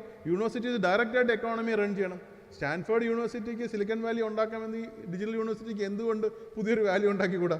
ആ ഒരു തോട്ട് പ്രോസസ്സിൽ നമ്മളിപ്പോൾ കുറേയേറെ മേഖലകളിൽ ലാർജർ എക്കണോമിക് ഡെവലപ്മെൻറ്റിന് വേണ്ടിയിട്ടുള്ള സപ്പോർട്ട് സിസ്റ്റംസ് ക്രിയേറ്റ് ചെയ്യണം. അതിൻ്റെ ആദ്യത്തെ പടിയായിട്ട് ഗ്രാഫീൻ എന്ന് പറയുന്ന ഒരു പുതിയ മെറ്റീരിയൽ, വേൾഡിലെ ഒരു പുതിയ മെറ്റീരിയലാണ്, നമുക്ക് എല്ലാവർക്കും ഉപകാരപ്പെടുന്ന ഒരു മെറ്റീരിയലാണ്, നാനോ മെറ്റീരിയലാണ്. ഗ്രാഫീൻ്റെ എക്കോ സിസ്റ്റം കേരളത്തിൽ കൊണ്ടുവരാൻ വേണ്ടിയിട്ട് ഡിജിറ്റൽ യൂണിവേഴ്സിറ്റി ട്രൈ ചെയ്യുന്നുണ്ട്. ലോകത്തെ പ്രശസ്തരായ പല യൂണിവേഴ്സിറ്റികളും നമ്മളുമായിട്ട് കോമ്പൈൻ ചെയ്യുന്നു. അപ്പോൾ ഇതേപോലെയുള്ള മേഖലകൾ നമ്മൾ പലയിടത്തും കൊണ്ടുവരും. അതിലും നിങ്ങൾക്ക് അതൊരു റിസർച്ച് സെമി റിസർച്ച് ഇൻട്രസ്റ്റ് ആണ്, അതിലും വേണമെങ്കിൽ അസോസിയേറ്റ് ചെയ്യാം. അപ്പോൾ ചുരുക്കി പറഞ്ഞാൽ we have courses in newer areas, many of them are free, you can subscribe to that. Second is specific ആയിട്ട് എന്തെങ്കിലും പ്രൊജക്റ്റുകൾ വേണമെന്നുണ്ടെങ്കിൽ നമുക്ക് സപ്പോർട്ട് ചെയ്യാൻ പറ്റും. മൂന്നാമത് ഈ പറഞ്ഞ പ്രൊജക്റ്റുകളിലൊക്കെ ഇൻവോൾവ് ചെയ്യും. കാര്യം ഡിജിറ്റൽ വേൾഡ് എന്ന് പറയുന്നത് കൊളാബറേഷൻ്റെയും കൺവേർജൻസിൻ്റെയും ലോകമാണ്. അപ്പോൾ ഡിജിറ്റൽ യൂണിവേഴ്സിറ്റിയുടെ ഫിലോസഫി അത് തന്നെയാണ്, എങ്ങനെ കൺവേർജ് ചെയ്യാം, എങ്ങനെ കൊളാബറേറ്റ് ചെയ്യാം എന്നതാണ്.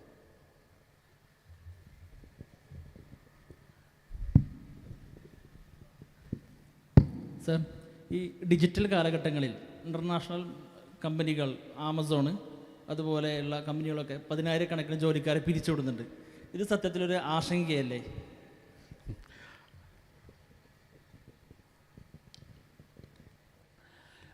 അത് ഇത് ഞാൻ ആദ്യം, അതുകൊണ്ടാണ് ഞാൻ ആ എക്സാമ്പിൾ ആദ്യമേ പറഞ്ഞത്. അതായത് ഒരു കാറ് വന്നപ്പോൾ കുതിരവണ്ടിയും കളവണ്ടിയും ഓടിക്കുന്ന ആൾക്കാർക്ക് ജോലി പോകുമെന്നുള്ളത് നാച്ചുറലാണ്. ചാറ്റ് GPT വരുമ്പോൾ കുറേയേറെ ജോലികൾ പോകും. കാര്യം AI will replace people, right? പക്ഷേ അതിനർത്ഥം അവർ പുതിയ ജോലികൾ എടുക്കുന്നില്ല എന്നുള്ളതാണ്. ഇന്ന് നിങ്ങൾ കാണുന്ന പല ജോലികളും ഒരുപക്ഷെ നേരത്തെ ഉണ്ടായിരുന്നില്ല, അല്ലേ? ഇന്ന് യൂട്യൂബർ എന്ന് ഇപ്പോൾ ചില കുട്ടികളോട് ചോദിച്ചാൽ നിങ്ങൾക്ക് എന്താവണം എന്ന് ചോദിച്ചാൽ യൂട്യൂബർ ആവണം എന്ന് പറയുന്നത്. അപ്പോൾ പേരൻസിന് ഭയങ്കര ദേഷ്യം വരും.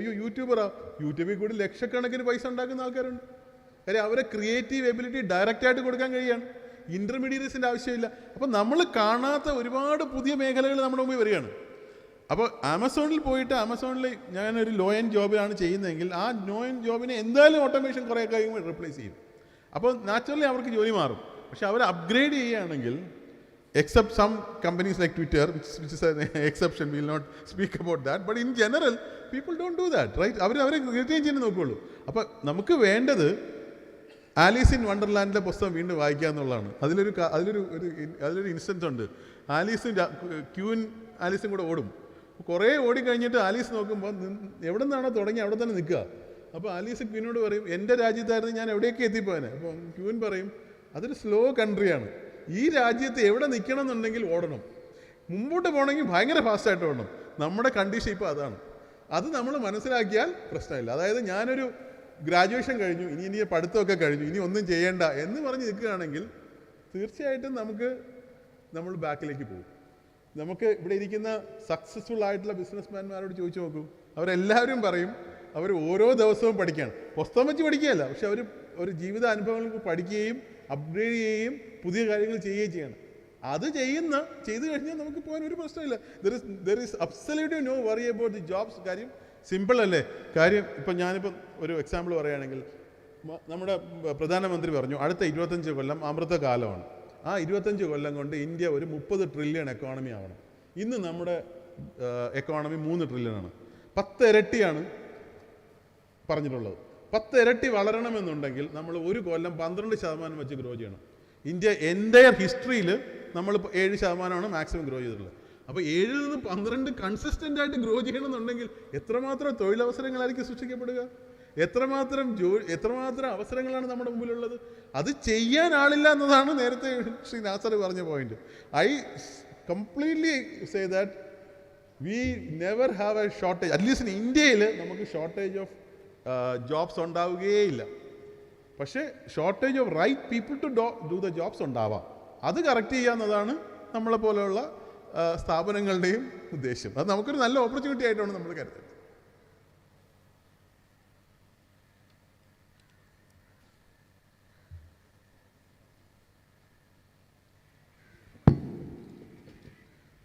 സാറേ, ഞാൻ ആദ്യമായിട്ട് അപ്രീഷിയേറ്റ് ചെയ്യാണ്. വളരെ ഉപകാരപ്രദമായിട്ടുള്ള, ഞങ്ങൾക്കൊന്നും അറിയാത്തൊരുപാട് കാര്യങ്ങൾ പറഞ്ഞതിന് ഹൃദയത്തിൽ നിന്ന് താങ്ക്സ് പറയുകയാണ്. ഞങ്ങൾക്ക് ഈ ഡിജിറ്റൽ യൂണിവേഴ്സിറ്റിയെക്കുറിച്ച് അറിയണമെന്നുണ്ട്. ഇപ്പോൾ സാധാരണ നമ്മൾ കാലിക്കറ്റ് യൂണിവേഴ്സിറ്റിയിലൊക്കെ ആണെങ്കിൽ ഒരുപാട് കോളേജിന് അഫിലിയേറ്റ് കൊടുക്കാറുണ്ട്. ഇങ്ങനെ ഡിജിറ്റൽ യൂണിവേഴ്സിറ്റിൻ്റെ കീഴിൽ ഏതെങ്കിലും കോളേജുകളുണ്ടോ, അതോ ഓൺലൈനിലൂടെയാണോ കുട്ടികൾ പഠിക്കുന്നത്? ഉണ്ടെങ്കിൽ മലബാർ ഏരിയയിൽ ഏതെങ്കിലും കോളേജുകൾ അഫിലിയേറ്റ് ചെയ്ത സ്ഥാപനങ്ങളുണ്ടോ? അതുപോലെ തന്നെ സാർ നേരത്തെ പറഞ്ഞിട്ടുണ്ടായിരുന്നു AI വില്ലേജ് എന്നതുകൊണ്ട് ആർട്ടിഫിഷ്യൽ ഇൻ്റലിജൻറ്റേയും വെർച്വൽ ഇൻ്റലിജൻറ്റിൻ്റെയും ഒക്കെ ലാബ് ഉണ്ടാക്കുന്നുണ്ട്. ഈ മലബാർ ഏരിയയിൽ ഡെക്സ്ഫോർഡിൽ വെച്ച് അതിൻ്റെ ലാബ് സൗകര്യം ഒരുക്കുന്നതിന് വേണ്ടിയുള്ള എന്തെങ്കിലും കാര്യങ്ങൾ ചെയ്യാൻ സാർക്ക് കഴിയുമെങ്കിൽ വളരെ സന്തോഷമായിരുന്നു. കാരണം മലബാറിൽ തന്നെ ആദ്യത്തെ ഒരു കാൽവെപ്പായിട്ട് മാറും എന്ന് ഞങ്ങൾക്ക് പ്രതീക്ഷയുണ്ട്. ഓക്കെ, ആദ്യമായിട്ട് ഇത് ഒരു നോൺ അഫിലിയേറ്റിംഗ് യൂണിവേഴ്സിറ്റിയാണ്, അഫിലിയേറ്റിംഗ് അല്ല. കാരണം NEPയുടെ കൺസെപ്റ്റ് അനുസരിച്ചും അഫിലിയേഷൻ എന്നുള്ള അഫിലിയേഷൻ കൺസെപ്റ്റ് നമുക്ക് മാത്രമേ ഉള്ളൂ. ലോകത്ത് ആരും ഇപ്പോൾ അഫിലിയേറ്റ് ചെയ്യാറില്ല. ഞാനൊരു നേരത്തെ ഒരു പഠനത്തിൻ്റെ ഭാഗമായിട്ട് ഇന്ത്യയുടെയും യൂറോപ്പിൻ്റെയും കൂടി കമ്പാരിസൺ എടുത്തു. നമ്മൾ യൂറോപ്യൻ സിസ്റ്റമാണല്ലോ അഡോപ്റ്റ് ചെയ്തത്. അപ്പോൾ നമ്മുടെ ഇവിടെ അഫിലിയേറ്റിംഗ് യൂണിവേഴ്സിറ്റിയാണ്. ഇൻഫാക്ട് നമ്മുടെ പല യൂണിവേഴ്സിറ്റികളും ചെയ്യുന്നത് പരീക്ഷ നടത്തുക എന്നുള്ളതാണ്. മെയിൻ ജോബും പരീക്ഷ നടത്തുക എന്നുള്ളതാണ്. അപ്പോൾ അതുകൊണ്ട് ഞങ്ങൾ കമ്പയർ ചെയ്തപ്പോൾ അവർ പറഞ്ഞു ഞങ്ങൾ ഈ അഫിലിയേറ്റിംഗ് സിസ്റ്റമൊക്കെ കളഞ്ഞിട്ട് കൊല്ലങ്ങളായി. ഇവിടെ എല്ലാവരും ഇൻഡിപെൻഡൻ്റ് ആണ്. എല്ലാവരും ഐദർ ഓട്ടോണമസ് ആയിരിക്കും, അല്ലെങ്കിൽ ഒരു കമ്മ്യൂണിറ്റി കോളേജ് ആയിരിക്കും, അല്ലെങ്കിൽ ഒരു ലാർജർ യൂണിവേഴ്സിറ്റി ആയിരിക്കും. അപ്പോൾ ഞങ്ങളുടെ കൺസെപ്റ്റും അതാണ്. We don't affiliate. We don't want to waste our time in conducting exams. ഇപ്പോൾ നിങ്ങൾക്ക് ഇപ്പോൾ കൊച്ചിൻ യൂണിവേഴ്സിറ്റി ഈസ് ഡിഫറൻറ്റ്. പക്ഷേ മറ്റുള്ള യൂണിവേഴ്സിറ്റികൾ എടുക്കുകയാണെങ്കിൽ കേരള യൂണിവേഴ്സിറ്റി സാറിനറിയാം, കേരള യൂണിവേഴ്സിറ്റിയിലും കാലിക്കറ്റ് യൂണിവേഴ്സിറ്റിയിലൊക്കെ പരീക്ഷ നടത്താൻ വേണ്ടിയിട്ടുള്ള ഒരു സിസ്റ്റം എന്ന് പറയുന്നത് ഹ്യൂജാണ്. കാര്യം നമ്മുടെ ആ ഒരു മോഡലിലാണ് നമ്മൾ അതിനെ ഡെവലപ്പ് ചെയ്ത് കൊണ്ടുവന്നത്. അതിൽ നിന്ന് മാറിയിട്ടുള്ള ഒരു മോഡലാണ് നമുക്കുള്ളത്. അപ്പോൾ അതുകൊണ്ട് അഫിലിയേഷൻ മോഡൽ നമുക്കില്ല. പക്ഷേ നമുക്ക് കോളേജുകളെ സപ്പോർട്ട് ചെയ്യാൻ പറ്റും. ഇപ്പം ഞങ്ങൾ റിസർച്ച് സെൻറ്റേഴ്സ് പ്രൈവറ്റ് കോളേജിൽ കൊടുത്തു തുടങ്ങിയില്ല, തുടങ്ങിയിട്ടേ ഉള്ളൂ. ഗവൺമെൻറ്റിൻ്റെ ഇൻസ്റ്റിറ്റ്യൂഷൻസിൽ റിസർച്ച് സെൻറ്റേഴ്സ് കൊടുക്കുന്നുണ്ട്. അതുപോലെ ഒരു റീജിയണൽ റിസർച്ച് സെൻറ്റർ എന്നുള്ള കൺസെപ്റ്റ് ഇനി ഓപ്പൺ അപ്പ് ആവും കുറച്ച് കഴിയുമ്പോൾ, അതൊരു ഓപ്ഷനാണ്. പക്ഷേ രണ്ടാമത് താങ്കൾ പറഞ്ഞു, അതായത് ഇപ്പോൾ എയിലോ അല്ലെങ്കിൽ മറ്റേതിലേക്കുള്ള സഹായമെന്ന്, that is something which we can definitely give. ഇവിടെ ഞാൻ വീണ്ടും പറയട്ടെ, ഞങ്ങളുടെ യൂണിവേഴ്സിറ്റി എടുത്ത് ഒമാനിൽ നിന്നും പുറത്ത്, അതായത് വേറെ രാജ്യങ്ങളിൽ നിന്നൊക്കെ ആൾക്കാർ വന്ന് ചോദിച്ചിട്ടുണ്ട്. അപ്പോൾ ആദ്യമായിട്ടാണ് കേരളത്തിൽ നിന്ന് ഒരാൾ ചോദിക്കുന്നത്. ഇതാണ് common issue.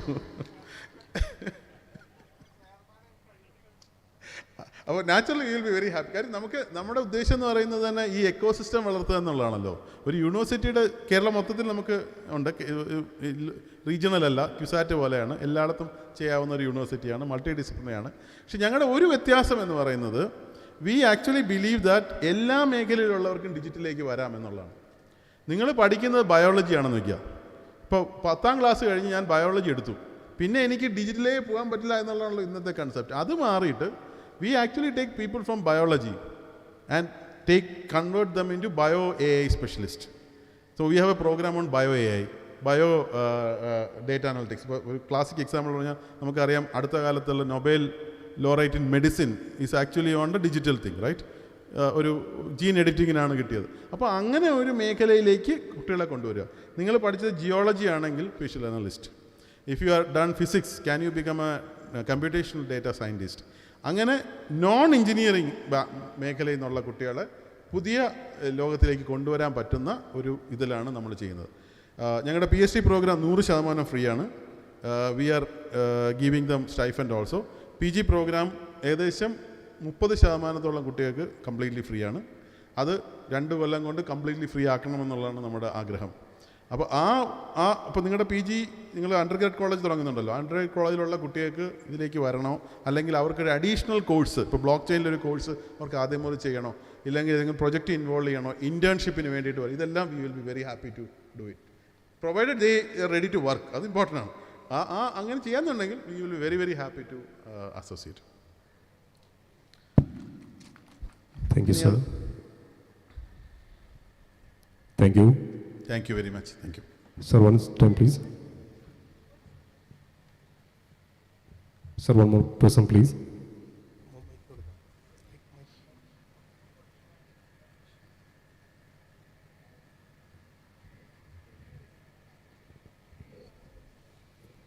Sir, Adimai, thanks. Science integration with the technology, it's possible. But at the same time, what do you talk about the integration with arts, humanities, subjects? Yes, very good. Good question. In fact ഞങ്ങൾക്കൊരു centre for digital transformation of culture എന്ന് പറഞ്ഞൊരു സാധനം തുടങ്ങി. Basically we look at how do we use newer technologies in the arts and humanity space. ഒരുപക്ഷെ ഒരു school of digital humanities കേരളത്തിൽ ആദ്യമായിട്ട് തുടങ്ങിയത് ഈ യൂണിവേഴ്സിറ്റിയിലാണ്. We have a school of digital humanities and liberal arts. അപ്പോൾ അതിൽ നമ്മൾ ഇതേപോലെ കൺവെൻഷണൽ ആയിട്ടുള്ള ആർട്ട് മേഖലയിൽ ഉള്ളവരെ എങ്ങനെ നമുക്ക് ടെക്നോളജി അതിലേക്ക് ഉപയോഗിക്കാൻ കഴിയും.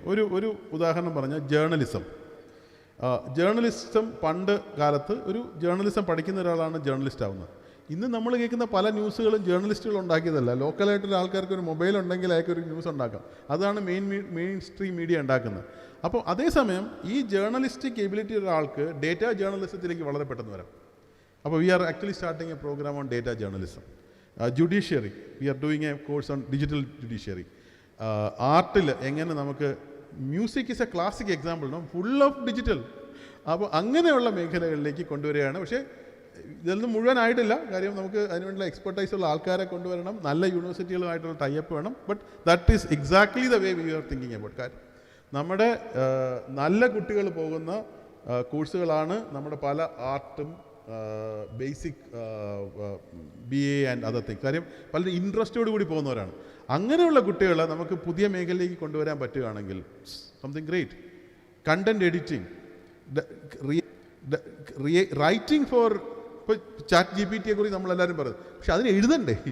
അത് എഴുതുന്നവരാണ്. അതിന് എഴുതണമെങ്കിൽ നല്ല ലാംഗ്വേജ് സ്കിൽസ് ഉള്ള ഒരാളാണോ? അതാണല്ലോ കൊടുക്കുന്നത്. അപ്പോൾ അങ്ങനെയുള്ള സ്കിൽസിന് വേണ്ടിയിട്ടുള്ള സാധനങ്ങൾ ചെയ്യുന്നതും നമ്മൾ ചെയ്യുന്നുണ്ട്. കൺവെൻഷണൽ ആർട്ട് ഫോംസിന് എങ്ങനെ പുതിയ മേഖലയിലുള്ള ടെക്നോളജികളുമായിട്ട് കമ്പൈൻ ചെയ്ത് ചെയ്യുന്നതിന് വേണ്ടിയിട്ടുള്ള സാധനങ്ങളും റിസർച്ച് നടക്കുന്നുണ്ട്. കോഴ്സുകളും അടുത്ത് തന്നെ വരുന്നുണ്ടാവും.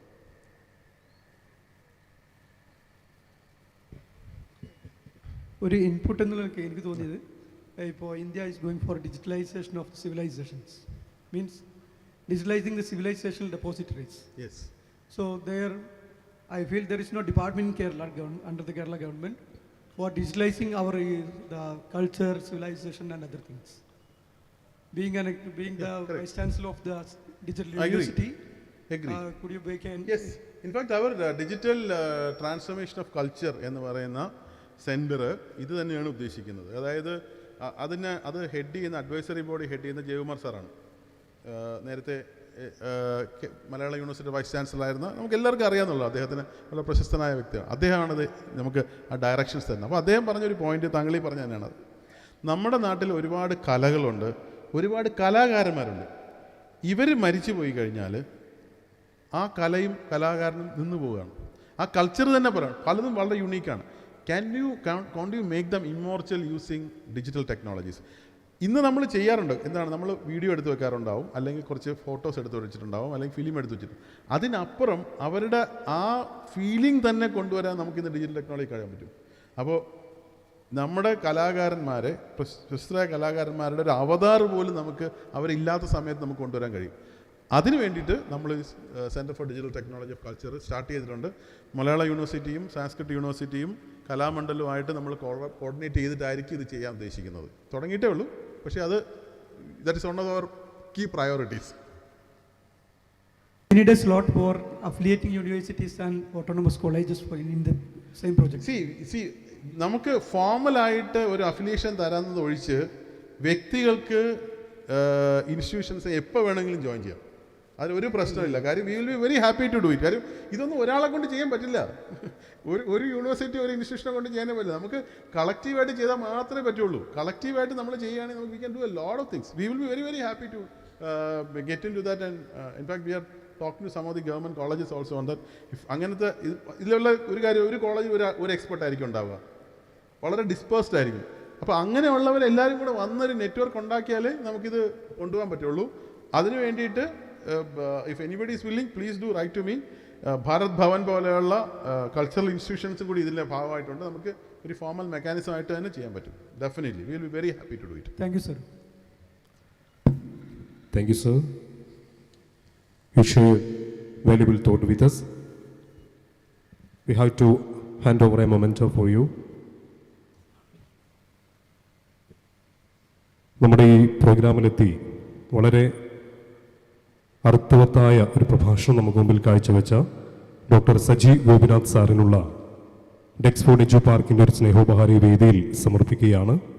ആദരണീയനായ chairman E P. Muhammad Ali sir, managing director Farid Rahmani sir,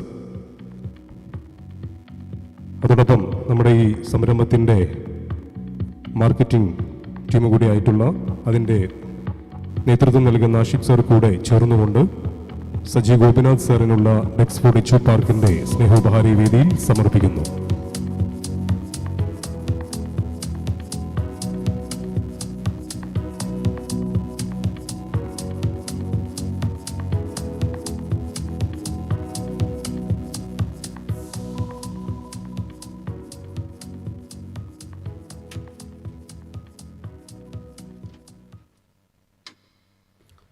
നമുക്ക് അൽഹംദുലില്ലാ നല്ലൊരു സ്പീച്ചാണ് നമുക്ക് കിട്ടിയത്. അൽഹംദുലില്ലാ അദ്ദേഹത്തിൻ്റെ സംസാരം നിർത്തുന്നതിലാണ് നമുക്ക് വിഷമമുള്ളത്. കുറേയും കൂടെ സംസാരിച്ചിട്ടുണ്ടെങ്കിൽ കുറേയും കൂടെ നോളജ്, സത്യത്തിൽ ഈ നമുക്കൊക്കെ നോളജ് കിട്ടുന്നത് സംസാരിക്കുന്ന ആൾക്കാരുടെ അടുത്താണ്. അത് ഒരിക്കലും മറക്കാൻ പറ്റാത്തതാണ്. കാരണം നമ്മൾ നേരെ ഡയറക്റ്റ് ഇൻജക്ഷനാണ് നമുക്ക് കിട്ടുന്നത്. കാരണം പുസ്തകം വായിച്ചാൽ കിട്ടുന്നില്ല. ഇത് ഓരോരുത്തർ സംസാരിക്കുന്ന സമയത്ത് ഇത് കയറി കഴിഞ്ഞാൽ ഒരിക്കലും മറക്കില്ല. ഇപ്പം നിങ്ങൾ പറഞ്ഞ ഓരോ കഥകൾ, ഓരോ കാര്യങ്ങൾ ഒരിക്കലും മറക്കാൻ പറ്റില്ല. പക്ഷേ സാറിനോട് ചെറിയ പോയിൻ്റ് എനിക്ക് പറയാനുള്ളതെന്ന് വെച്ചാൽ നിങ്ങളെ ഇതിൽ കൊണ്ടുവരാനുള്ള ഒരു സംഭവങ്ങൾ പറഞ്ഞെനിക്ക് വളരെ സന്തോഷമായി. എന്താ താളൂർ, എവിടെ തൂളൂർ അല്ലേ? ഈ എന്താ സ്ഥലത്തിൻ്റെ പേര്? താളൂർ. ഈ താളൂർ എന്ന് പറഞ്ഞ സ്ഥലം ഇത് ഞങ്ങൾ സൗദി അറേബ്യയിൽ നിന്ന് ഉണ്ടാക്കി കൊടുത്തൊരു സ്ഥലമാണ്. ഇതിൻ്റെ ഒരു സ്റ്റോറി ഞാൻ പറഞ്ഞുതരാം. നിങ്ങൾ അറിവിലേക്ക് വേണ്ടി പറയാൻ വേണ്ടിയിട്ടാണ്. നമ്മളത് ഇപ്പോൾ ഈ എഡ്യൂക്കേഷൻ ഫീൽഡ് വന്നപ്പോൾ നിങ്ങൾക്ക് എൻ്റെ നോളേജ് കിട്ടാൻ ഞാൻ അടുത്ത പ്രാവശ്യം പോകുമ്പോൾ നിങ്ങൾ എവിടെയെങ്കിലും പറയുമ്പോൾ എന്നിങ്ങനെ മുഹമ്മദ് അലി എന്നൊരു ചെയർമാനെ കണ്ടിരുന്നു, ഞാൻ സംസാരിച്ചപ്പോൾ അയാൾക്ക് ഇത് ഇങ്ങനെ എനിക്ക് തന്നു എന്നൊക്കെ പറയാം. ഇതിൻ്റെ ഹിസ്റ്ററി എന്താണെന്ന് ചോദിച്ചു കഴിഞ്ഞാൽ ഈ മുഹമ്മദ് അലി ഷിഹാബ് തങ്ങൾ എന്ന് പറഞ്ഞാൽ നമുക്ക് വളരെ അടുത്ത ഒരു ഇതാണ്. എന്നെ സംബന്ധിച്ച് എൻ്റെ ഫസ്റ്റ് മോളെ കല്യാണത്തിന് ഞാൻ ഒരു മുജാഹിദ് ആശ്രയക്കാരനാണ്. എൻ്റെ ഹിസ്റ്ററി അതാണ്. അപ്പോൾ ഇദ്ദേഹത്തെ നിക്കാഹിന് കൊണ്ടുവന്നു. അതിൽ നമ്മൾ കുറേ ആൾക്കാർ പറഞ്ഞിട്ട് പറഞ്ഞു ഞങ്ങളാരും എൻ്റെ കല്യാണത്തിനുമില്ല, ഞങ്ങൾ പിന്നെ സുന്നി മുജാഹിദ് ആശ്രയക്കാരാണ്, ഇത് സുന്നിയാണെന്നൊക്കെ പറഞ്ഞു. അപ്പോൾ ഞാൻ പറഞ്ഞു നമ്മളെ കൊന്നല്ലേ. കുറേ ആൾക്കാരൊക്കെ അങ്ങോട്ടും പറഞ്ഞു. പക്ഷേ അദ്ദേഹത്തിന് എന്നോട് അത്ര സ്നേഹമായിരുന്നു. അങ്ങനെ എൻ്റെ ആളെ കല്യാണം വന്ന് ഇയാൾ നിക്കാഹ് കഴിച്ചു പോയി. അങ്ങനെ ഇയാളെ മരണത്തിന് ശേഷം ഇയാളെ മോന് മുനവർ തങ്ങൾ ഞങ്ങളത് ജിദ്ദയിൽ വരലും മരിച്ചിട്ടില്ല, അതിൻ്റെ 9 തവണ. അതിൻ്റെ മുമ്പ് ഞങ്ങളോട്, അതായത് ജിദ്ദ കമ്മ്യൂണിറ്റിനോട് റിക്വസ്റ്റാണ്, ഈ താളൂർ നമ്മൾ അവിടെ ഉള്ള എത്തിങ്ങാനി പഠിച്ച ഒരാളുണ്ട്, ആളെ പേര് എനിക്ക് ഓർമ്മ തന്നില്ല, അദ്ദേഹത്തിനെ സപ്പോർട്ട് ചെയ്യാൻ വേണ്ടിയിട്ട് ഈ താളൂരിലുള്ള ഈ സ്ഥലം വാങ്ങാനും അതിലേക്ക് ബിൽഡിംഗ് കൺസ്ട്രക്ട് ചെയ്യാനും ഞങ്ങൾ ജിദ്ദ കമ്മ്യൂണിറ്റിനോട് അത് പൂർത്തിയാക്കി കൊടുത്തു. അത് കംപ്ലീറ്റ് ഞങ്ങൾ പൂർത്തിയാക്കി കൊടുത്തു. ഇപ്പോൾ ഞങ്ങൾ 2 വീട് അവിടെ കിടക്കുന്നുണ്ട്, നമ്മളെ കുറേ ലാൻഡ് കിടക്കുന്നുണ്ട്. അതിൻ്റെ ഹിസ്റ്ററിയൊക്കെ നമുക്ക് ഇതുണ്ടെങ്കിൽ തൊട്ടടുത്തിരിക്കുന്ന ആൾക്കാർക്ക് അറിയും. പക്ഷേ ഞാൻ ഞങ്ങൾ അത്രയും അതിന് മുമ്പേ പാസ്റ്റിൽ തന്നെ നമ്മൾ എഡ്യൂക്കേഷന് വേണ്ടിയിട്ട് നിങ്ങൾ പറഞ്ഞു അവിടെ നിന്നുള്ള കുട്ടികളെ എടുത്തിട്ടാണ് പുറത്തേക്ക് ആൾക്കാരെ കൊണ്ടുപോകുന്നത് പറഞ്ഞു. ഇന്ന് ഞാൻ നമ്മളെ ഉസ്താദിനോട് പറയണം ഇവിടെയും അതേമാതിരി നല്ല നല്ല കുട്ടികളും അതിലും നല്ല കുട്ടികളും ഉണ്ടാക്കി കൊണ്ടുപോകണം. അത് അടുത്തൊരു സ്പീച്ചിൽ നിങ്ങൾ കവർ ചെയ്യണം ഇൻഷാഅല്ലാ. എഡ്യൂക്കേഷനിൽ അതായത് നമ്മൾ പറയുന്നത് വെറും ഒരു കുട്ടികളെ ഒരു പുസ്തകം പുഴു ആക്കിയിട്ട് നമ്മൾ വെറും എഡ്യൂക്കേഷൻ അങ്ങനെയല്ല കൊടുക്കേണ്ടത്. ഇത് skill, it is A very important thing. എന്തായാലും കുട്ടികളെ പഠിപ്പിക്കുക എന്നുള്ളത്, എങ്ങനെ ജീവിക്കുക, എങ്ങനെ നമ്മൾ ഫ്യൂച്ചറിൽ വരിക എന്നുള്ളത് കുട്ടികളെ പഠിപ്പിക്കുക എന്നുള്ളത് വലിയൊരു സംഭവമാണ്. ഇൻഷാഅല്ലാ ഞങ്ങളെല്ലാവരും ഒരുമിച്ച് വർക്ക് ചെയ്തുകൊണ്ട് അതിനെ ഞങ്ങളെ ഈ ഗ്രാമത്തിൽ വെച്ചുകൊണ്ട്, ഇത് അത്ര ചെറിയ ഗ്രാമമൊന്നുമല്ല, വളരെ നല്ല ബ്യൂട്ടിഫുള്ളായി, അതായത് ഇവിടുത്തെ ജനങ്ങൾക്ക് വളരെ സന്തോഷം ആത്മാർത്ഥയും സ്നേഹം ഉള്ളതാണ്. അതുകൊണ്ടാണ് ഞാനൊക്കെ തൂളൂർ പോയിട്ട് ഇത് ചെയ്തു എന്നുള്ളതും കൂടി നിങ്ങൾ മനസ്സിലാക്കണം. Anyway thank you. നിങ്ങളെ സംസാരിക്കും വളരെ സന്തോഷമായി. ഇനിയും ഇതേമാതിരിയുള്ള പ്രസംഗത്തിൽ നിങ്ങൾ ഒരിക്കലും ഞങ്ങൾ വിളിച്ചാൽ വരാതിരിക്കരുത്. നിങ്ങൾ എവിടെ വന്നാലും വെക്കണം. പക്ഷേ ഇന്ന് എനിക്ക് ചെറിയൊരു വിഡ്ഢിത്തരം പറ്റി ഞങ്ങളതില്ല. ഈ ഗസ്റ്റ് ഒന്നും എൻ്റെ വീട്ടിൽ കൊണ്ട് എനിക്ക് സ്വീകരിക്കാൻ പറ്റിയില്ല. അത് എന്തോ നമ്മളെ ആ മുസ്താദിൻ്റെ ഒരു മിസ്റ്റേക്ക് പറ്റിയതാണ്. അപ്പോൾ ഞാൻ പറഞ്ഞു അടുത്തൊരു ഫംഗ്ഷൻ ഉണ്ടെങ്കിൽ ലഞ്ചോ അല്ലെങ്കിൽ ഡിന്നർ ആയാലും നമ്മളെ വീട്ടിലായിരിക്കും ഇൻഷാ അല്ലാ. Anyway thank you. അസ്സലാമു അലൈക്കും. Thank you, sir. Now let us call upon Muhammad Shafiqi, Head of Department at School of Management Studies, NIT Calicut, for an academic talk. Sir, please.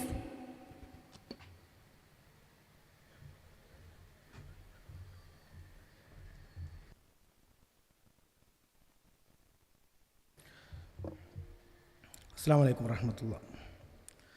Respected Chairman, my mentor Professor Dr. Saji Gopinath, and my beloved friends, colleagues, and dignitaries on the dais and off the dais, and beloved people around. It gives me immense pleasure, and I am greatly privileged to be part of this event, Duxford. I am also privileged to be part of the dais today as part of this event. In fact, I can't express in my words. It is also a great challenge to talk after Dr. Saji Gopinath with such a wonderful inspirational talk and lot of points communicated to everyone. അപ്പോൾ അദ്ദേഹത്തിൻ്റെ ഒരു സംസാരശേഷം നമ്മൾ സംസാരിക്കുമ്പോഴുണ്ടാവുന്ന ആ ഒരു പ്രശ്നവും അതോടൊപ്പം സമയവും അതൊരു കൺസ്ട്രെയിൻ ആയിക്കൊണ്ട് ഞാൻ ഉൾക്കൊണ്ടുവന്നു. വളരെ പെട്ടെന്ന് തന്നെ ഞാൻ എൻ്റെ ഭാഷണം അവസാനിപ്പിക്കുന്നതാണ്. ഒരു പ്രസൻറ്റേഷനിലേക്കൊന്നും ഞാൻ കാര്യമായിട്ട് പോകുന്നില്ല.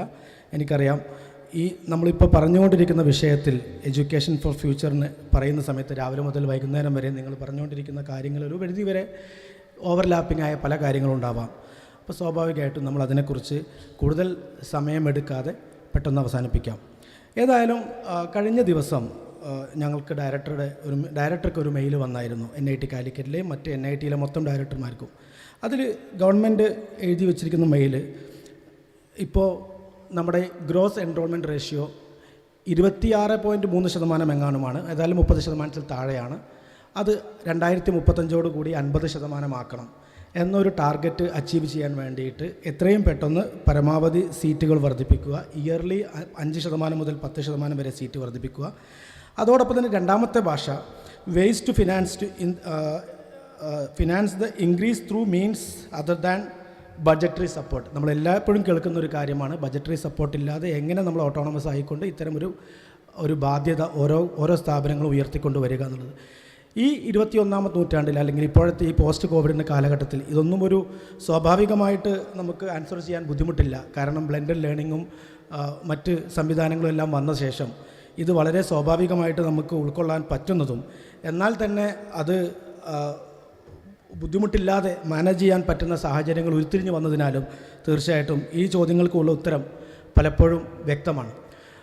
എന്തെന്നാൽ ഇപ്പോൾ ഞാൻ അതിനോടൊപ്പം തന്നെ ഞങ്ങളോട് ഡയറക്ടർ സംബന്ധിച്ചപ്പോൾ പറഞ്ഞ കാര്യം, ഏകദേശം IIT മദ്രാസ് 10,000-ൽ താഴെ വിദ്യാർത്ഥികൾ മാത്രം താമസിച്ച് പഠിക്കുന്ന ആ സ്ഥാപനം 1,00,000 എൻറോൾമെൻറ്റിന് വേണ്ടി ടാർഗറ്റ് ചെയ്യുകയാണ്. അതെങ്ങനെയായാലും ക്യാമ്പസിലായിരിക്കില്ല, ക്യാമ്പസിൻ്റെ പുറത്തും ഓഫ് ക്യാമ്പസുകളിലും മറ്റും ഓൺലൈനും ആയിക്കൊണ്ട് തന്നെ ആയിരിക്കണമല്ലോ തീർച്ചയായിട്ടും ഗവൺമെൻറ് അതിനെ കാണുന്നത്.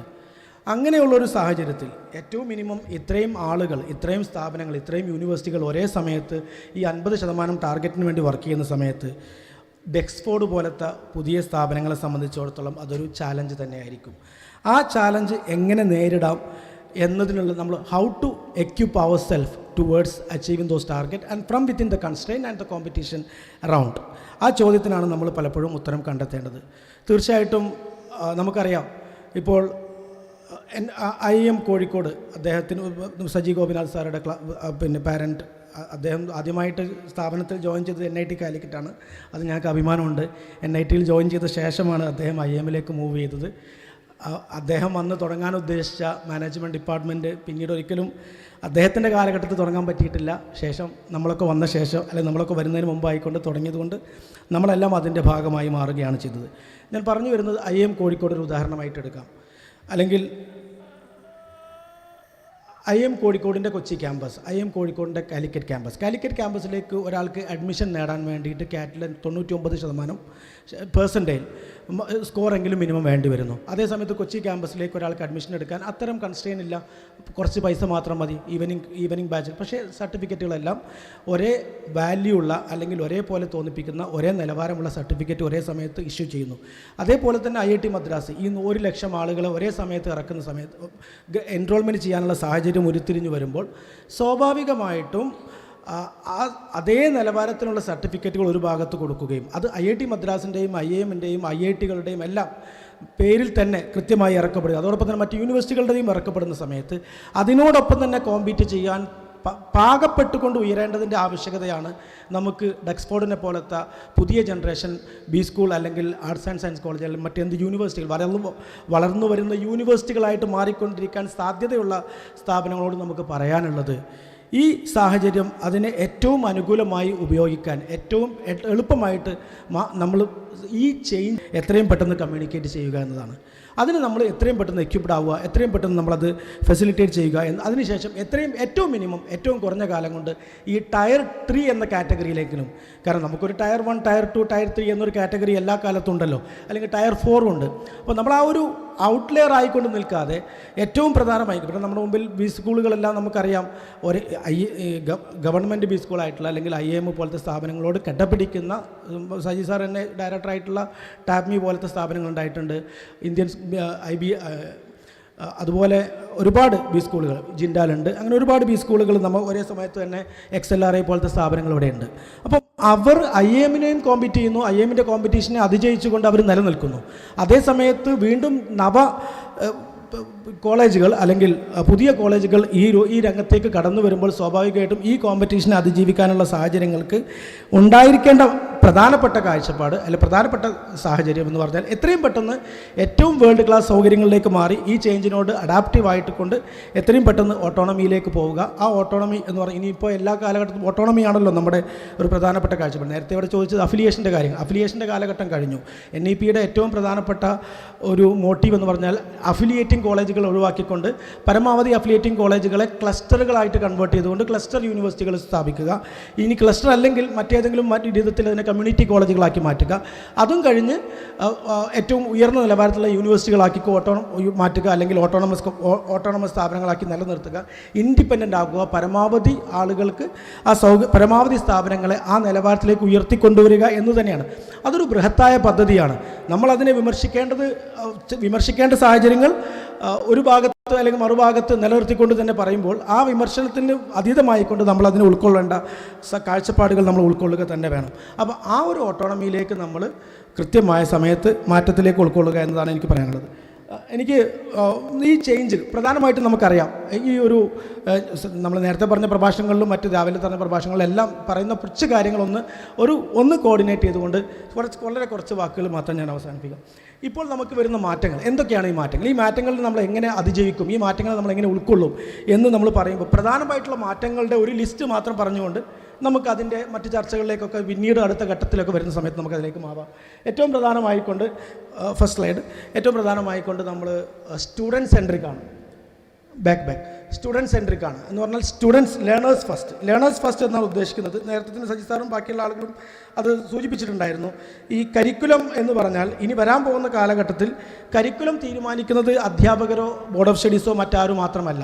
ഇവിടെ വരാൻ പോകുന്ന കാലഘട്ടത്തിൽ academic bank of credit ABC നിലവിൽ വന്നു കഴിഞ്ഞു. UGC അതിനെ മുന്നോട്ട് വെച്ചിട്ടുണ്ട്. ABC എന്ന് പറഞ്ഞാൽ നമുക്ക് ഇവിടുന്ന് ഇത്ര ക്രെഡിറ്റ് എടുത്ത് മറ്റൊരു അർത്ഥത്തിൽ പറഞ്ഞ ഒരു റിയാലിറ്റി ആയിട്ട് വരാൻ പോകുന്നത് IIT മദ്രാസിൽ നിന്ന് ഒരാൾ അല്ലെങ്കിൽ NIT കാലിക്കറ്റിൽ ഒരാൾ BTech ഫസ്റ്റ് ഇയറിന് ജോയിൻ ചെയ്ത് IIT മദ്രാസിൽ നിന്ന് ഗ്രാജുവേറ്റ് ചെയ്ത് ഇറങ്ങിപ്പോകുന്ന രീതിയിലേക്കുള്ള പിൽക്കാല സാഹചര്യങ്ങൾ നമുക്ക് പ്രതീക്ഷിക്കാം. അതോടൊപ്പം തന്നെ ഇവിടെ നിന്ന് NIT കാലിക്കറ്റിൽ ജോയിൻ ചെയ്തിട്ട് അമേരിക്കയിലെ വാഷിംഗ്ടൺ അക്കോർഡിൻ്റെ അടിസ്ഥാനത്തിൽ ലോകത്തുള്ള എല്ലാ സ്ഥാപനങ്ങളെയും എല്ലാം ഏകീകൃതമായ ഒരു രീതിയിലേക്ക് കൊണ്ടുവരികയും കരിക്കുലം പരമാവധി ഏകോപിപ്പിക്കുകയും അതിനെ അടിസ്ഥാനപ്പെടുത്തിക്കൊണ്ട് അക്രഡിറ്റേഷൻ സംവിധാനങ്ങളെ കൂടുതൽ ത്വരിതപ്പെടുത്തുകയും ചെയ്യുമ്പോൾ സ്വാഭാവികമായിട്ടും എല്ലാ സ്ഥാപനങ്ങളും ഒരുപോലെയായി മാറ്റുക എന്നൊരു അടിസ്ഥാനപരമായിട്ടുള്ള മാറ്റമാണ് വന്നുകൊണ്ടിരിക്കുന്നത്. അപ്പോൾ അക്കാഡമിക് ബാങ്ക് ഓഫ് ക്രെഡിറ്റ് എന്ന് പറഞ്ഞാൽ നമ്മളെ സംബന്ധിച്ചിടത്തോളം നമുക്ക് ഒരു സ്റ്റുഡൻറ്റ് തീരുമാനിക്കുന്നു ഇവിടുന്ന് ഒരു കോഴ്സ് ചെയ്യുന്നു, ആ കോഴ്സിൻ്റെ തുടക്കം ഇവിടുന്ന് എടുത്തിട്ട് സെക്കൻഡ് ഇയർ നമുക്കെല്ലാം JEE 1 നാഷൻ 1 ടെസ്റ്റ് 1 എക്സാം എന്നൊക്കെ പറഞ്ഞു വരുന്നു. എന്നാൽ ഈ ടെസ്റ്റ് കഴിഞ്ഞ് വരുന്ന ആൾ അദ്ദേഹത്തിൻ്റെ ഡിഗ്രി അല്ലെങ്കിൽ അവരുടെ ഡിഗ്രി ഏൺ ചെയ്യുന്നത് മറ്റൊരു യൂണിവേഴ്സിറ്റിയിലായേക്കാം.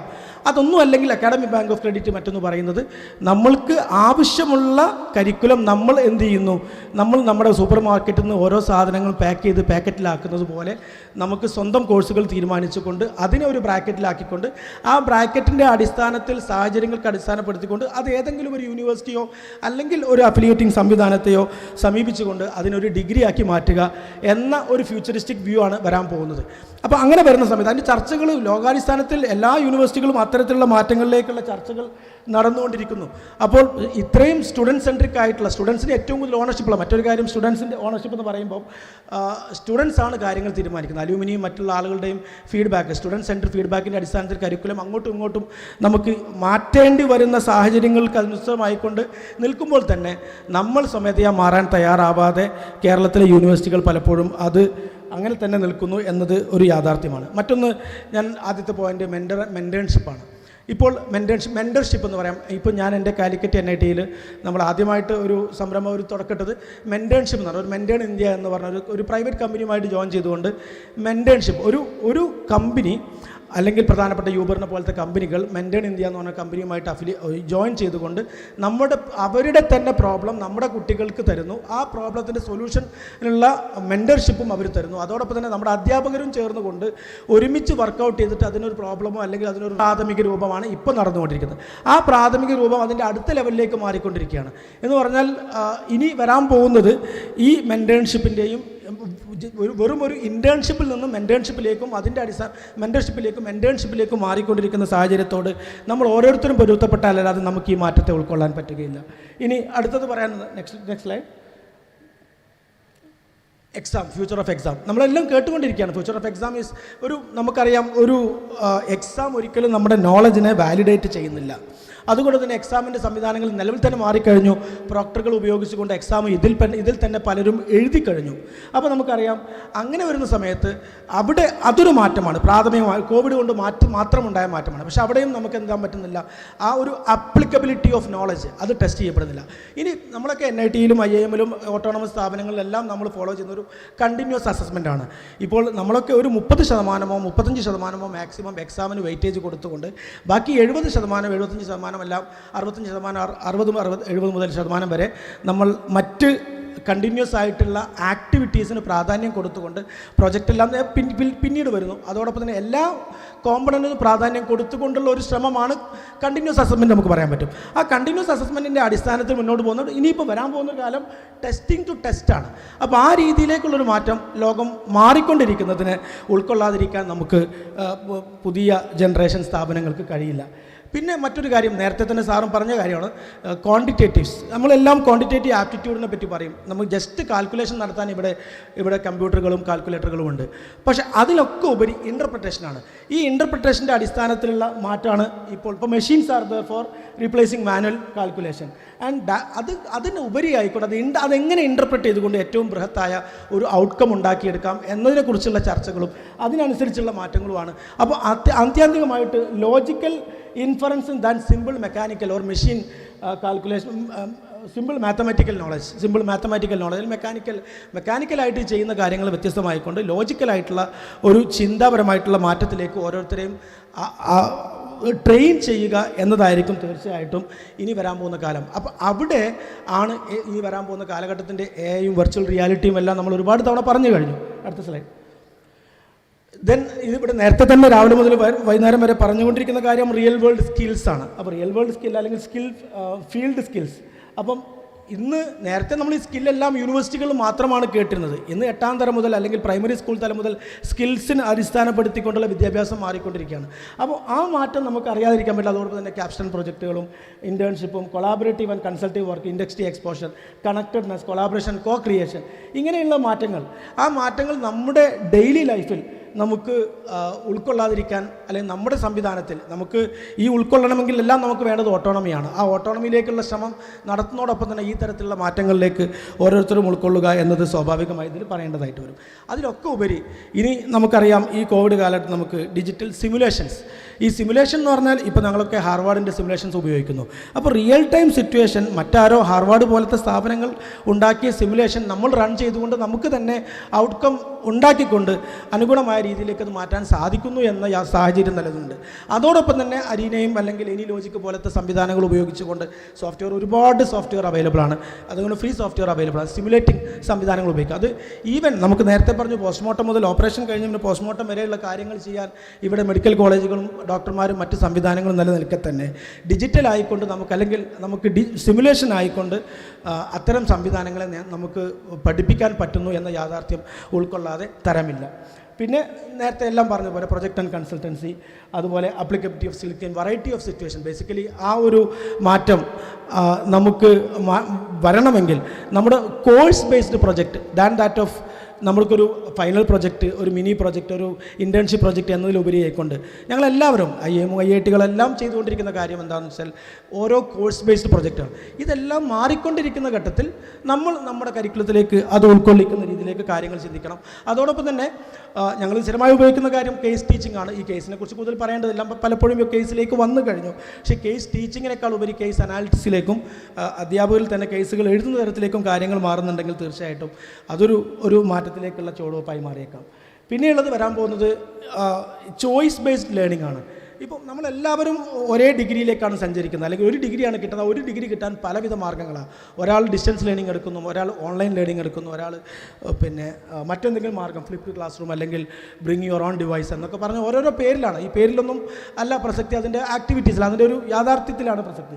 ആ രീതിയിലേക്കുള്ള മാറ്റം നമുക്ക് ഉൾക്കൊള്ളാതിരിക്കാൻ പറ്റില്ല. അപ്പോൾ നമുക്ക് അതിനെല്ലാം ഉതകുന്ന രീതിയിലുള്ള ഒരു സ്വയംഭരണാവകാശം സിദ്ധിച്ചു കഴിഞ്ഞാൽ നമുക്ക് ആ മാറ്റത്തിലേക്ക് നമുക്ക് വളരെ പെട്ടെന്ന് മൂവ് ചെയ്യാൻ പറ്റും. പിന്നെയുള്ളത് ഇനിയുള്ളൊരു മാറ്റം എന്ന് പറഞ്ഞാൽ ഇനി കപ്പാസിറ്റി ബേസ്ഡ് ചോയ്സസ് ആണ്.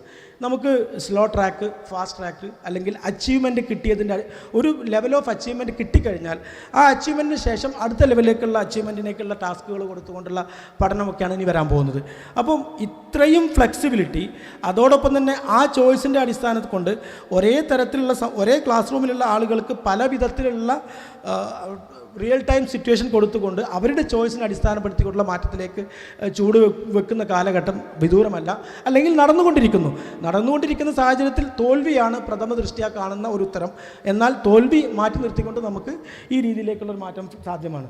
ഫ്ലെക്സിബിൾ ടൈം ആൻഡ് പ്ലേസ് നിങ്ങൾക്കറിയാം. ഇതിപ്പോൾ നിങ്ങൾക്ക് പ്രത്യേകിച്ച് ഈ പോസ്റ്റ് കോവിഡിൻ്റെ സാഹചര്യത്തിൽ പിന്നെ ഏത് ഡൈവേഴ്സ് ഡെസ്റ്റിനേഷൻസിൽ നിന്നുകൊണ്ട് നമുക്കറിയാം ഓരോരുത്തരും അവനവൻ്റെ പഠിപ്പിക്കുന്ന ആളുകളും പഠിച്ചുകൊണ്ടിരിക്കുന്ന ആളുകൾക്കുമെല്ലാം ഒരേപോലെ ഫ്ലെക്സിബിളായ സാഹചര്യം നിലനിൽക്കുന്നുണ്ട്. അപ്പോൾ അങ്ങനെ നിലനിൽക്കുമ്പോൾ സ്വാഭാവികമായിട്ടും ആ ഒരു സാഹചര്യം, ആ ഫ്ലെക്സിബിലിറ്റി, അതെല്ലാം അഡാപ്റ്റ് ചെയ്യുക. അതോടൊപ്പം തന്നെ ഇന്ന് ഗവൺമെൻറ് ഏറ്റവും കൂടുതൽ മുന്നോട്ട് വെക്കുന്നത് കോഴ്സറ പോലത്തെ അല്ലെങ്കിൽ യുഡമി പോലത്തെ കോഴ്സുകൾക്ക് ഇന്ത്യയിൽ തന്നെ ഏറ്റവും സുലഭമാവുന്നു.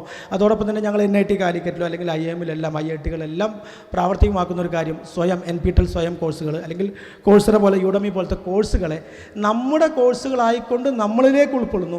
ഇപ്പോൾ എൻ്റെ കൂടെ PhD ചെയ്യുന്ന കുട്ടികൾക്ക് അവർക്ക് വേണ്ട കസ്റ്റമൈസ്ഡ് ആയിട്ടുള്ള കോഴ്സ്, ഫോർ എക്സാമ്പിൾ കൾച്ചർ എന്ന് പറഞ്ഞ കോഴ്സ് നമ്മൾ ഓഫർ ചെയ്ത്, ഒരു കൾച്ചറൽ റിലേറ്റഡ് ആയിക്കൊണ്ട് ഒരു കോഴ്സ് നമ്മൾ ഓഫർ ചെയ്യുന്നില്ലെങ്കിൽ അത് സ്വയത്തിൽ IIT മദ്രാസിലോ IIT ഖരഗ്പൂരിലോ IIT കാൺപൂരിലോ ഒരാൾ പ്രൊഫസർ ഓഫർ ചെയ്യുമ്പോൾ ആ കോഴ്സിനെ നമ്മുടെ ക്രെഡിറ്റ് ആക്കി മാറ്റിയിട്ട് അതിന് നമ്മുടെ ക്രെഡിറ്റ് റിക്വയർമെൻറ്റിൻ്റെ ഭാഗമായിക്കൊണ്ട് സർട്ടിഫൈ ചെയ്ത ശേഷം നമ്മൾ തന്നെ ഇപ്പോൾ തുടങ്ങിക്കഴിഞ്ഞൊരു സാഹചര്യത്തിൽ ആ ഒരു ഫ്ലെക്സിബിലിറ്റി നമ്മുടെ കരിക്കുലത്തിലേക്കും കൊണ്ടുവരാനുള്ള സാഹചര്യം നിലനിൽക്കുന്നുണ്ട്. ഗവൺമെൻറ് അതിനെ വല്ലാതെ പ്രൊമോട്ട് ചെയ്യുന്നുണ്ട്. അതിലേക്കുള്ളൊരു എൻട്രി, അത് ഇപ്പോൾ ഒരു പരിധിവരെ അതിൻ്റെ ഓഫറിങ് എൻട്രി ഞങ്ങൾക്കൊക്കെ നിഷിദ്ധമാണെങ്കിലും ഒരു പരിധിവരെ IIT-കളും IIM-കളും എല്ലാം അത് ഭംഗിയായിട്ട് ഉപയോഗിക്കുന്നു. അത് അവർക്കൊരു റവന്യൂ മോഡലായിക്കൊണ്ട് മാറുന്നു. അതുകൊണ്ടൊക്കെ തന്നെയാണ് സജി സാറ് പറഞ്ഞത് ഞങ്ങൾക്ക് ശമ്പളം ഞങ്ങൾ ഉണ്ടാക്കിക്കോളാം എന്ന് അവർക്ക് പറയാൻ പറ്റുന്നു. NIT-ൽ നിന്നുകൊണ്ടോ ഒരു പരിധിവരെ യൂണിവേഴ്സിറ്റികളിൽ നിന്നുകൊണ്ടോ കോളേജിൽ നിന്നും നമുക്കത് പറയാനേ പറ്റുന്നില്ല. പക്ഷേ മാറ്റം ഏറ്റവും വളരെ അടുത്തുകൊണ്ടിരിക്കുകയാണ്. ഇനി വരാൻ പോകുന്ന സാഹചര്യത്തിൽ കോളേജുകൾ സ്വയം ഭരണാവകാശം സിദ്ധിക്കുന്നതോടൊപ്പം തന്നെ ആ സാമ്പത്തിക സ്വയംഭരണാവകാശവും സമ്പത്ത് നിങ്ങൾ തന്നെ കണ്ടെത്തേണ്ടി വരും എന്ന രീതിയിലേക്ക് ഓരോ കോളേജുകളോടും ഗവൺമെൻറ് പറയാൻ, ഒരു കേരള ഗവൺമെൻറ് എല്ലാ കാര്യങ്ങളും അവനാൻ സ്വന്തം ചെയ്യും എന്ന വിചാരത്തോടെ നിന്നുകൊണ്ട് മാത്രം കാര്യമുണ്ടാവില്ല. ഒരു വേവ് ഉണ്ട്. ആ വേവിനെ അടിസ്ഥാനമാക്കിക്കൊണ്ട് എല്ലാം മാറുകയാണ്. ഈ മാറ്റത്തെ ഉൾക്കൊള്ളാൻ ഗവൺമെൻറ് സംവിധാനങ്ങളെല്ലാം ഒരുപോലെ ശ്രമിക്കുമ്പോൾ ഡക്സ്ഫോർഡിനെ പോലത്തെ സ്ഥാപനങ്ങൾ, പുതിയ ന്യൂ ജനറേഷൻ സ്ഥാപനങ്ങൾക്ക് തീർച്ചയായിട്ടും ഈ ഭൂമിയിൽ ഒരു സാധ്യത കൂടിക്കൂടി വരുന്നു എന്നത് നമുക്ക് വിസ്മരിച്ചുകൂടാ. അത് അടുത്തതായിട്ട് കൂടി അവസാനം സാറ് പറഞ്ഞത് മൂന്ന് കാര്യങ്ങളാണ്. ഒന്ന് പിന്നെ നമ്മൾ നോളജ്, അത് കഴിഞ്ഞ് അവസാനത്തെ കാര്യം വാല്യൂ, ഇതവർ പഠിച്ചിട്ടുണ്ടായിരുന്നില്ല എന്ന് സാറ് സൂചിപ്പിച്ചല്ലോ. അതുപോലെ തന്നെ എനിക്ക് ആ ഒരു വാക്ക് മാത്രം പറഞ്ഞുകൊണ്ട് ഞാൻ അവസാനിപ്പിക്കാം. Greater focus on socio emotional development, അല്ലെങ്കിൽ നമുക്കതിനെ വാല്യൂ ബേസ്ഡ് ആയിക്കൊണ്ടോ മറ്റ് രീതിയിലേക്കോ ഉള്ള മാറ്റങ്ങൾ സ്വാഭാവികമായിട്ടും കടന്നു വരുന്നുണ്ട്. ഇപ്പോൾ IIM-ഉം IIT-കളും എല്ലാം NIT-കളും എല്ലാം വെറും ടെക്നോളജി ബേസ്ഡ് കൊണ്ട് എന്ന് പറഞ്ഞാൽ Dhirubhai Ambani Birla committee on education നമ്മളോട് മുന്നോട്ട് വെച്ചത് സ്കിൽ ബേസ്ഡ് എഡ്യൂക്കേഷന് പ്രാധാന്യം കൊടുക്കുക, arts and science, social science സബ്ജക്റ്റുകളെ ഇല്ലായ്മ ചെയ്യുക എന്നൊരു നിർദ്ദേശമായിരുന്നു. ആ നിർദ്ദേശത്തോട് ഒരു പരിധിവരെ ഘടകവിരുദ്ധമായിക്കൊണ്ടാണെന്ന് തോന്നുന്നു NEP-യുടെ സാധ്യതകൾ മുന്നോട്ട് വെച്ചത്. അതൊരു പരിധിവരെ അമേരിക്കയിലും മറ്റ് യൂറോപ്യൻ രാജ്യങ്ങളിലും എല്ലാമുള്ള 30%, 20 മുതൽ 30% വരെ കരിക്കുലത്തിൽ, ടെക്നിക്കൽ കരിക്കുലത്തിൽ, BTech-ൻ്റെയും എഞ്ചിനീയറിങ്ങിൻ്റെയും കരിക്കുലത്തിൽ തന്നെ ഹ്യൂമാനിറ്റീസ്, ലിബറൽ ആർട്സ് കോഴ്സുകളുടെ സാന്നിധ്യം ഉപയോഗപ്പെടുത്തുകയും അതിലൂടെ വാല്യൂ സിസ്റ്റവും അല്ലെങ്കിൽ വാല്യൂ ബേസ്ഡ് എഡ്യൂക്കേഷനും ഒരു വാല്യൂ എത്തിക്കൽ എഡ്യൂക്കേഷനും അതോടൊപ്പം തന്നെ ഒരു സോഷ്യൽ സയൻസ് ഓറിയൻറ്റേഷനും ഒരു സ്ട്രെസ് ഫ്രീ സംവിധാനവുമെല്ലാം ഉറപ്പുവരുത്തുന്നു എന്ന യാഥാർത്ഥ്യം തീർച്ചയായിട്ടും ഈ നഷ്ടപ്പെട്ട ആ വാല്യൂ സംവിധാനം തിരിച്ചു കൊണ്ടുവരാൻ കുറേയേറെ ശ്രമങ്ങൾ നടന്നുകൊണ്ടിരിക്കുന്നു എന്ന യാഥാർത്ഥ്യം നമുക്ക് ഈ അവസാന നിമിഷം വിസ്മരിക്കാൻ സാധിക്കുകയില്ല. അത്രമാത്രം പറഞ്ഞുകൊണ്ട് ഇതിൻ്റെ ഒരു ഇഫക്റ്റ് അല്ലെങ്കിൽ ഒരു ഗ്ലിംസ് ഓഫ് തോട്ട് മാത്രം ഞാൻ പറഞ്ഞുകൊണ്ട് ഒരു ചോദ്യത്തിനും ഞാൻ കൃത്യമായ ഉത്തരം പറയാതെ ഞാൻ എൻ്റെ വാക്കുകൾ അവസാനിക്കുന്നു. അസ്സലാമു അലൈക്കും. Thank you. നമുക്ക് മുമ്പിൽ മനോഹരമായി വിഷയത്തെക്കുറിച്ച് പ്രതിപാദിച്ച് സംസാരിച്ച മുഹമ്മദ് ഷാഫി സാറിനുള്ള ഡെക്സ്ഫോർഡ് എഡ്യു പാർക്കിൻ്റെ ഒരു സ്നേഹോപഹാരം ഈ വേദിയിൽ സമർപ്പിക്കുകയാണ്. സമർപ്പിക്കുന്നതിനായി Dexford edu park executive member Abdul Jaleel KP അദ്ദേഹത്തെ വളരെ സ്നേഹത്തോടെ വേദിയിലേക്ക് സ്വാഗതം ചെയ്യുന്നു.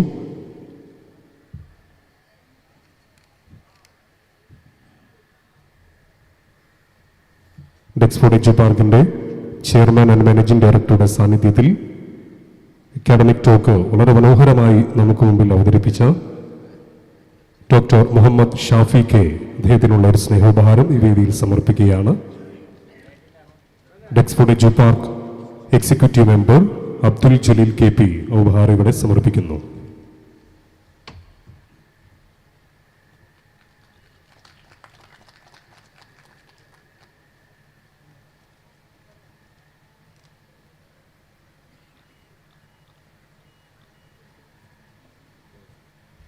Thank you. കൃത്യം 4:10 നമ്മുടെ ഈ പ്രോഗ്രാം ഇവിടെ അവസാനിക്കും. 4 മണിക്ക് അവസാനിക്കുമെന്നാണ് നമ്മൾ ഷെഡ്യൂൾ ചെയ്തിരുന്നത്. ഒരു 10 മിനിറ്റ് കൂടി മാത്രമാണ് നമ്മുടെ ഈ രണ്ടാമത്തെ സെഷൻ ശേഷിക്കുന്നത്. Now, let us call upon our company secretary, Ashik sir, for a few words. Sir, please. ഈ ജൈത്രയാത്രയിൽ നമ്മോടൊപ്പം നിൽക്കുന്ന കമ്പനി സെക്രട്ടറി ആഷിഖ് സർ കുറഞ്ഞ വാക്കുകളിൽ ഈ സദസ്സിനെ അഭിസംബോധന ചെയ്യുന്നു.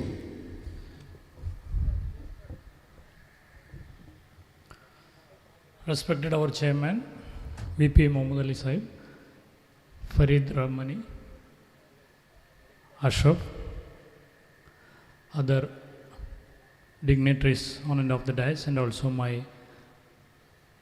role model in my profession, Dr. Saji Gopinath.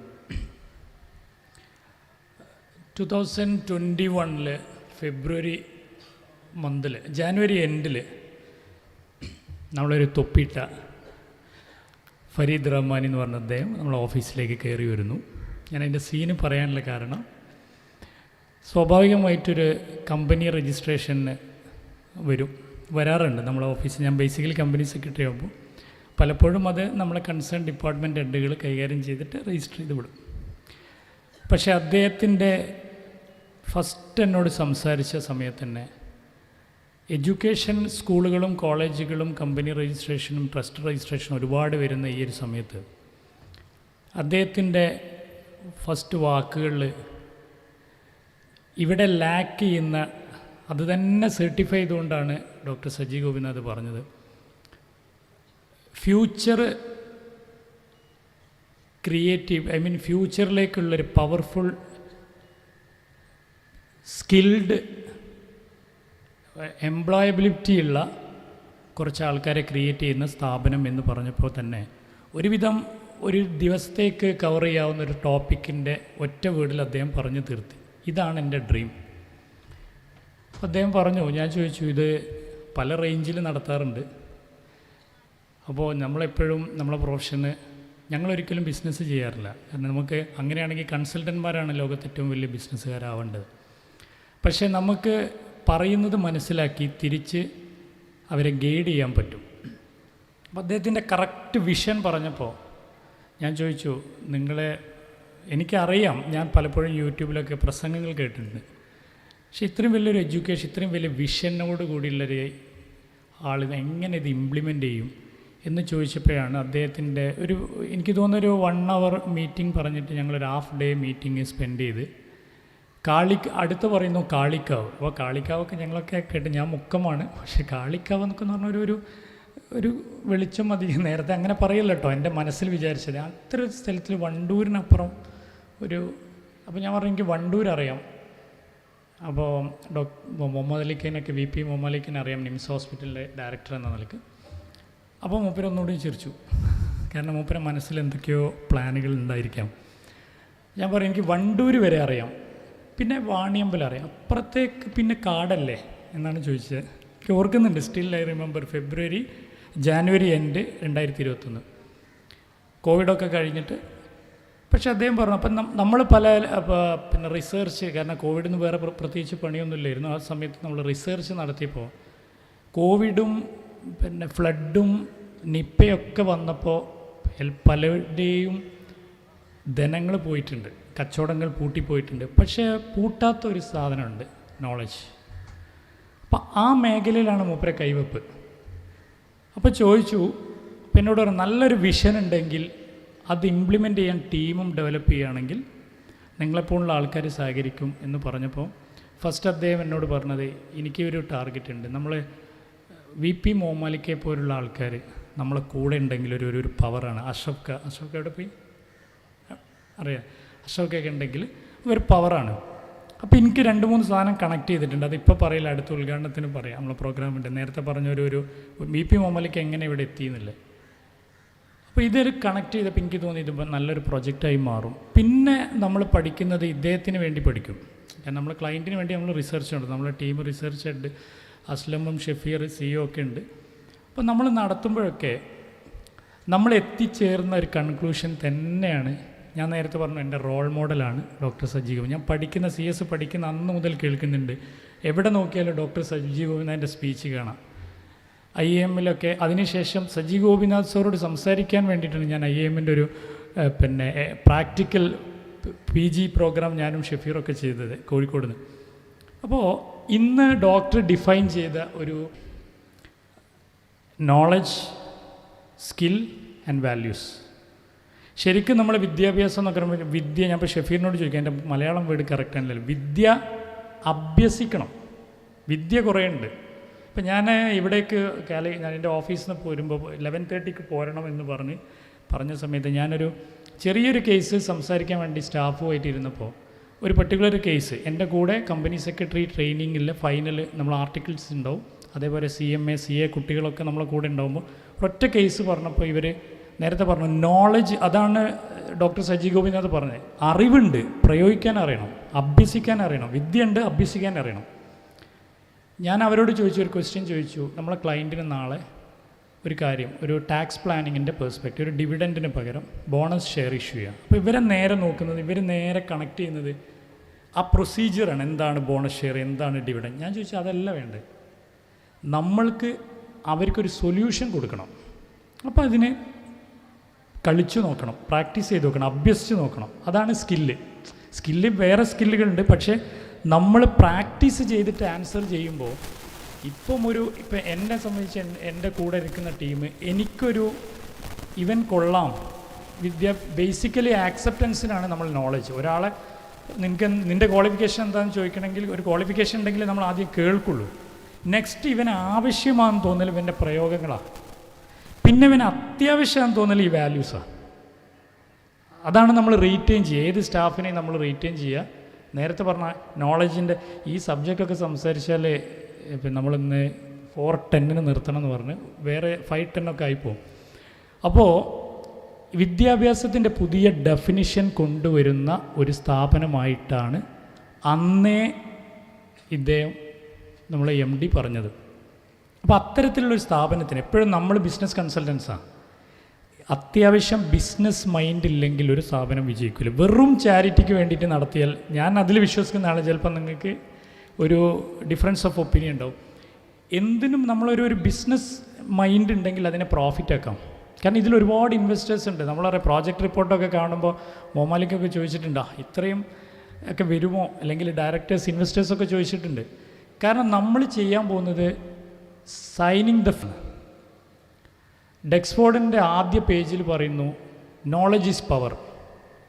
അല്ലെങ്കിൽ നമ്മൾ കമ്മ്യൂണിക്കേറ്റ് ചെയ്യാൻ, നമ്മളിവിടുന്ന് ഡെവലപ്പ് ചെയ്യുന്ന, അല്ലെങ്കിൽ ഇവിടുന്ന് കരിക്കുലം കഴിഞ്ഞിട്ട് പുറത്തേക്ക് വരുന്ന കുട്ടികളെ പവർഫുൾ നോളജുള്ള ആൾക്കാരായിട്ടാണ്. ഞാൻ നേരത്തെ പറഞ്ഞു, എൻ്റെ ഓഫീസിലെ കുട്ടികളോട് ഞാൻ ചോദിച്ചത്, നിങ്ങൾക്കിത് അറിയാം, പക്ഷേ ഇത് പ്രയോഗിച്ചിട്ട് ആൻസർ കൊടുക്കണം. അപ്പോഴേ ക്ലയൻറ്റിന് ആക്സെപ്റ്റൻസ് ഉണ്ടാവുള്ളൂ, അപ്പോഴേ നമുക്ക് ഫീ കിട്ടുള്ളൂ, അപ്പോഴേ നിങ്ങളെ ഞാൻ എൻ്റെ കൂടെ നിർത്തുള്ളൂ. അപ്പോൾ അത്തരത്തിലുള്ളൊരു എഡ്യൂക്കേഷനും കൊടുക്കുന്ന ഒരു സ്ഥാപനമായിട്ടാണ്. ആ സമയം ഞാൻ പറഞ്ഞു, മോമാലിക്കനെപ്പോലുള്ളൊരു ലീഡർഷിപ്പ്, അതായത് ലോകം കണ്ട, നേരത്തെ പറഞ്ഞു ഡോക്ടർ ആവാൻ പഠിച്ചിട്ട് ഡോക്ടർമാരുടെ കിങ്ങായി മാറിയ, പക്ഷേ പലപ്പോഴും മോമാലിക്കയൊക്കെ ഞാൻ പരിചയപ്പെടുന്നൊക്കെ നിംസ് ഹോസ്പിറ്റലിൻ്റെ MD അല്ലെങ്കിൽ ചെയർമാൻ എന്നൊക്കെ ആണെങ്കിൽ പോലും അവിടെയും അദ്ദേഹം പലപ്പോഴും അദ്ദേഹത്തിൻ്റെ നെക്സ്റ്റ് എക്സ്പാൻഷൻ പ്ലാൻ ചെയ്യുന്നൊക്കെ അതിൻ്റെ എഡ്യൂക്കേഷനിൽ അതിൻ്റെ next side of medical college ആക്കി മാറ്റണം. ഹോസ്പിറ്റൽ മാത്രമായിരുന്നു, മെഡിക്കൽ കോളേജ് ആക്കണം. അത് എഡ്യൂക്കേഷനുമായിട്ട് ഭയങ്കര അഭേദ്യമായ ബന്ധമുണ്ട്. കാരണം പകുതി വെച്ച് ഡോക്ടർ ആവാതെ ബിസിനസ്സിലേക്ക് മാറിയൊരു വ്യക്തി. അപ്പം അത്തരത്തിലുള്ള ഒരാൾ ചെയർമാനാവുമ്പോൾ, കമ്പനിക്കൊരു ചെയർമാനാവുമ്പോൾ നമ്മളെ ഫ്യൂച്ചർ സൈൻ ചെയ്യുന്ന ഇന്ത്യയിലെ തന്നെ ഒരു സ്ഥാപനമായി മാറും എന്നുള്ള ഒരു സംശയവുമില്ല. ഇതിൽ നേരത്തെ മൊമാലിക്ക് തന്നെ പറഞ്ഞു, ഖുർആനിലൊരു വചനം ലീഡർഷിപ്പിനെ കുറിച്ച് പറഞ്ഞു.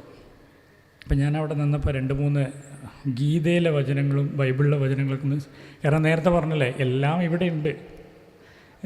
അപ്പോൾ അതിൽ 3 പറയുന്നില്ല. ഖുർആനിലൊരു വചനം കുറച്ചുകൂടെ ഞങ്ങൾ പലപ്പോഴും എന്നെപ്പോലുള്ള പ്രൊഫഷൻ, എൻ്റെ റോൾ എന്താ എന്ന് മൊമാലിക്ക് പറഞ്ഞു.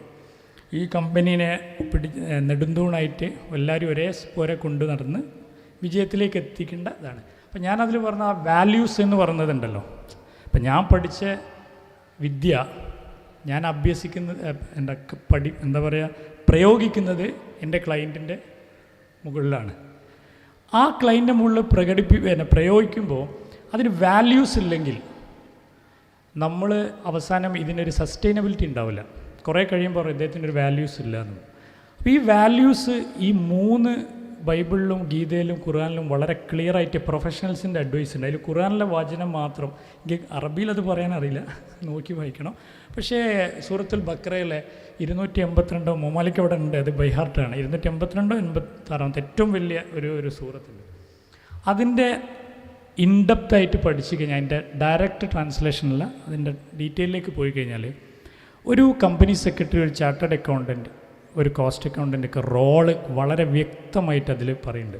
ഒരാളൊരു ബിസിനസ് പ്രപ്പോസ് ചെയ്യുമ്പോൾ, ഫരീദ് റഹ്മാനി മറ്റുള്ള ഇൻവെസ്റ്റേഴ്സിനോടൊരു ബിസിനസ് പ്രപ്പോസ് ചെയ്യുമ്പോൾ അത് അദ്ദേഹം പറഞ്ഞ് കൺവിൻസ് ചെയ്യുന്നതിന് പകരം അതിൽ നോളജുള്ള, അവിടെ നോളജ് വന്നു, അതിൽ അഭ്യസിച്ച് സ്കില്ലുള്ള, അത് എക്സ്പീരിയൻസ് ആയ ഇൻഡിപെൻഡൻ്റ് വാല്യൂസ് കൊണ്ട് നടക്കുന്ന, അതിൽ എക്സ്പെർട്ടായിട്ടുള്ള ഒരു പ്രൊഫഷൻ സർട്ടിഫൈ ചെയ്തിട്ടുമായിരിക്കണം ഒരു സാമ്പത്തിക ഇടപാട് നടത്തേണ്ടത്. വളരെ വ്യക്തമായിട്ട് ഖുർആനിലുണ്ട് അത്. അപ്പം ഞാൻ നമ്മളെ ബിസിനസ് എല്ലാത്തിനും, കാരണം ഇതിലൊക്കെ ഉണ്ട്.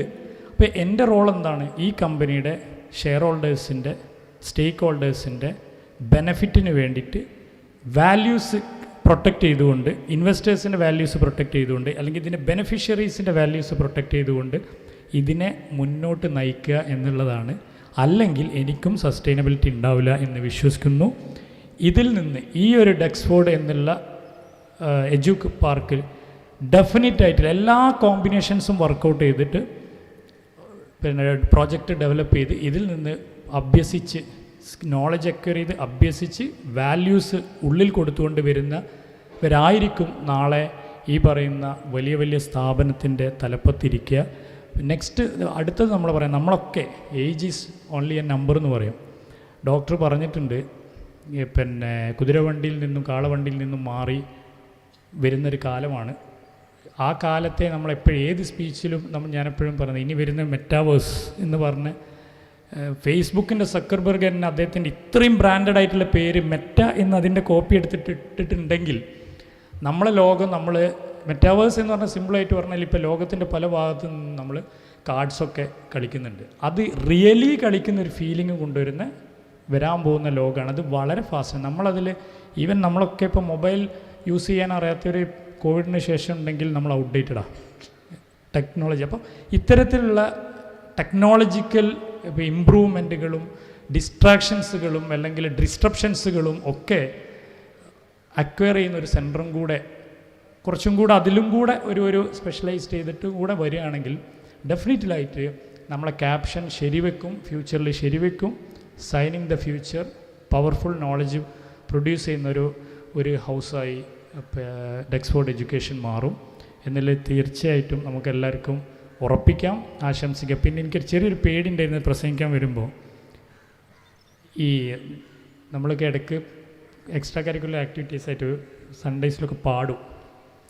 സ്റ്റേജിൽ പാടാൻ പോകുമ്പോൾ നല്ല പാട്ടുകാർ പാടിയിട്ട് അതിനുശേഷം പാടില്ല. മനസ്സിലായില്ലേ ഞാൻ പറഞ്ഞ? മനസ്സിലായി?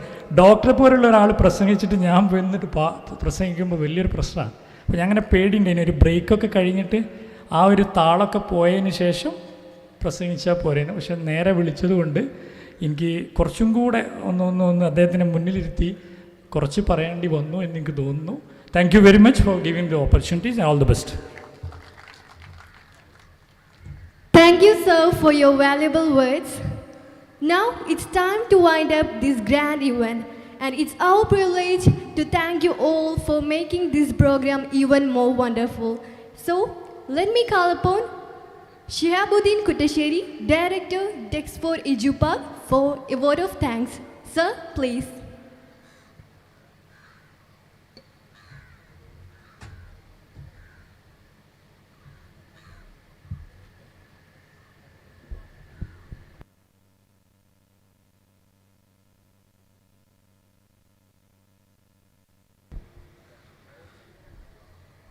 അസ്സാം വലൈക്കും. പ്രിയമുള്ളവരെ, നമ്മുടെ പരിപാടി അവസാനിപ്പിക്കുകയാണ്. ഇന്ന് രാവിലെ കൃത്യം 9:30 നമ്മുടെ പ്രോഗ്രാം ആരംഭിക്കുകയും കൃത്യം 4 മണിക്ക് നമുക്ക് അവസാനിപ്പിക്കണമെന്നാണ് നമ്മൾ പ്ലാൻ ചെയ്തത്. നമ്മുടെ ഓരോ സെഷനുകളും ഇൻട്രസ്റ്റിംഗായി ഇങ്ങനെ നീണ്ടുപോയി എന്ന് തന്നെ നമുക്ക് പറയാം. പ്രിയപ്പെട്ട സജി ഗോപിനാഥ് സാറിൻ്റെയും അതുപോലെ തന്നെ ഡോക്ടർ മുഹമ്മദ് ഷാഫി സാറിൻ്റെയൊക്കെ ക്ലാസ്സുകൾ നമുക്ക് ഒന്നും കൂടി ആവേശഭരിതമാക്കി എന്ന് തന്നെ നമുക്ക് വേണമെങ്കിൽ പറയാം. നമ്മുടെ ഈ സെഷൻ ഇവിടെ അവസാനിക്കുകയാണ്. ഈ സെഷനിൽ അധ്യക്ഷത വഹിച്ച പ്രിയങ്കരനായ ഞങ്ങളുടെ ചെയർമാൻ VP മുഹമ്മദ് അലി സാഹിബ്, അദ്ദേഹത്തിന് ഔപചാരികക്ക് വേണ്ടി നന്ദി അറിയിക്കുന്നു. അതോടൊപ്പം തന്നെ നമ്മുടെ 2 സെഷൻ ഇവിടെ ഡോക്ടർ സജി ഗോപിനാഥ് സാർ വളരെ ഇൻട്രാക്റ്റീവായി നല്ല രീതിയിൽ ഇവിടെ ക്ലാസ് എടുത്തു. അദ്ദേഹത്തിന് പ്രത്യേകം നന്ദി അറിയിക്കുന്നു. ഒപ്പം ഡോക്ടർ മുഹമ്മദ് ഷാഫി സാർ, അതോടൊപ്പം തന്നെ നമ്മുടെ കമ്പനിയുടെ സെക്രട്ടറി പ്രിയപ്പെട്ട ആഷിഖ് സാർ, അതോടൊപ്പം തന്നെ നമ്മുടെ VC അബ്ദുൽ അസീസ് സാർ, മറ്റു പ്രമുഖ വ്യക്തിത്വങ്ങൾ, നമ്മുടെ board of directors, board of executive members, അതോടൊപ്പം ക്ഷണിക്കപ്പെട്ട എല്ലാ വ്യക്തികൾക്കും പ്രത്യേകം നന്ദി അറിയിച്ചുകൊണ്ട് അധ്യക്ഷൻ്റെ അനുമതിയോടുകൂടെ ഇന്നത്തെ ഈ പ്രോഗ്രാം അവസാനിച്ചതായി അറിയിക്കുന്നു. Thank you. ബോർഡ് മെമ്പർമാരുടെ ശ്രദ്ധയ്ക്ക് പരിപാടിക്ക് ശേഷമുള്ള ബോർഡ് മീറ്റിംഗിൽ പങ്കെടുക്കണമെന്ന് അഭ്യർത്ഥിക്കുന്നു.